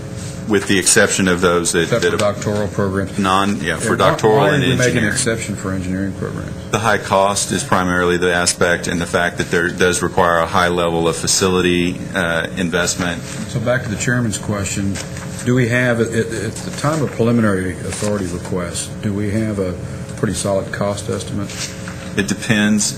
It really depends on the institution based upon what their existing programs are, whether they have a large number of physics labs that they can use for the engineering labs, the computer resources, the software resources, and those type of things. We don't typically have a cost estimate at the preliminary authority stage. It's only when we get to the program approval stage that we end up with a cost estimate. So we wouldn't be able to consistently know at this point? Correct. Whether it's going to cost more than $2 million or not. Part of the preliminary authority process is to define the cost. The program approval process. Right. They gear up so that we have that number. Correct. What was the thinking behind including masters with bachelors for eliminating preliminary authority? The fact that they tend to be more focused on regional workforce needs and the needs of the communities at most institutions. They tend to be more practically oriented rather than at the PhD level where they are research-oriented degrees, which have a much higher degree of specialization. And so by giving the institutions the ability to make those decisions, they are able to make better workforce choices and be more responsive in a shorter period of time than they are at present, with the coordinating board standing as a stopgap measure. And then, so these that don't require even commissioner pre-authority approval, you mentioned a 30-day comment period. That's just so that if there are institutions in the area... Well, how does that work? Walk us through who posts it for comments. The coordinating board does. They will send us a letter of certification saying they meet all of the standards as set out by GIAC or UEA. They would send us that letter. We would post that letter and the information on the degree program for 30 days, just like we do now when we have a degree program proposal, so that any institution that's in the area or may be impacted by it will have an opportunity for comment. If there is a comment objecting to the new degree program, then we would work with the staffs at the two institutions, or however many institutions are involved, to work through any of the issues before the program was finally approved. And so that's kind of the plan that we have right now. How that's going to work in effect and how we work through those issues is something that, quite frankly, even with the higher education regional councils and how we work with those with lower division courses, we haven't had appeals to our level up until this point. And so we now have one. And so we're breaking new ground, and it'll be similar to this situation where if there is an objection during the 30-day comment period, we'll work with the institutions and try to come to an agreement. And if we can't, then we'll have to address how the commissioner or the board chooses to come down, and we may bring it back to the board for final approval or denial. Two more questions. You had mentioned in your comments, I think that eliminating preliminary authority, we would not go through that step unless the regents were to so designate that they wanted that work done. Did I hear you say that correctly? Yes, sir. So it's not getting us totally out of business. It's saying if the regents were to come to us and ask us. Oh, no. I'm sorry. I misspoke then, if that's the way it came across. What I was saying was we were not dictating to the boards of regents that they could not do preliminary authority for their institutions. But we wouldn't be engaged. Just merely that it would not have to come to us subsequent to that. Okay. The only other question, I think Fred and I are both kind of jumping from I to J. Yeah. Well, it's hard to deal with them separately. I guess my only other question is, and I think I understand the change and I'm fine with it, but I guess I also want to make sure that, and this came up in our meeting yesterday, that within the scope of when we were originally established and the issue about duplicate programs and what we are charged with as a body and our rules and everything else, how does all this fit in, and are we still consistent with what that original charge was to us, the coordinating board? Yes, sir. And here's the argument I would make in terms of duplication. What I would say is that we are making a preliminary judgment at this point in time and evaluating whether or not a program will truly be duplicative without having the evidence that it is duplicative. And with the way that we're moving now, it will be up to the institution to prove that their degree program is successful based upon the number of students that they have in the program and the impact, if any, that it has on nearby degree programs as well. And so we are going to be evaluating in a true market environment whether or not there is duplication. If they are not able to make their degree program work after 5 years, which is typically the time period that we give to show that they've got a fully functioning degree program, then we would, as a part of our normal review process for the degree programs, evaluate and potentially close a degree program that was not able to meet the demands that we expected. So, excuse the phrase, but we do somewhat of a post-mortem. Correct. As opposed to being at the front end of it, we're going to evaluate the programs once they're in place and do, which means we need to really strengthen that area. And Lynn, I know that's one thing you want us to do, is really to strengthen our evaluation. And I think what benefit that gives is we're not foreclosing the opportunity for an institution to prove that they can be successful in a given area, even if they are competing with another institution or institutions for the degree program and for the students. One more question. If we don't get any comment for 30 days after, then do we do any independent work in that period? Are we looking really to just whether an objection is raised by a competitor institution? And if that's not raised, then obviously then the program's approved, and then basically we're doing our review subsequent to rollout of that new degree program. That's correct. We would be taking the certification that the institutions provide at face value, that they say that everything is in line for what they need to accomplish this degree program successfully. We take that, we post it. After 30 days, if there's no comment, it would be approved. Since we are jumping between the items, how do we arrive at the threshold of $2 million? It's consistent with what we currently use for board approval for a new degree program. Anything below $2 million, I'm authorized to approve a bachelor's or master's program. Is that aggregate cost, or is that net? Aggregate over 5 years. So it's regardless of revenue? Correct. Doesn't matter if it has $10 million or $1 million in revenue? That's correct. If the cost is $2 million or greater, it comes to the board.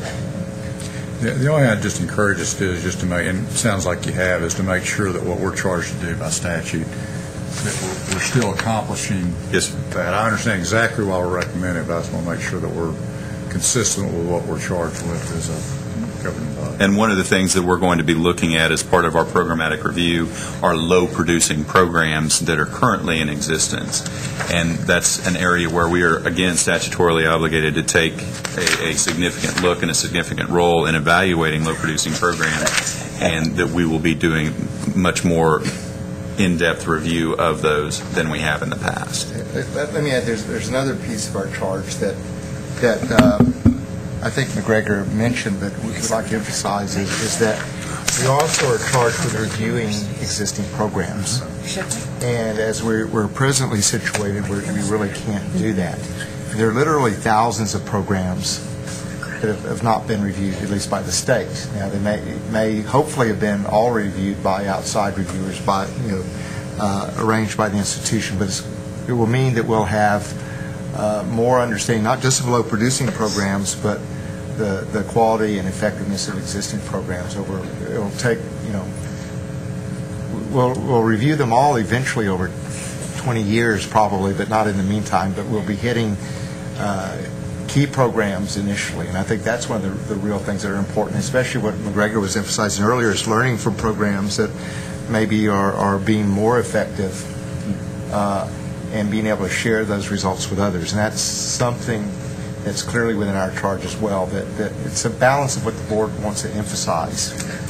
And it also moves us closer to the direction of being able to work more explicitly on excellence measures for institutions, to be able to identify high quality, high demand programs and benchmark against those compared to other, from institution to institution potentially. There are a lot of opportunities in moving toward the program review process. Well, and one of the advantages is it allows the staff to get involved in a more strategic way with where we're going and how we're getting there. And, we've got people here who are so talented, but and we have really small staff.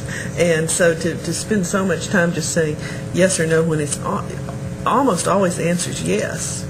It seems like it's better to just open the gates and then review. It makes a lot more sense to me. But if it doesn't work, we'll just have to change it. That's right. Yeah, I'm not afraid of saying I've been wrong. Yeah. So, but hopefully we'll be able to show in the next year or two that we're making good progress, and the institutions are being every bit as responsible with their own decision making as we have held them to presently. So, and I fully expect that to be the case. On item J, why is there not a cost criteria for new certificate programs?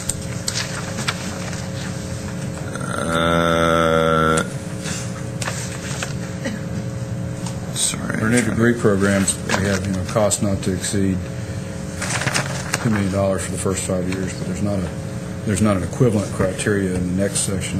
Typically, the certificate is a subset of a degree program or a combination of courses in a degree program, so you're not going to be creating new courses or hiring new faculty for it. You're merely combining them into a certificate for recognition of completion of a set of skills or learning outcomes for existing courses or programs. So there shouldn't be any cost to it. So new certificate programs are zero cost? Typically, yes, sir. Other than the printing. And the frames, but that's, student cost.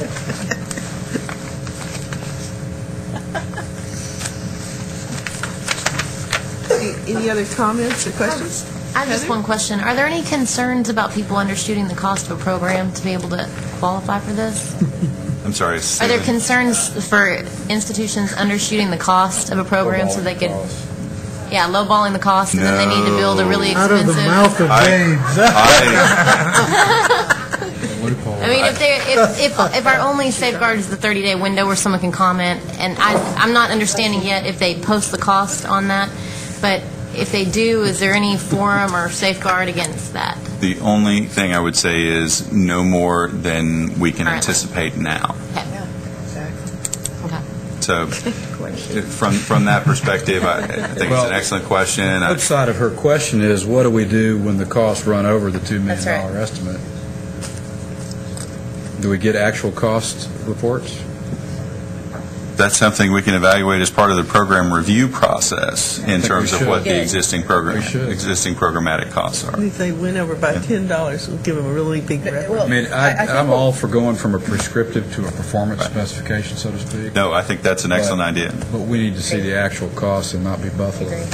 Kevin, make a note of that. Yeah, and that's why you guys are going to move into a process. There he is. I'll let him talk to you first. What's that? I was talking to McGregor. Excuse me. David was just whispering in my ear that it's the easiest way to communicate, I think, that by looking at the degree programs across the state, we're going to have a better estimate of what generic costs could be, and looking at being able to evaluate where we have high-cost programs and what the potential outcomes are based upon the cost versus similar programs. And once we have those mapped on our map, Fred, we'll be able to look at any distribution, absolutely, disparities, etc. And the other thing is that now that we can reallocate our staff into this direction, they can do a more thorough job of the review to collect all the data we need to make That's right. better. That's exactly right. Lest we ever be accused of inflexibility. I'll take note. Work in progress. That's right. I'm going to let Susan Brown do all the data collection.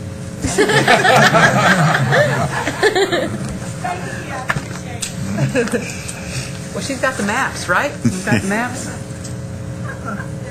Yeah. Move to approve, Madam Chair. Second. Motion by Ms. Mendoza, seconded by Ms. Bricker. All in favor? Aye. All opposed? That's agenda item 7I that carries. Agenda item 7J. Do we need to discuss this? Or have we already done it? I have a question. Let me see how I can slip this in kind of subtly. When it says selected public colleges... whisper to McGregor, apparently. Okay, can I whisper in your ear? Certainly. Selected public colleges, could that include the 3 community colleges that already have approval to move up to 5 baccalaureate programs each?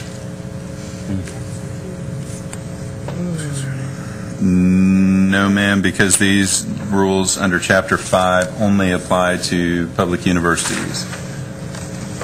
But it says selected Well, it says public and/or colleges. selected public colleges. Right, but the descriptor for the heading would only apply to those that are 4-year? 4-year universities under 61003. Okay. And I may have to pull that back up electronically to give you a precise answer. I tried. What were you trying to do? Make it easier for the community colleges. Is this one of those potential hauntings you were talking about? This is it. The first of many. Yikes. And also in,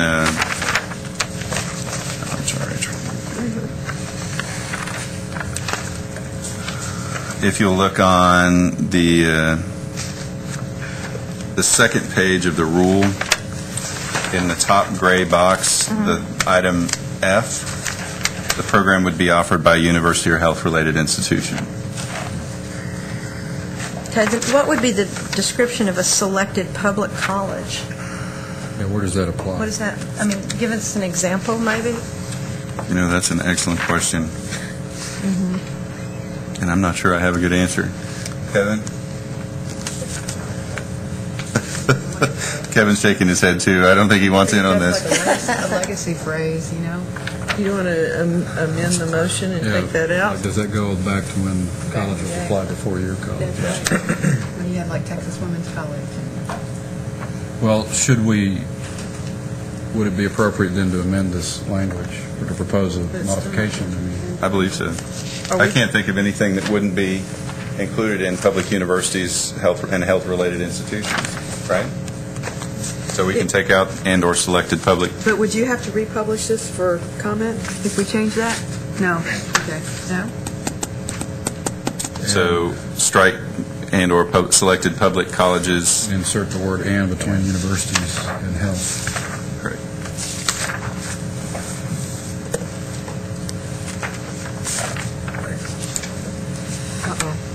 More whisper, more whisper. I had to make sure that our lawyer was working hard this last hour. Go, girl. As long as we don't have to pay the bills. Y'all are leaving at 3? Right. Are we going to go back to Are we good to go? Or? Yes, ma'am. It's all checked. So are we going to change it or not? Yes, ma'am. Okay. And so it's going to read, well, the motion will be relating to amendments, Chapter 5, Subchapter C, Section 5.44, and new Section 5.52 of Board Rules concerning approval of new academic programs and administrative changes at public universities and health-related institutions. Okay. And those changes would be reflected and also removed in the descriptions at the top of page 1, or Chapter 5, and Subchapter C.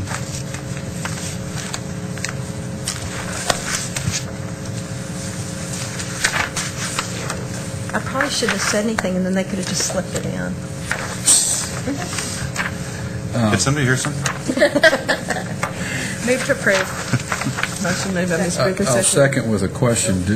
Do we need to modify the motion at all to make it a stipulation that actual costs be collected as part of the review process, or is that just something that we'll take care of it? Can be taken care of? We will definitely include that as part of our review of the academic program. All right.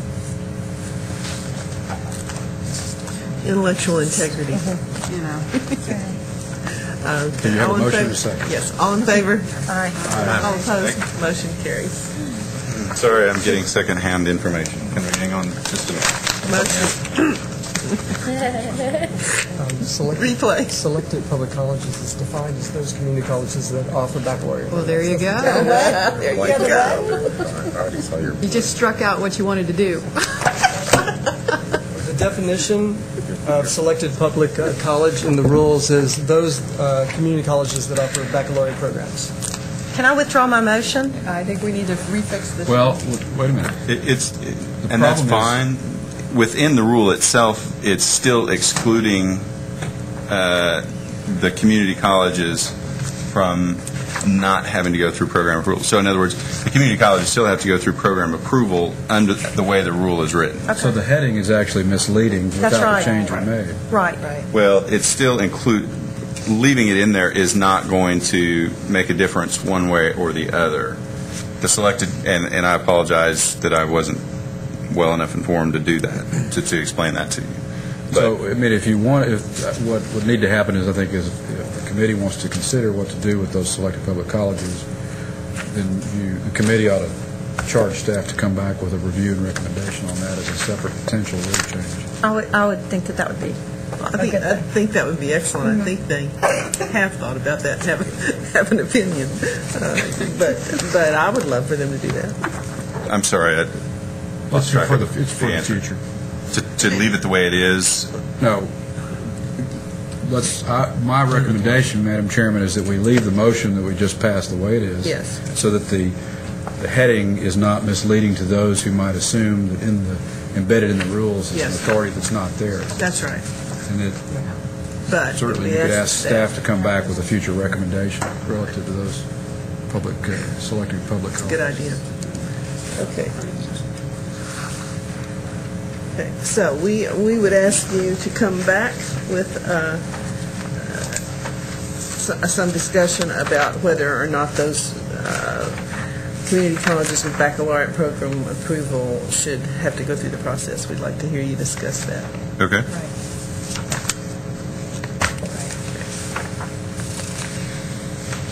Item 7K, consideration of adopting the committee's recommendation relating to amendments to Chapter 5, Subchapter D, Section 5.78 of Board Rules concerning operations of off-campus educational units of public senior colleges, universities, and health-related institutions.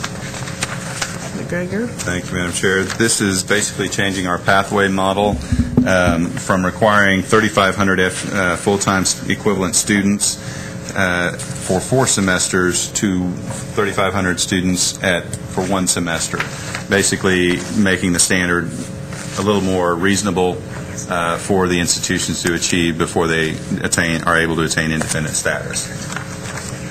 Okay, the committee recommends approval. Questions or comments, members? Do I have a motion? Moved by Mr. Wingo, seconded by Ms. Mendoza. All in favor? Aye. Opposed? Motion carries. Thank you.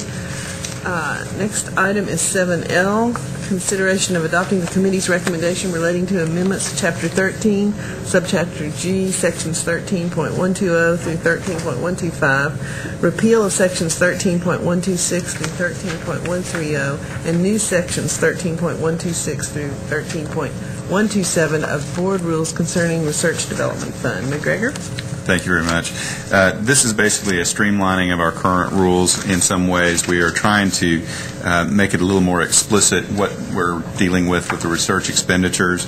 We are adding, at the present time, all the projects are reviewed up from $250,000 and above. This would allow them to be reviewed at any level so that all research expenditures can be reviewed as part of the research expenditure study. We are also looking at, for the audit procedures, the statute does not require the coordinating board to conduct an audit of the research expenditures. It gives us the option. What we would like to do is, rather than create a separate audit function at the coordinating board that goes to each of the individual institutions, having the institutions conducting their own audits of research expenditures that they would provide to us with the AFR. And that way we have a mechanism to ensure that what they're reporting to us is accurate, and each of the institutions is able to make their own evaluations rather than having the coordinating board staffing up an audit function to expand and do it ourselves, where they have their own independent internal auditors or external auditors who can carry out the function, and we don't have to have a centralized billing or maintenance cost. Is this an audit the institutions are already conduct anyway, or would this be a new? This would give the commissioner the authority to request an audit of the restricted research of the eligible institutions. It would not require it, and the view that I have on this is the institutions are responsible to each other for the reporting of these. They are reviewing all of the individual expenditures of research dollars, and so there's a large measure of oversight already being conducted through the research expenditure review process. And so the evaluation being conducted, to my way of thinking, is sufficient to make sure that everything is above board in terms of the reporting, and then a follow-on audit may be conducted if the commissioner chooses to do so at the institutional level with their internal auditors, rather than us having to go out and hire a KPMG to conduct this at all of the institutions. And the committee did recommend approval of this rule change. You know, I'm thinking that maybe, Brenda, that maybe we need to do with research what we've just done with our financial reports, not in terms of financial reporting, but just to find a way of reporting the research that makes it clear to the board what research is funded, what type of research it is, and where the money goes. Maybe we need to see if we could have one of our pages just look at that on our financial reporting. we can look at that. Okay, all right. Well, now that's going to be different in terms of those financials are for strictly for the agency. She's just talking about I'm just talking separate about a format. reporting. Okay. It just made me think that this is another area where the board could use more clarity, and I think we can do that through the process we've been developing in this ad hoc audit committee. Okay, do I have a motion? I'm sorry, can I ask you a question? How would we decide when an audit would need to be done, a post-audit would need to be done by the coordinating board? Basically, whenever an institution felt like, whenever we evaluated their research expenditures and noticed discrepancies in what they're reporting and what we believe to have actually occurred, we could ask for an independent audit. Or when another institution, brings us concerns about how another institution is reporting their research expenditures. And they're currently required to show those expenditures on, They show those, basically all of the institutions that conduct research come together at one time and they sit down and they go through and review all of the research expenditures above $250,000 and say, yes, that's restricted research, no, that's not restricted research. Okay. And so there are, 30 individual research experts in a room going through all of them to evaluate them. Okay. And it's because of that we felt like the self-policing that is done among the institutions is as valuable as an external audit would be, and certainly much more cost-effective. Okay. This is an increasingly high-stakes thing with the emerging universities for the Tier 1 status. So I just wanted to be sure when we would be involved in an audit. Absolutely. Okay. Well, we're always involved. Okay. I mean, we're always involved with the research expenditures. That comes out of my group. Stacy Silverman and Dale Cherry are heavily involved in evaluating all the research projects and everything with the research expenditures group. And so that's a representative from each of the institutions. And so it's as much a self-policing function as anything. If there's a need for further audit, we can certainly step in and provide that, or have the institution provide that through their own internal audit processes. Okay.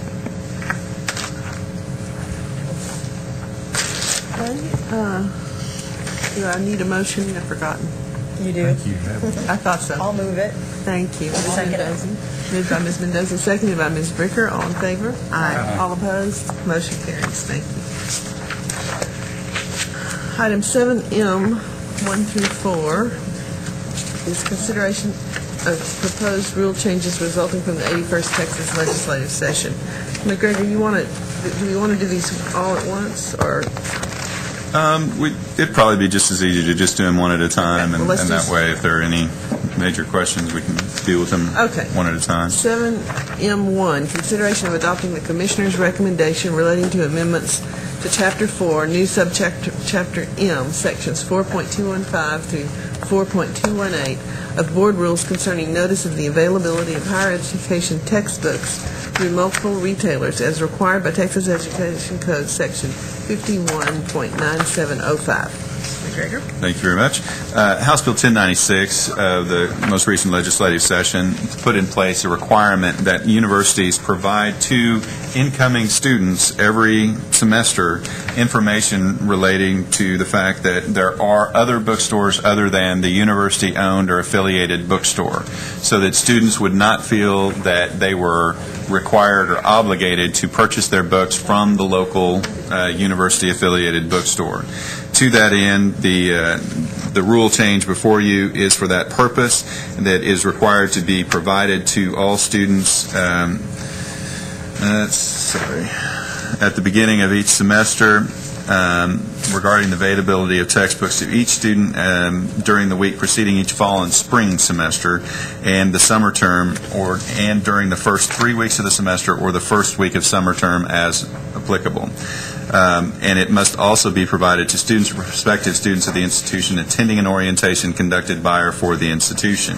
It can be in hard copy or electronic format, and the notice must contain the following statement. A student of this institution is not under any obligation to purchase a textbook from a university-affiliated bookstore. The same textbook may also be available from an independent retailer, including an online retailer. That is the sum total of what has to be in the notification to those students at all of those different time frames. It's strictly a way to, based upon what the legislation indicates, to ensure that students are aware there are other options other than the university-affiliated bookstore. Madam Chair, the public comment period for all four of these rules changes ended Monday, so it didn't have time to get in our book. Did we receive any public comment as you go through? We did not receive any public comment on. Oh, okay. I'm sorry. And Bill received it. I haven't seen it.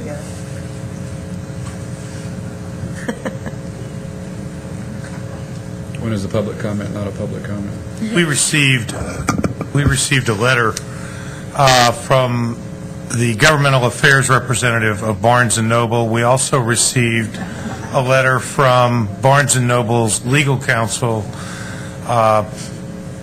suggesting that there were potential legal problems with the statute as well as with any rules that the coordinating board might adopt implementing the statute or attempting to implement the statute.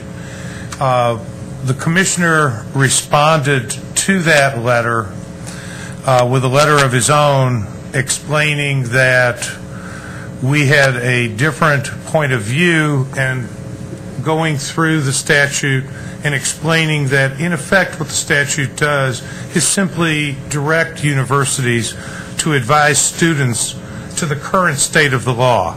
That is, that although there is a university-affiliated bookseller, that the same textbooks might be available through other media. Online booksellers, other local booksellers, wherever. But that's really the gist of the response, and we have not heard further from Barnes & Noble. So that would be considered public comment, and that's the only public comment? I viewed it that way. To my knowledge, that is the only public comment. We did not receive any through the registry. Didn't hear from Borders or anybody else? Not of which I'm aware. No, sir. Thank you very much, Bill. I appreciate that. I'd forgotten that. Any other questions or comments? May I have a motion? Move to approve. Moved by Ms. Mendoza, seconded by Second. Mr. Heldon Pels. All in favor? Aye. All opposed, motion carries. Thank you. Item 7M2 is consideration of adopting the Commissioner's recommendation relating to amendments to Chapter 13, Subchapter L, Sections 13.200 through 13.202 of Board Rules concerning the Engineering Recruitment Program, Engineering Summer Program, as required by Texas Education Code Section 61.791. McGregor? Thank you very much. House Bill 2425 provided an expansion to the engineering summer program to allow for the private universities that have a mechanical or an engineering program to participate in the engineering summer program. For that reason, we have amended the rules to allow for the private or independent institution of higher education to participate. We also provide a little bit more explicit definition in terms of what courses and types of programs will be included in the summer program, and allow a greater level of specificity that this is a summer program, not a summer camp, so that there is a little bit more emphasis on the fact that this is an academic program and that it is one that is helping students become better prepared to enter an engineering or STEM field. And so for that reason, we have put forward these changes. Stacy Silverman and Ronald Cornelius worked on these and prepared them for us. Members, questions or comments? Just the same question. Any public comment? No, sir. Committee, you've heard the recommendation from the staff. Do I have a motion? So moved. Second. Who moved? I didn't. Okay. Chairman Ryder. Moved by Chairman Ryder, seconded by Ms. Bricker. All in favor? Aye. All opposed? Motion carries. Item 7M3 is consideration of adopting the Commissioner's recommendation relating to the amendments to Chapter 14, Subchapter A and B, Sections 14.1 through 14.2 and 14.11 through 14.13 of Board Rules concerning the Norman Hackerman Advanced Research Program as required by Texas Education Code Section 142.001 through Section 142.003. McGregor. Thank you very much, Madam Chair. This basically goes through and places into the rules the name Norman Hackerman Advanced Research Program. It also provides for the change mandated under the House Bill 58 of the 81st legislative session to allow eligible independent institutions to participate in the NHARP program. And those are the only changes to the program. And the staff did recommend approval of this, and it did not go through AER because of the short timeline. That's right. And there were no comments. You heard the recommendation. I have questions or comments? Move approval. Second. Moved by Fred, seconded by Laurie. All in favor? Aye. All opposed? Motion carries. Thank you. Agenda item 7M4 is consideration of adopting the Commissioner's recommendation relating to the amendments to Chapter 4, Subchapter E, Section 4.105 of Board Rules concerning the approval of distance education, off-campus, and extension courses and programs for public institutions, and Chapter 9, Subchapter H, Section 9.144 of Board Rules concerning partnerships between secondary schools and public two-year colleges as required by Texas Education Code Section 130.008D and D1. McGregor? Thank you very much. This is a result of House Bill 2480. The rules which are provided here, we did receive comment on, and let me just explain.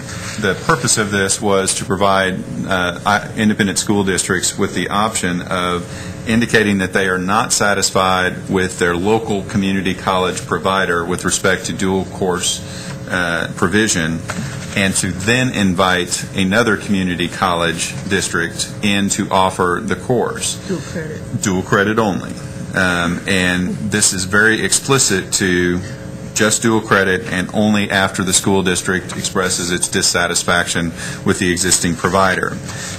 We did receive comment on this from several community colleges, the primary focus of which is on the definition of satisfaction and what satisfaction entails.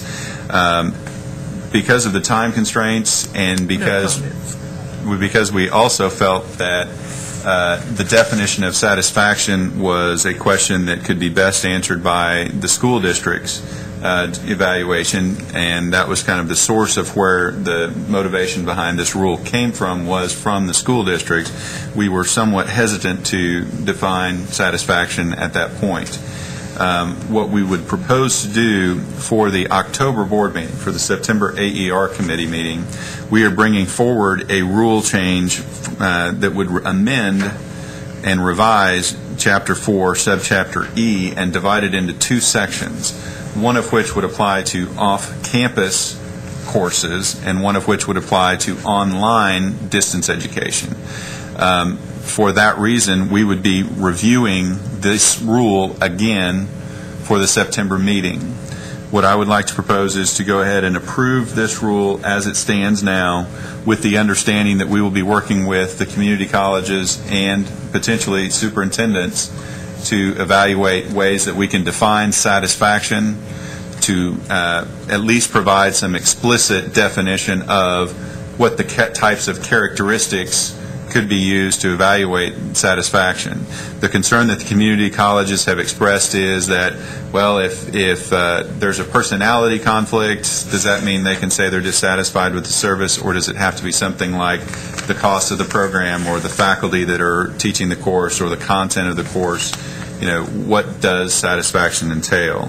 And at this point in time, I think that we at least are following the intent of the statute by putting these rules in place as they are, and we can further define them as we go forward with the rule change in October.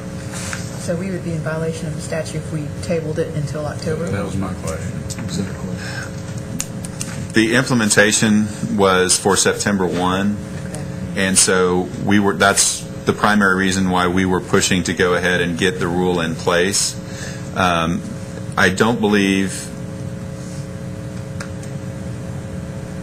I mean, it would seem to make more statute sense to table this unless we just can't because of what you said. If the statute is in place and we don't have rules in place, the statute still controls, correct, Bill? It does. So, in effect, if we don't put our rules in place now, there's not a definition. There's not going to be any change in impact whether we implement the rule or not in terms of what the statute requires.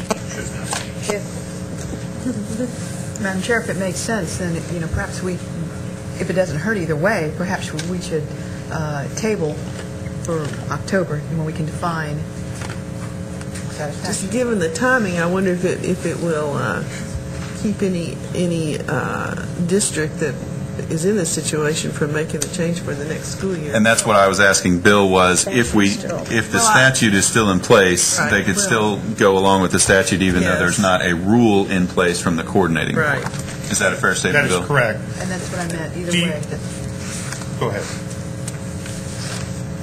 Go ahead. Do you recall if this particular statute directed us to adopt rules? It did not. Okay.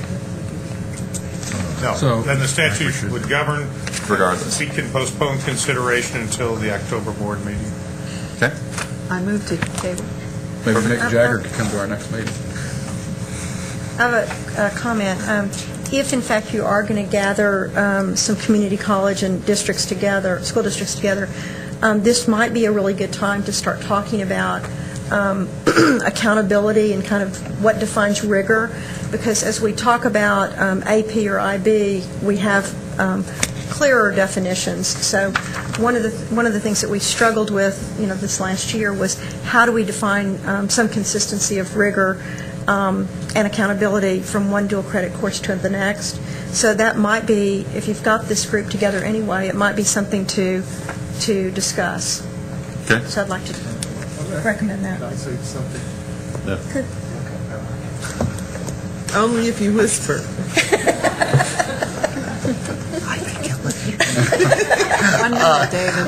I think it would be helpful in this case for this group to come together for that explicit purpose. There had been plans to do what you're saying, but there are a number of other questions that have to be addressed, such as clarifying the distinction between WECM dual credit courses, ACGM, articulated credit. There are a range of things that we have to do, and I think we can get this specific thing addressed very quickly, but I think the other we're going to have to spend more time for. Well, that's why I thought to just begin the process of that discussion, because that comes up every time we talk about dual credit. It's a great opportunity, Lori, to address those issues we heard in the superintendent's meeting, that all big sections Even if of that you was just dual throw it credit. out at the beginning of that meeting and, decide on what you're deciding on, but then say, here are some concerns that we've had from the board and the agency, and maybe this is a good opportunity to begin that dialogue. For instance, also, is this subject to the HERC's review or opinion if it's dual credit? I mean, we actually have an issue related to dual credit and a HERC right now that's coming before the commissioner. We probably have several months of work to do on dual credit, and we've already initiated discussions with the community college leaders about that particular issue. And there are probably some things where we need to meet with them directly. And the just that, superintendents. there's some things we need to meet directly with the community colleges on. Okay. And so I think we should do what you're talking about, and we can raise it at that session. I think we're going to need maybe a different group of people to go forward for a longer term. But we can start out with the kickoff just the way you're saying. Let me know how it goes. Yeah, this is very important. Obviously. Very important. So, Madam Chair, are we ready to move the table? I think I have a motion. Whoops. I made a motion but was not seconded. I know. May I request, rather than tabling, that we be allowed to withdraw, as the rule change that we're bringing up for the October meeting will already contain this revision. We were assuming it would pass, but when it goes to be posted, this rule revision will be in there as well. And so we don't need to table it. We will consider it as part of the change in Chapter Q, the new Chapter Q, come October. We were just trying to get this one done since it had a September 1 enactment date. Would you like to rephrase your motion? I don't think you need a motion to withdraw. We just- Motion for withdrawal? You need a motion to withdraw. Okay, move to withdraw. Second. Moved by Ms. Mendoza, seconded by Mr. Helfeld. All in favor? Aye. Okay, item 7N we took out of order. Item 7O, report on the Norman Hackerman Advanced Research Program Merit Review. Is Stacy going to do this, or you, McGregor? Did you hear? I thought Stacy was going to do it. There she is. She was hiding, trying to make me nervous. This is an information item, but it's information that we'd like to highlight as much as possible. And so, Stacy? Thank you. Let's see.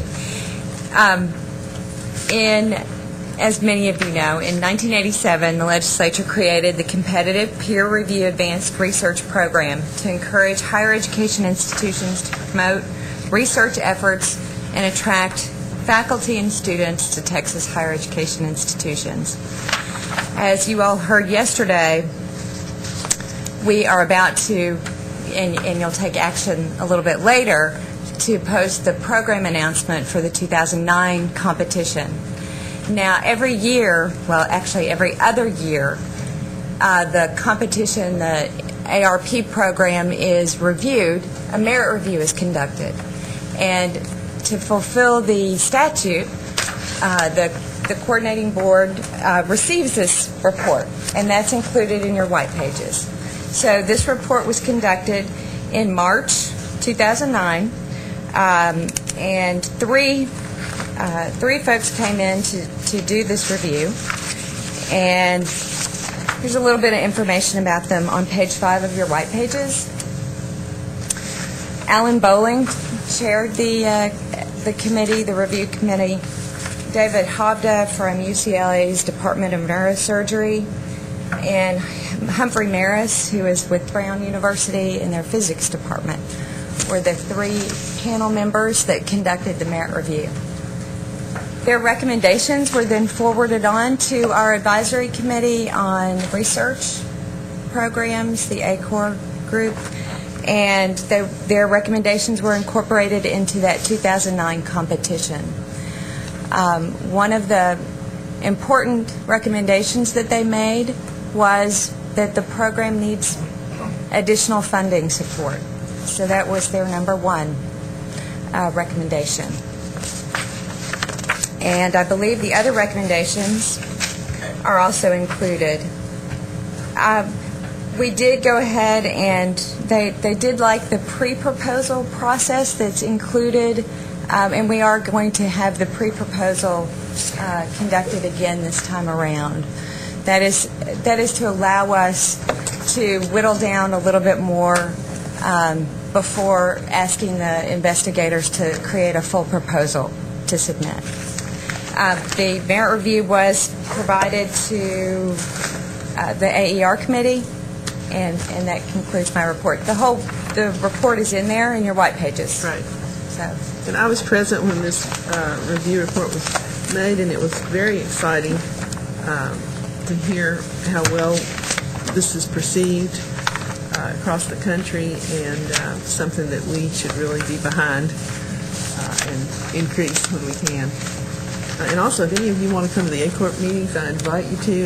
It's really cool to rub elbows with all those Nobel scientists, Nobel Prize winners. It makes you feel a lot smarter just being in the same room. Your IQ goes up. Your IQ goes up a few points. No, it's really it's a great group, and it's a wonderful thing that we're doing here. And are we going to have the same invasion like we had last year with all this? We anticipate that we'll get about 2,000 pre-proposals. Are we ready?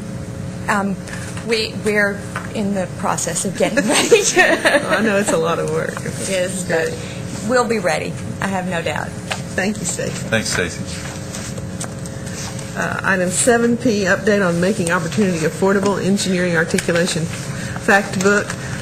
Higher Education Consultant Dr. Gary Hansen, retired Senior Research and Policy Analyst for the Institutional Studies and Policy Analysis Office of the University of Texas System, is going to update us. Welcome again, Dr. Hansen. Thank you. That title almost took as long as my presentation is going to take.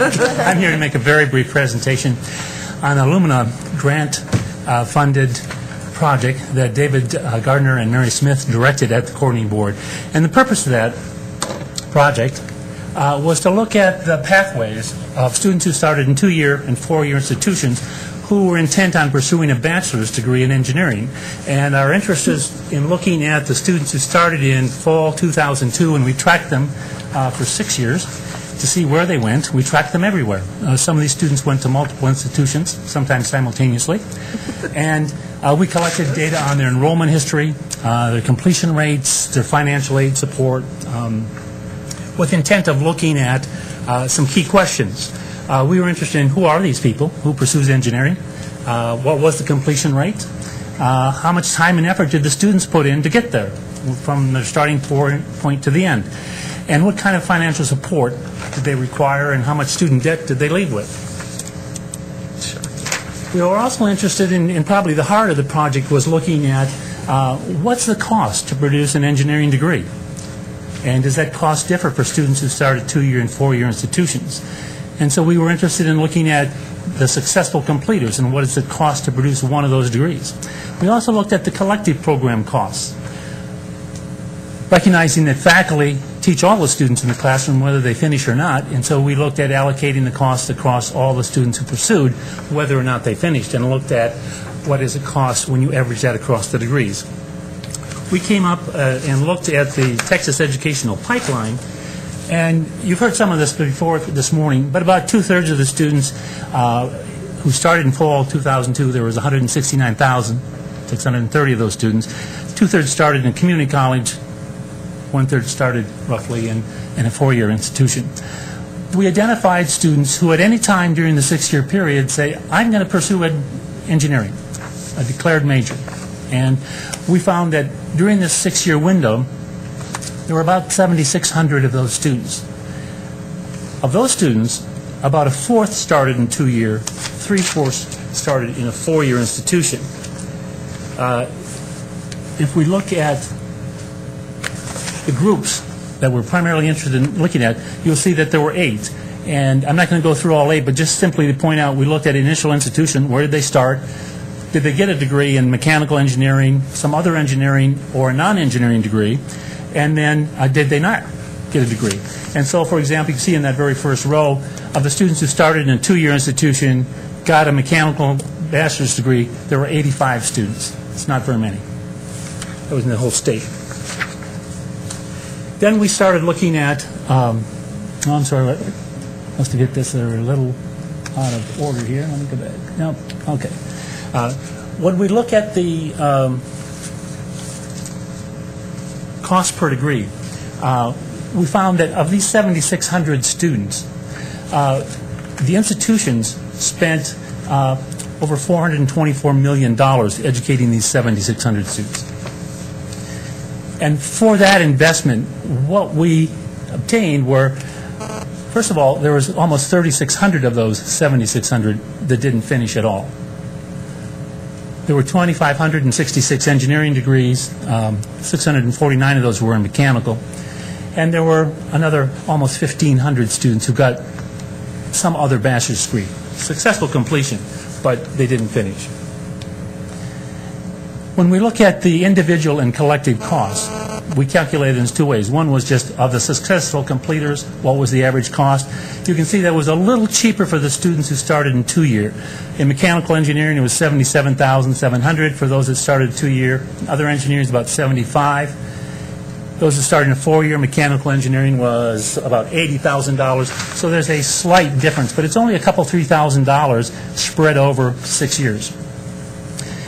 When we look at what does it cost per degree to educate all the students, those that finish as well as those that don't, because faculty are in the classroom, our institutions are providing libraries, computers, and so on, whether the students finish it or not, there you can see that it's much more expensive when we look at the students who started in the 4-year institution.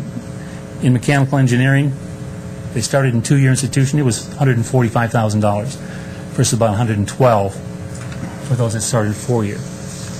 Part of the reason for that has to do with the completion rates. If we look at those 1,966 students who started in a 2-year institution, 26% eventually earned a bachelor's degree. That's not too different than Dr. Gandhara talked about this morning, 30%. And you can see this, the breakout in mechanical, other engineering, and non-engineering fields. 74% of those students didn't earn a bachelor's degree. in any field. If we look at the students who started in a four-year institution, you can see that over 60% earned a master's degree. 38% didn't. If we look at how long it took and time and effort, one of the things we find that I think everybody knows that an engineering degree is pretty much a five-year degree. 83% of the students who started in a four-year institution finished within that five-year degree. A small percent, 17%, took a little bit longer. It takes a little bit longer for students who start in the two-year institution.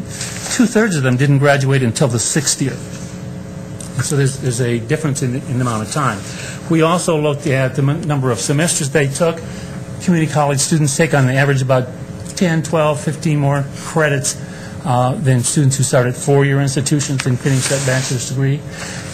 As I went back and looked at some of the data, one of the things that happens is that in the very first year, students at two-year institutions are more likely to start as part-time students.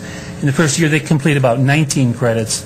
The four-year students complete about 27 or 28. So there's that 10, 11 degree credit difference. So a lot of it is that more students are starting part-time, but it kind of evens out over the 4, 5, or 6 years. Financial support. 3 out of 4 of these students who pursued engineering had some form of financial support. Grants, scholarships, loans, work study, so on. 52% received grant scholarship, 48% received loans, and then there were another 22% received some other kind of financial support. When we look at financial support in terms of grants and scholarships, you can see that the average dollars that the students had in mechanical engineering, 65% of them had a grant or scholarship. 60% nearly had loans. But if you look down those two columns, the average total dollars for grants and the average total dollars for student debt, you'll see that in every case, for every group, students had more debt than they had grant and scholarship money. In every case. That's the end. I think in summary, one of the things that we learned from this study is that engineering education is expensive, and it's particularly expensive when you include the cost of those that don't finish. We also found that the students, we spent nearly $50 million of financial support on students who didn't finish. It's a lot of money. So let me stop and see if you have questions.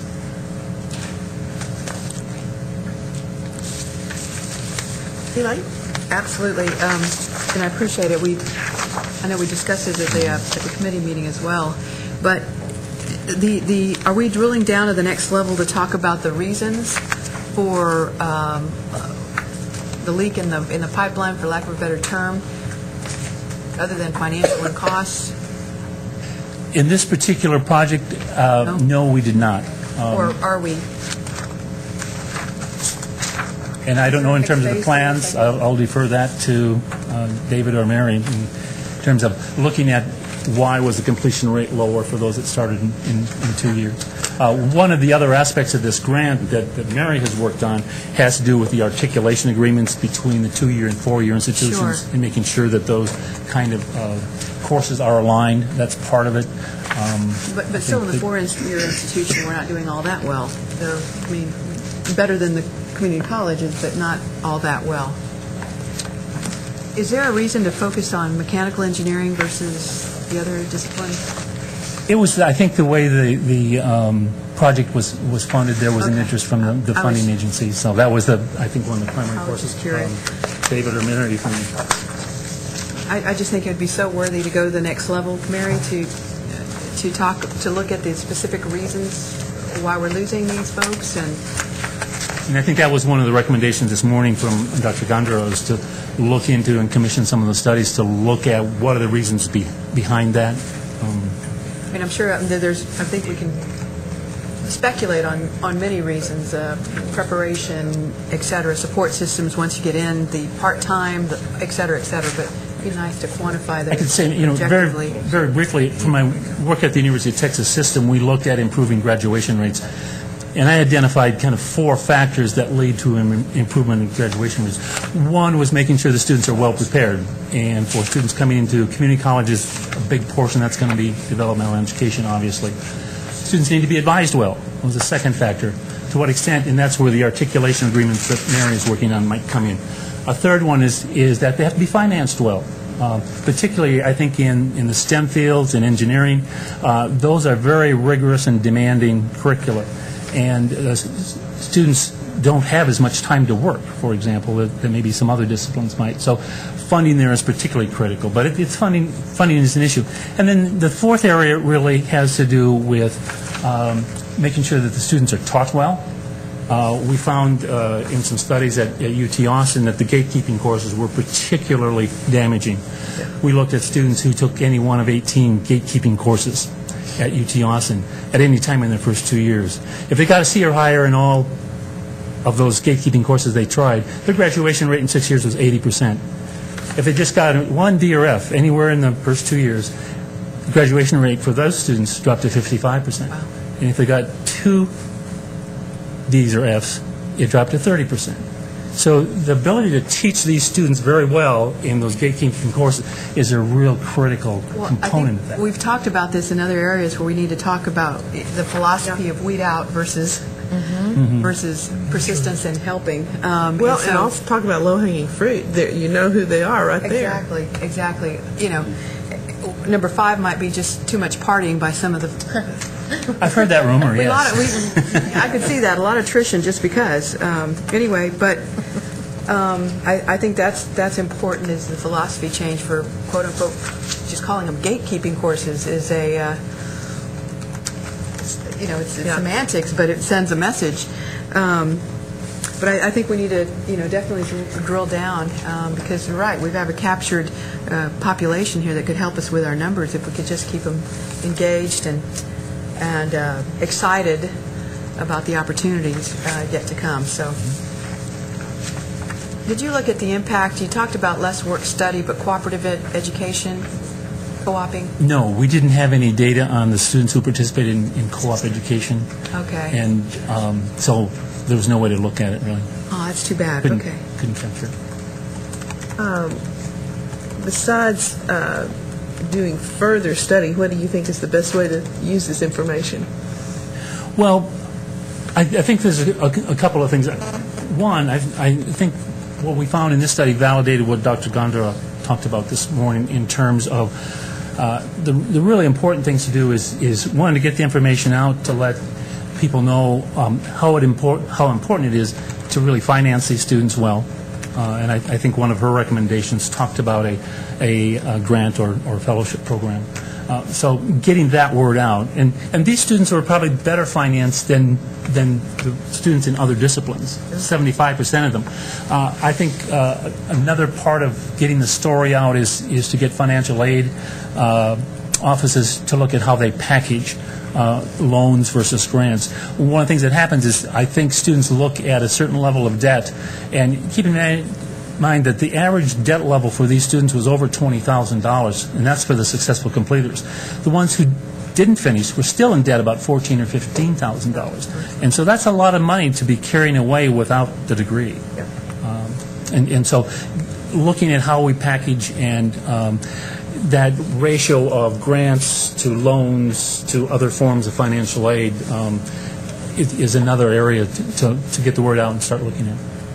I guess I know that, David, haven't we sent a letter out to people who have some, not just engineers, but people who have some accumulated a certain number of hours? It's about to go out.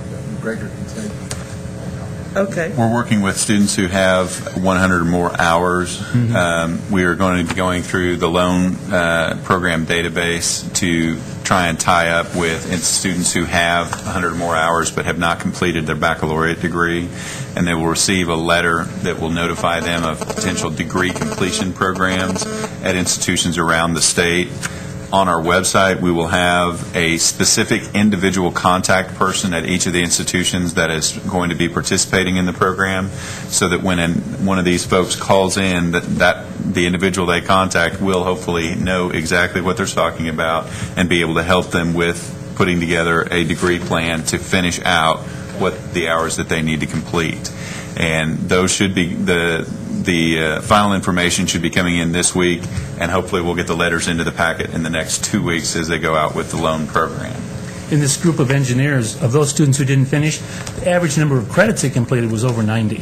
So they've made it quite a ways through the system, but for whatever reason, and I think a big portion of that is looking at the debt level, and then it's just really hard to work and be in an engineering curriculum, and so they were dropping out full time to work is a big part of that. That's why I asked about cooperative education. Pardon? That's why I asked about cooperative education. Yeah. Because you can. The other piece of this is it would be great to take a look at is the underrepresented populations, women and minorities, and the learning styles of those two populations versus how the curriculums are structured today.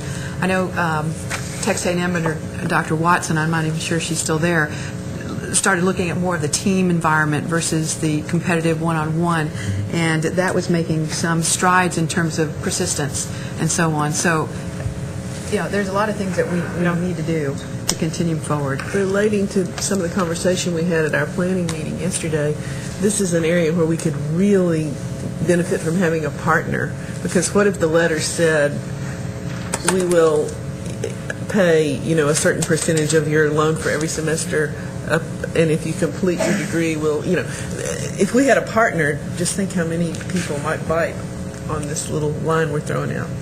If I could comment on what Ms. Mendoza said a moment ago, one thing that's coming out through the efforts of the colleges of engineering that are working on the mechanical engineering courses and identifying those are a number of things that I'm beginning to think may translate into the faculty at the colleges of engineering and community colleges really sitting down and identifying some of these factors together, because they're here on a voluntary basis, and they've already begun to talk about how do we keep people in engineering, that started there. And they've begun to identify. I've forgotten what something called Mentor, in which it's actually an online system where people from industry that are engineers are connected with freshmen, and if it goes forward, there are a whole range of things that they're identifying themselves that not only have some bearing on engineering, I think, but potentially in other areas in terms of helping keep people in school and connected and making their work more meaningful. Part of what I understand is happening on the online system is engineering students are being sort of connected with the real world of engineering, seeing how it's going to pay off and the types of projects they're going to be working on in a more meaningful kind of way.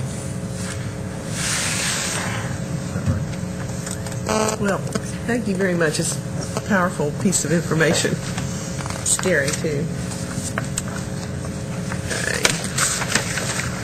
7Q is a report from the Higher Education Policy Institute. Dr. Wendy Erisman, is that the correct way to say it, Wendy? Yeah, Senior Research Specialist. I don't know if everyone on the board has met Wendy. We met her at our last committee meeting. And welcome again. Thank you. Good afternoon. So I've actually only been with the Policy Institute a few months, since May, but in that time I've been looking into state policies on measuring student learning as an indicator of effectiveness for public colleges and universities. The handout that was sent to you via email includes some of the preliminary findings from my research, and there will be a longer working paper following soon. I'm not going to cover in detail the materials that were in the handout.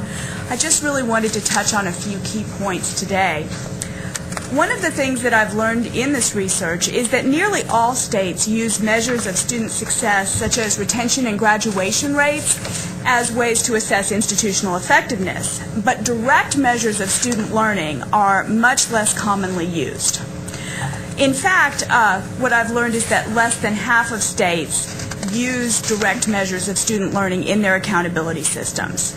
And most of those that do use direct measures use pass rates for licensure and certification exams. Of course, those only cover students who major in fields that require licensure or certification exams, so they're not representative of the student population as a whole. Nonetheless, I think there are several states that are doing very interesting things in this area and some very innovative things, and I've touched on several of those in the handout. I think Virginia, South Dakota, and Missouri are particularly interesting. Today, though, I wanted to talk about Tennessee. Tennessee uses direct measures of student learning in their incentive funding system. And they've had an incentive funding system since 1979. They were, in fact, the first state to adopt an incentive funding system. Under this system, public colleges and universities can earn points for achievements in student persistence, student satisfaction, and student learning. The number of points each institution earns determines the amount of incentive funding they receive, and it can be up to 5.45% of their base funding. The program is voluntary, but all of the public 4- and 2-year institutions participate because of the opportunity to get this funding for program improvement. Student learning in this system is assessed for both general education and major field, and it's using exit exams. But these exams are low stakes for the students, so they're not. The students don't have to pass them to graduate, but the institutions do have to administer them. For the general education assessment, all graduating students at both the associate's and bachelor's degree level take a nationally normed general education exam that the institution selects. And then their results, the institution's results, are compared against peer institutions nationally. The major field assessment is similar but operates on a 5-year cycle. So in any given year, only 20% of the majors in an institution are assessed with an exam. That exam can be a nationally normed exam if one exists for the major, but in some cases the institutions have developed local exams and are required then to do pilot testing so that they have benchmark data against which to compare their future test scores. I've had the opportunity now to talk with some of the staff members from the Tennessee Higher Education Commission, and they tell me that they found this incentive program, funding program, to be an effective way to help encourage institutions to move towards state policy goals. And as an example of that, they talked about the fact that when they started the system, they had a considerable concern about the lack of programmatic accreditation for different major fields within their institutions. But after many years of offering points for programmatic accreditation or for external program review, they're in a position now to feel like that's no longer a concern, and they're moving their attention to issues of graduation rates and transfer and articulation. In response to a question that came up during the Academic Excellence and Research Committee meeting, I looked into how the decisions are made about the way the point systems, how are the points allocated. They're reviewed every 5 years by a group of commission staff and a task force made up of institutional presidents and provosts. They work together to decide how to allocate points in ways that will encourage the institutions to move towards state policy goals. The legislature is not involved at all in these decisions. The system itself, the incentive funding system, was not a legislative mandate, and the funding for it is not a separate allocation, a separate appropriation. It's part of the overall appropriation for the Higher Education Commission. So I think those are some interesting points about this that may help explain the stability of this system. I do think Tennessee is an interesting case. It demonstrates that it's possible to use direct measures of student learning in an incentive funding system. They've been doing it for 30 years. It also demonstrates that there is some possibility to reach at least a general level of agreement within a state about how to use these kinds of measures because, again, they've been doing this for 30 years, but they spent a lot of time on stakeholder input, and they have also spent a lot of time just being patient and letting this become part of the institutionalized system of funding in the state. So that's all I have, but I'd be happy to take any questions. Real quick, how many university systems are there in Tennessee? There's only one major university system. There's several with several campuses. I believe that's correct. And of course, this is also applicable to the 2-year colleges. It's a substantially smaller state than I was just curious. Yeah.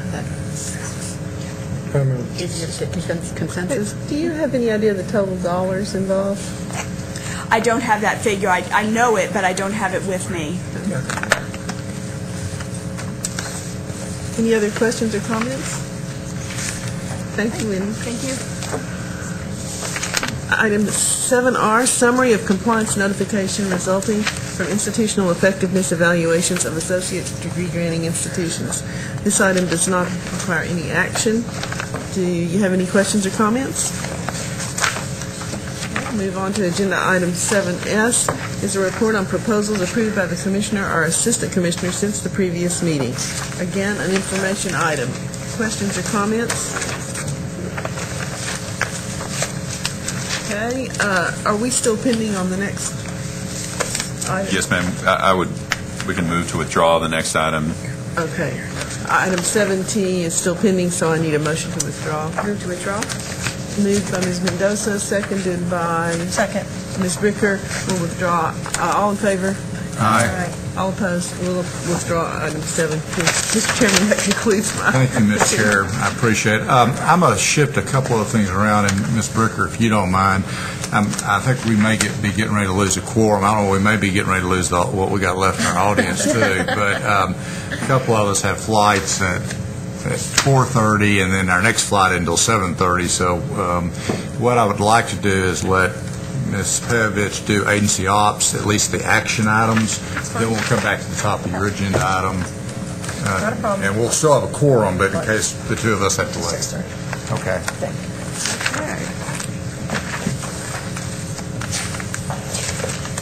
Okay, we have 4 action items, and actually the remainder of the items are on the consent calendar, so we'll get right to agenda item 10B is consideration of adopting the committee's recommendation to the board regarding the coordinating board's operating budget for fiscal year 2010. The committee approved the recommendation to adopt the coordinating board's operating budget for fiscal year 2010. Dr. Alonso is here if you have any questions. There being none, may I have a motion? Second. All in favor say aye. Aye. Those opposed, motion carries. C and D were on the consent calendar. Agenda item 10E is consideration of adopting the committee's recommendation to the board regarding approval of the report on audits of the agency's loan program and agency-wide financial statements for fiscal year ended August 31st, 2008 by KPMG. Rebecca Goldstein, Audit Manager, and Dee Niles, concurring audit partner from KPMG, are present to answer questions. This item was approved at yesterday's AOC meeting. I just want to make a comment regarding the audit. There were no material weaknesses or significant deficiencies identified. There was an unqualified, clean opinion issued. There were no uncorrected adjustments identified, and all audit adjustments were not considered material to the financial statements taken as a whole. Are there any questions? I move approval, Madam Chairman. Second. All in favor? Aye. Those opposed? Motion carries. Next item is agenda item 10F, consideration of adopting the committee's recommendation of an amendment to the interagency contract with DIR to provide services under the Data Center Services Contract. This is more or less a routine operating item that comes up annually, I believe. This is biannual. For the biannual, yes, ma'am. Are there any questions? Move we approve. Second. All in favor? Aye. Those opposed? Motion carries. Item G is on the consent agenda. That brings us to our last item, H. Consideration of adopting the committee's recommendation relating to the Norman Hackerman Advanced Research Program, request for approval of program announcement for the 2009 competition.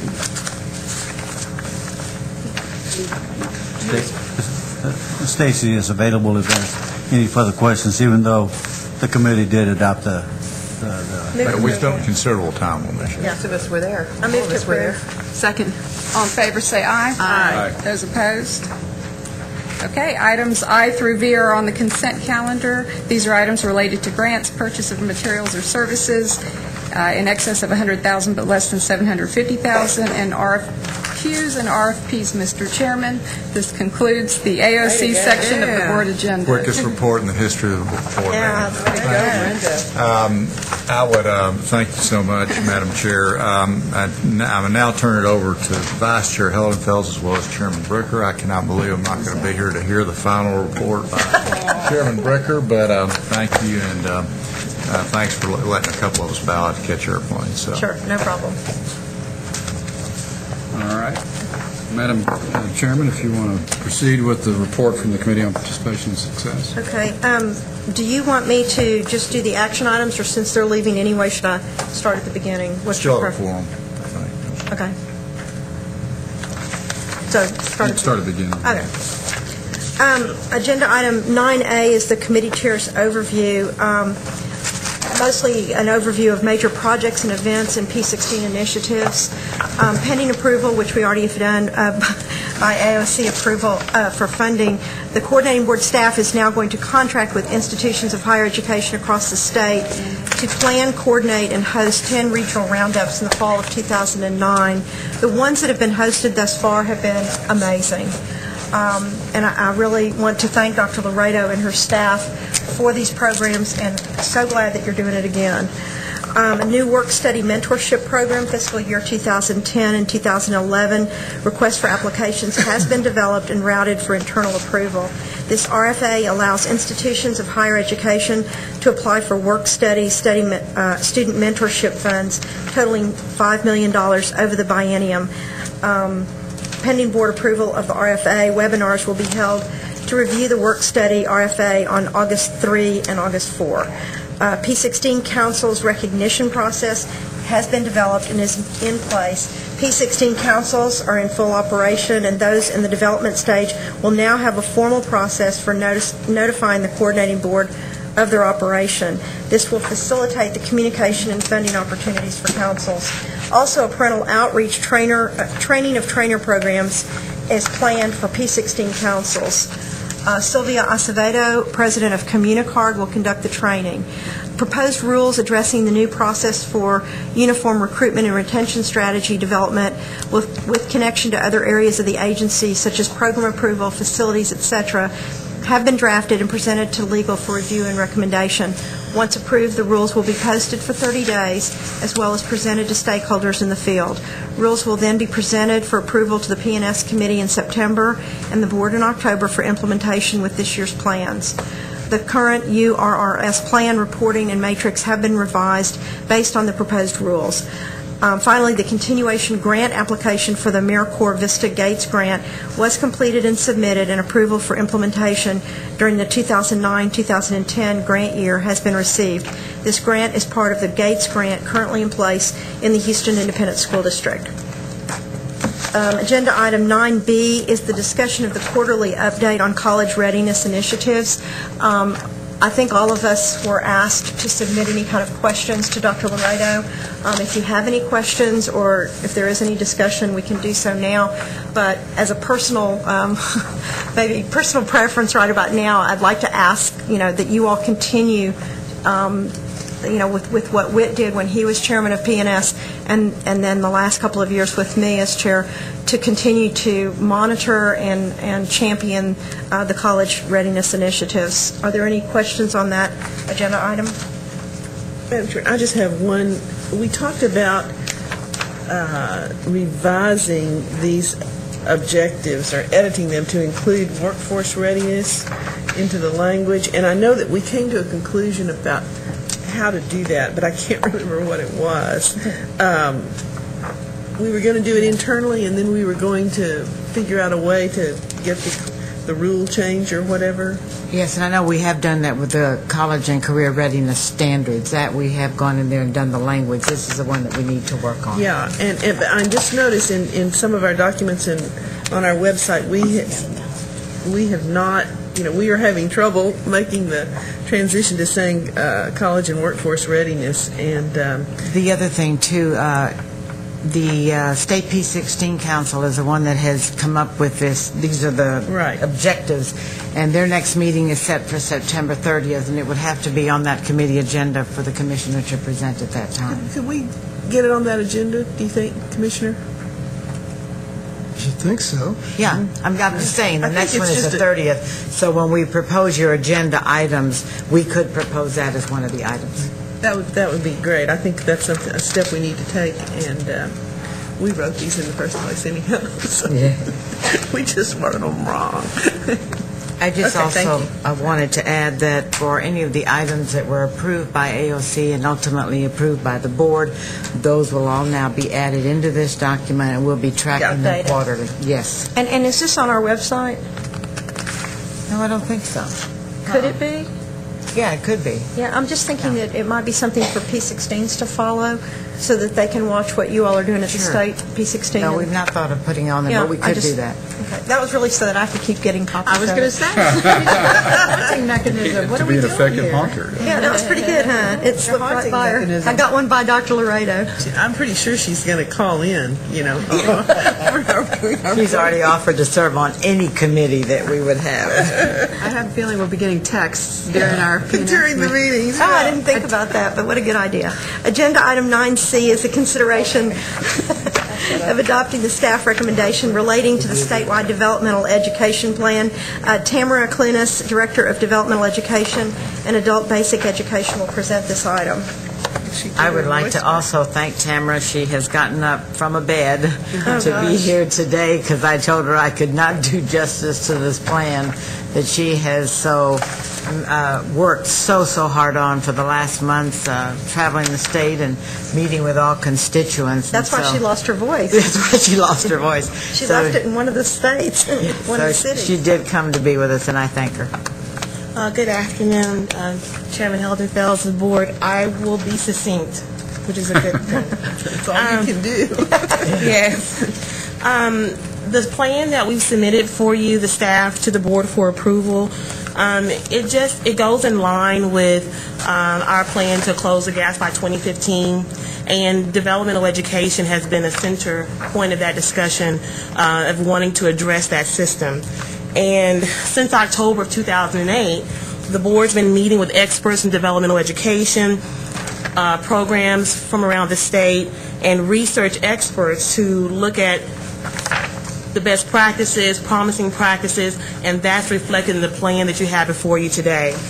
But I think perhaps more importantly, the plan reflects the outcomes of a 9-month environmental scan and review of the data here at the coordinating board.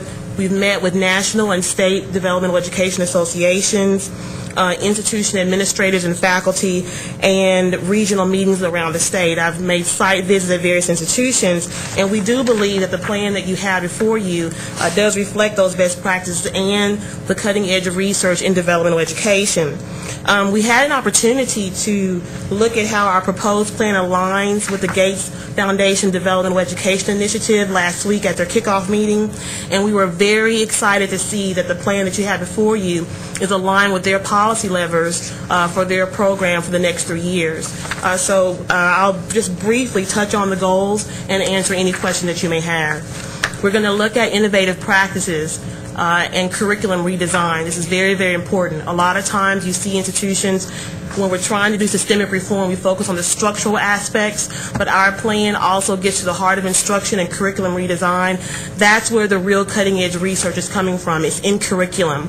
At the end of the day, our students are in front of teachers, and so we are looking at the curriculum. We have faculty development, which we believe is very important, because if you're looking at the promising practices that are emerging in the research literature, many of our faculty are not trained to really implement on a large scale these really cutting-edge innovations. And so faculty development is, again, the center point of our plan. Counseling and academic advising, expanding that for our developmental education students.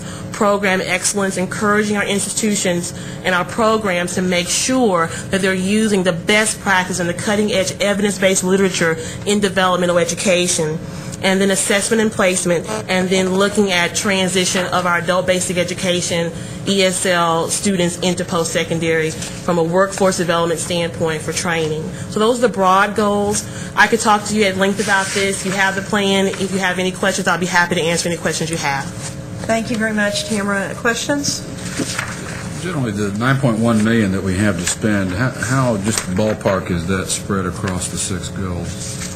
The majority, well, actually, the $5 million that we have for the developmental education projects, every program is going to address all 6 goals. That's going to be a requirement. So it's really comprehensive in nature, that it's not going to be a pocket in faculty development. We're really trying to make sure that the programs that we fund have to address as many of the goals as possible, but the demonstration projects at $5 million, they have to address every one of them. 6, okay. Yes. Dr. Phillips? I was wondering whether or not in our RFPs that we would encourage the applicants to look at target populations? Are we going to ask them to submit for just everybody, or would it be more effective to ask them to target certain populations? We are requiring, as an absolute priority for any of our funded projects, to focus on our Latino population, aligning with our accelerated plan for Hispanic participation. So that is going to be a requirement. In any funded project that we have, we're going to include that as an absolute priority. We're still trying to work on the point system where we give them additional points for serving that target population, but that's definitely a factor. Every project that will be funded for the biennium will have to address that, because that's so important for us to accomplish our goals for 2015. Since we're sort of getting down to the lick log here, I wonder if, we might encourage them to even be more restrictive, like, say, single mothers within the Latino population. I wonder if there's any way in the RFP, because I just have a feeling that the more sort of individualized this can be, the more successful it's going to be. Well, we definitely want to make sure that we're very specific and targeted and geographic. So that's going to be another factor that we're going to take into account, is we don't want to put our funds into areas where there's a limited Latino population. We want it to be concentrated. But in those priorities, yes, that is something that we can look into to be very targeted in the population. Yeah. So you probably would give more points to a program that you could see was going to be very targeted and likely to yield some really definitive results. In the competitive review process, that's the plan. Okay. Yes. Sounds great. And when you meet with these groups throughout the state, you go over some of the criteria and encourage them to think like that, right? Yes, we've been taking these our 6 goals, and really been drilling in every institution, every major meeting of institutions around the state, and they have a very clear understanding that any funding that's going to come from the coordinating board over the next biennium is going to address these goals. I'm getting emails all the time from institutions that are asking, they're ready to address these goals. So yeah, the institutions and around the state know exactly what our focus areas are. Okay, any other questions? Oh, when did you come on board, Tamara? How long Recently. has it been? I came on board in October of last year. It's a pretty quick study, I'd say. Looks like really good work. Well, this is, as you can tell, although we're kind of rushed at the end of the day, but this is something that's really pretty much at the heart of where we are at Closing the Gap. So, we really value the work that you're doing. We thank you for that. Well, we look forward to bringing back good results for you. Get well soon. Yeah. Thanks for coming. Any other comments or questions? Motion? Move to approve. Second. Moved by Ms. Mendoza and seconded by everybody else. All in favor? Aye. Any opposed? Motion carries. Agenda item 9D is the consideration of adopting the committee's recommendation to the board relating to the report on financial aid for college students in Texas, fiscal year 2008, House Bill 1, General Appropriations Act, Rider 13, pages 3 through 49, 80th Texas Legislature. Lois Hollis, Senior Assistant to the Deputy Commissioner for Business and Finance, Chief Operating Officer, will present this item. Hi. Good afternoon, and I will make it brief. I'm going to hit the high points, so you'll have the slides, but I'm going to go through only the ones that are not in the actual report itself. Oh. And do you all have the slides somewhere? Okay, good. And what I want to do is tell you what data and which students we're looking at. The report contains students who applied for financial aid, so completed the FAFSA, the pre-application for student aid, and enrolled in a public or independent institution of higher education in Texas. So that's our universe. And we'll see if I can, okay. I'm going straight to the pie charts. And what I did this year, because tuition re-regulation was such a big topic, I thought we should break out the undergraduate students and the costs and financial aid and look at those separately. So this first pie is for undergraduate students attending public four-year institutions. And what you see is what you kind of see in the overall population. The majority of the aid comes from loans. And also the majority of the aid is from federal sources. And if you look at that 71% of federal sources, 80% of that is in the form of loans. So you heard Gary Hansen talk about the loan burdens. I mean, it bears out here. we went to an organization, it's the Institute for College Access and Success, because they will look at average debt of graduating seniors by state. And for Texas, they said the average debt for seniors, for students graduating with an undergraduate degree from a four-year institution was just over $18,000. So that's on average. That's kind of steep. Okay. Next, you've seen this chart before. The green bars are grant aid and the red bars are loan aid. And if you cannot add those two together. They represent students receiving loans and students receiving grants. And you'll see that some of the same students that receive grants are also receiving loans. What's new this time is we were able to get data on merit, institutional merit aid. So the variegated green on your sheet, that shows the merit aid that the students received. And what you see is, you've got a lot of grant aid at the lower incomes, and as you go up the income chain, the amount of grant aid decreases, the amount of loan aid increases. But for the first four income groups, which is the first two income quintiles, they have over 70% of students have loans. The other thing that you'll notice is the amount of merit aid that is received increases with income. Okay. Also, what you see on this next slide, the purple represents the cost of education. The solid part is tuition and fees, and the variegated part is all other educational costs, books, supplies, room and board. And we've compared it to the amount of aid available. In 2004, grant aid covered 78% of tuition and fees, and in 2008 it covered 69%. The percentage of total cost, which I found interesting, that was covered by grant and loan aid has remained relatively steady between 57 and 58%. So the biggest increases in the cost of education really have been in tuition and fees. Okay. For community colleges, you get it's a little different mix. You've got more grant aid and less loans, but you still have 86% of the aid going to community college students is from federal sources. And the reason you've got more grant aid as a percentage of aid for those students at community colleges is because the cost is a lot less, so the grant aid goes a lot further. You don't need as many loans, but also institutions are held responsible for the defaults that occur with their students that borrow. And if their default rate goes above a certain percentage, their federal funds can be cut. And so that would mean no more Pell Grants. So they are very judicious about the way they let students borrow. Again, you see the same kind of trend that you just saw on that page, and this is the grants versus loans. Much more grant aid for students at community colleges and very little loan, but as you go up the income scale again, grant aid decreases, loan aid increases.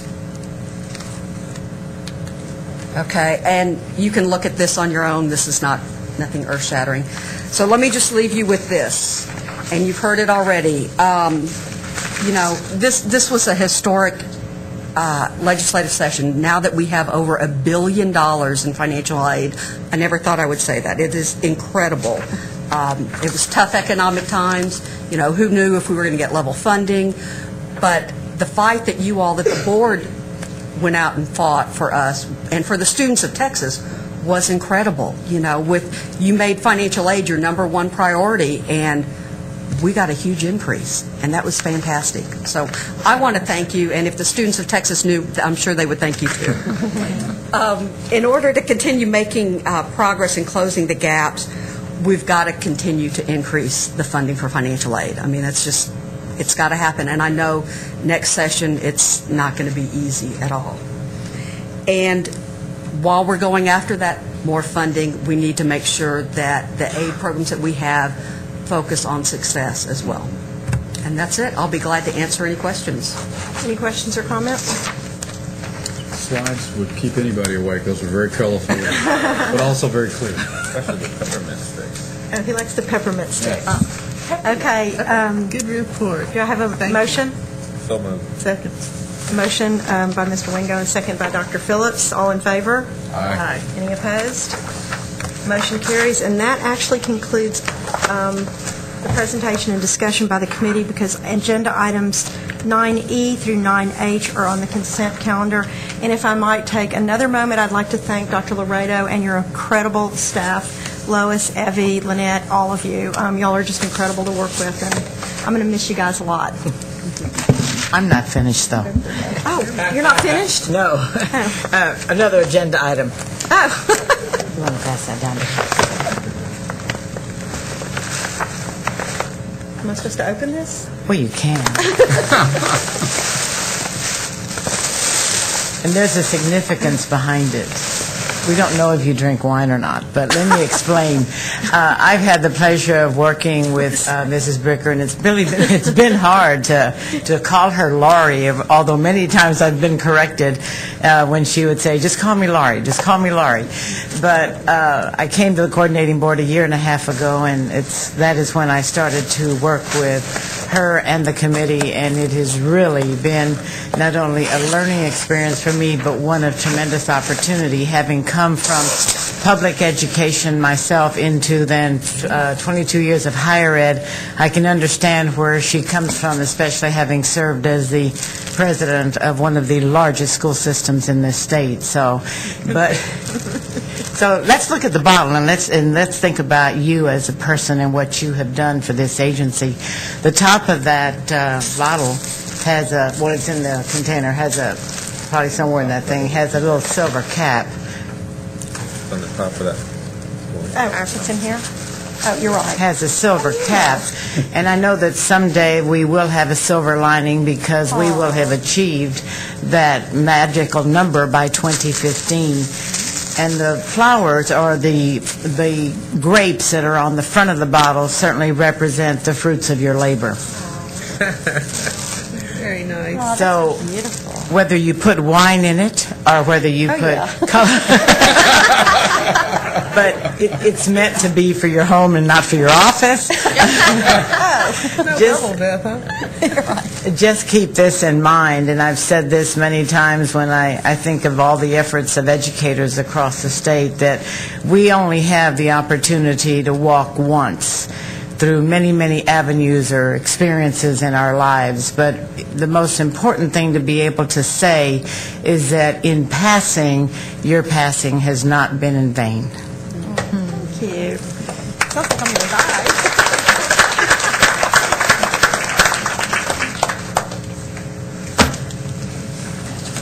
One thing I do promise you, the commissioner and I will talk if uniform GPA ever comes up again. Yeah, just call me. I have ways to deal with them. Just call him Jeff. Yeah, that's right. But thank you again, and we wish you the best, and just know that we will continue to knock on your door. I don't bid Mr. Wingo farewell yet, because Mr. Wingo has offered to work with us in terms of our marketing effort, and that really is important. I guess I should take my name tag out of here then.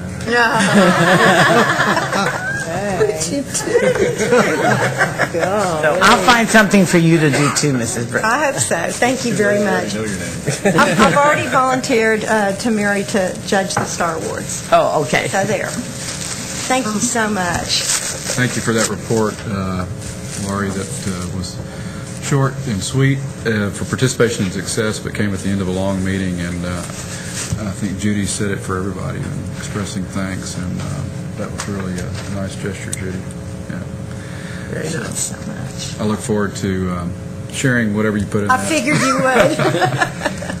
That concludes all the reports on our board agenda. Are there any further comments or questions?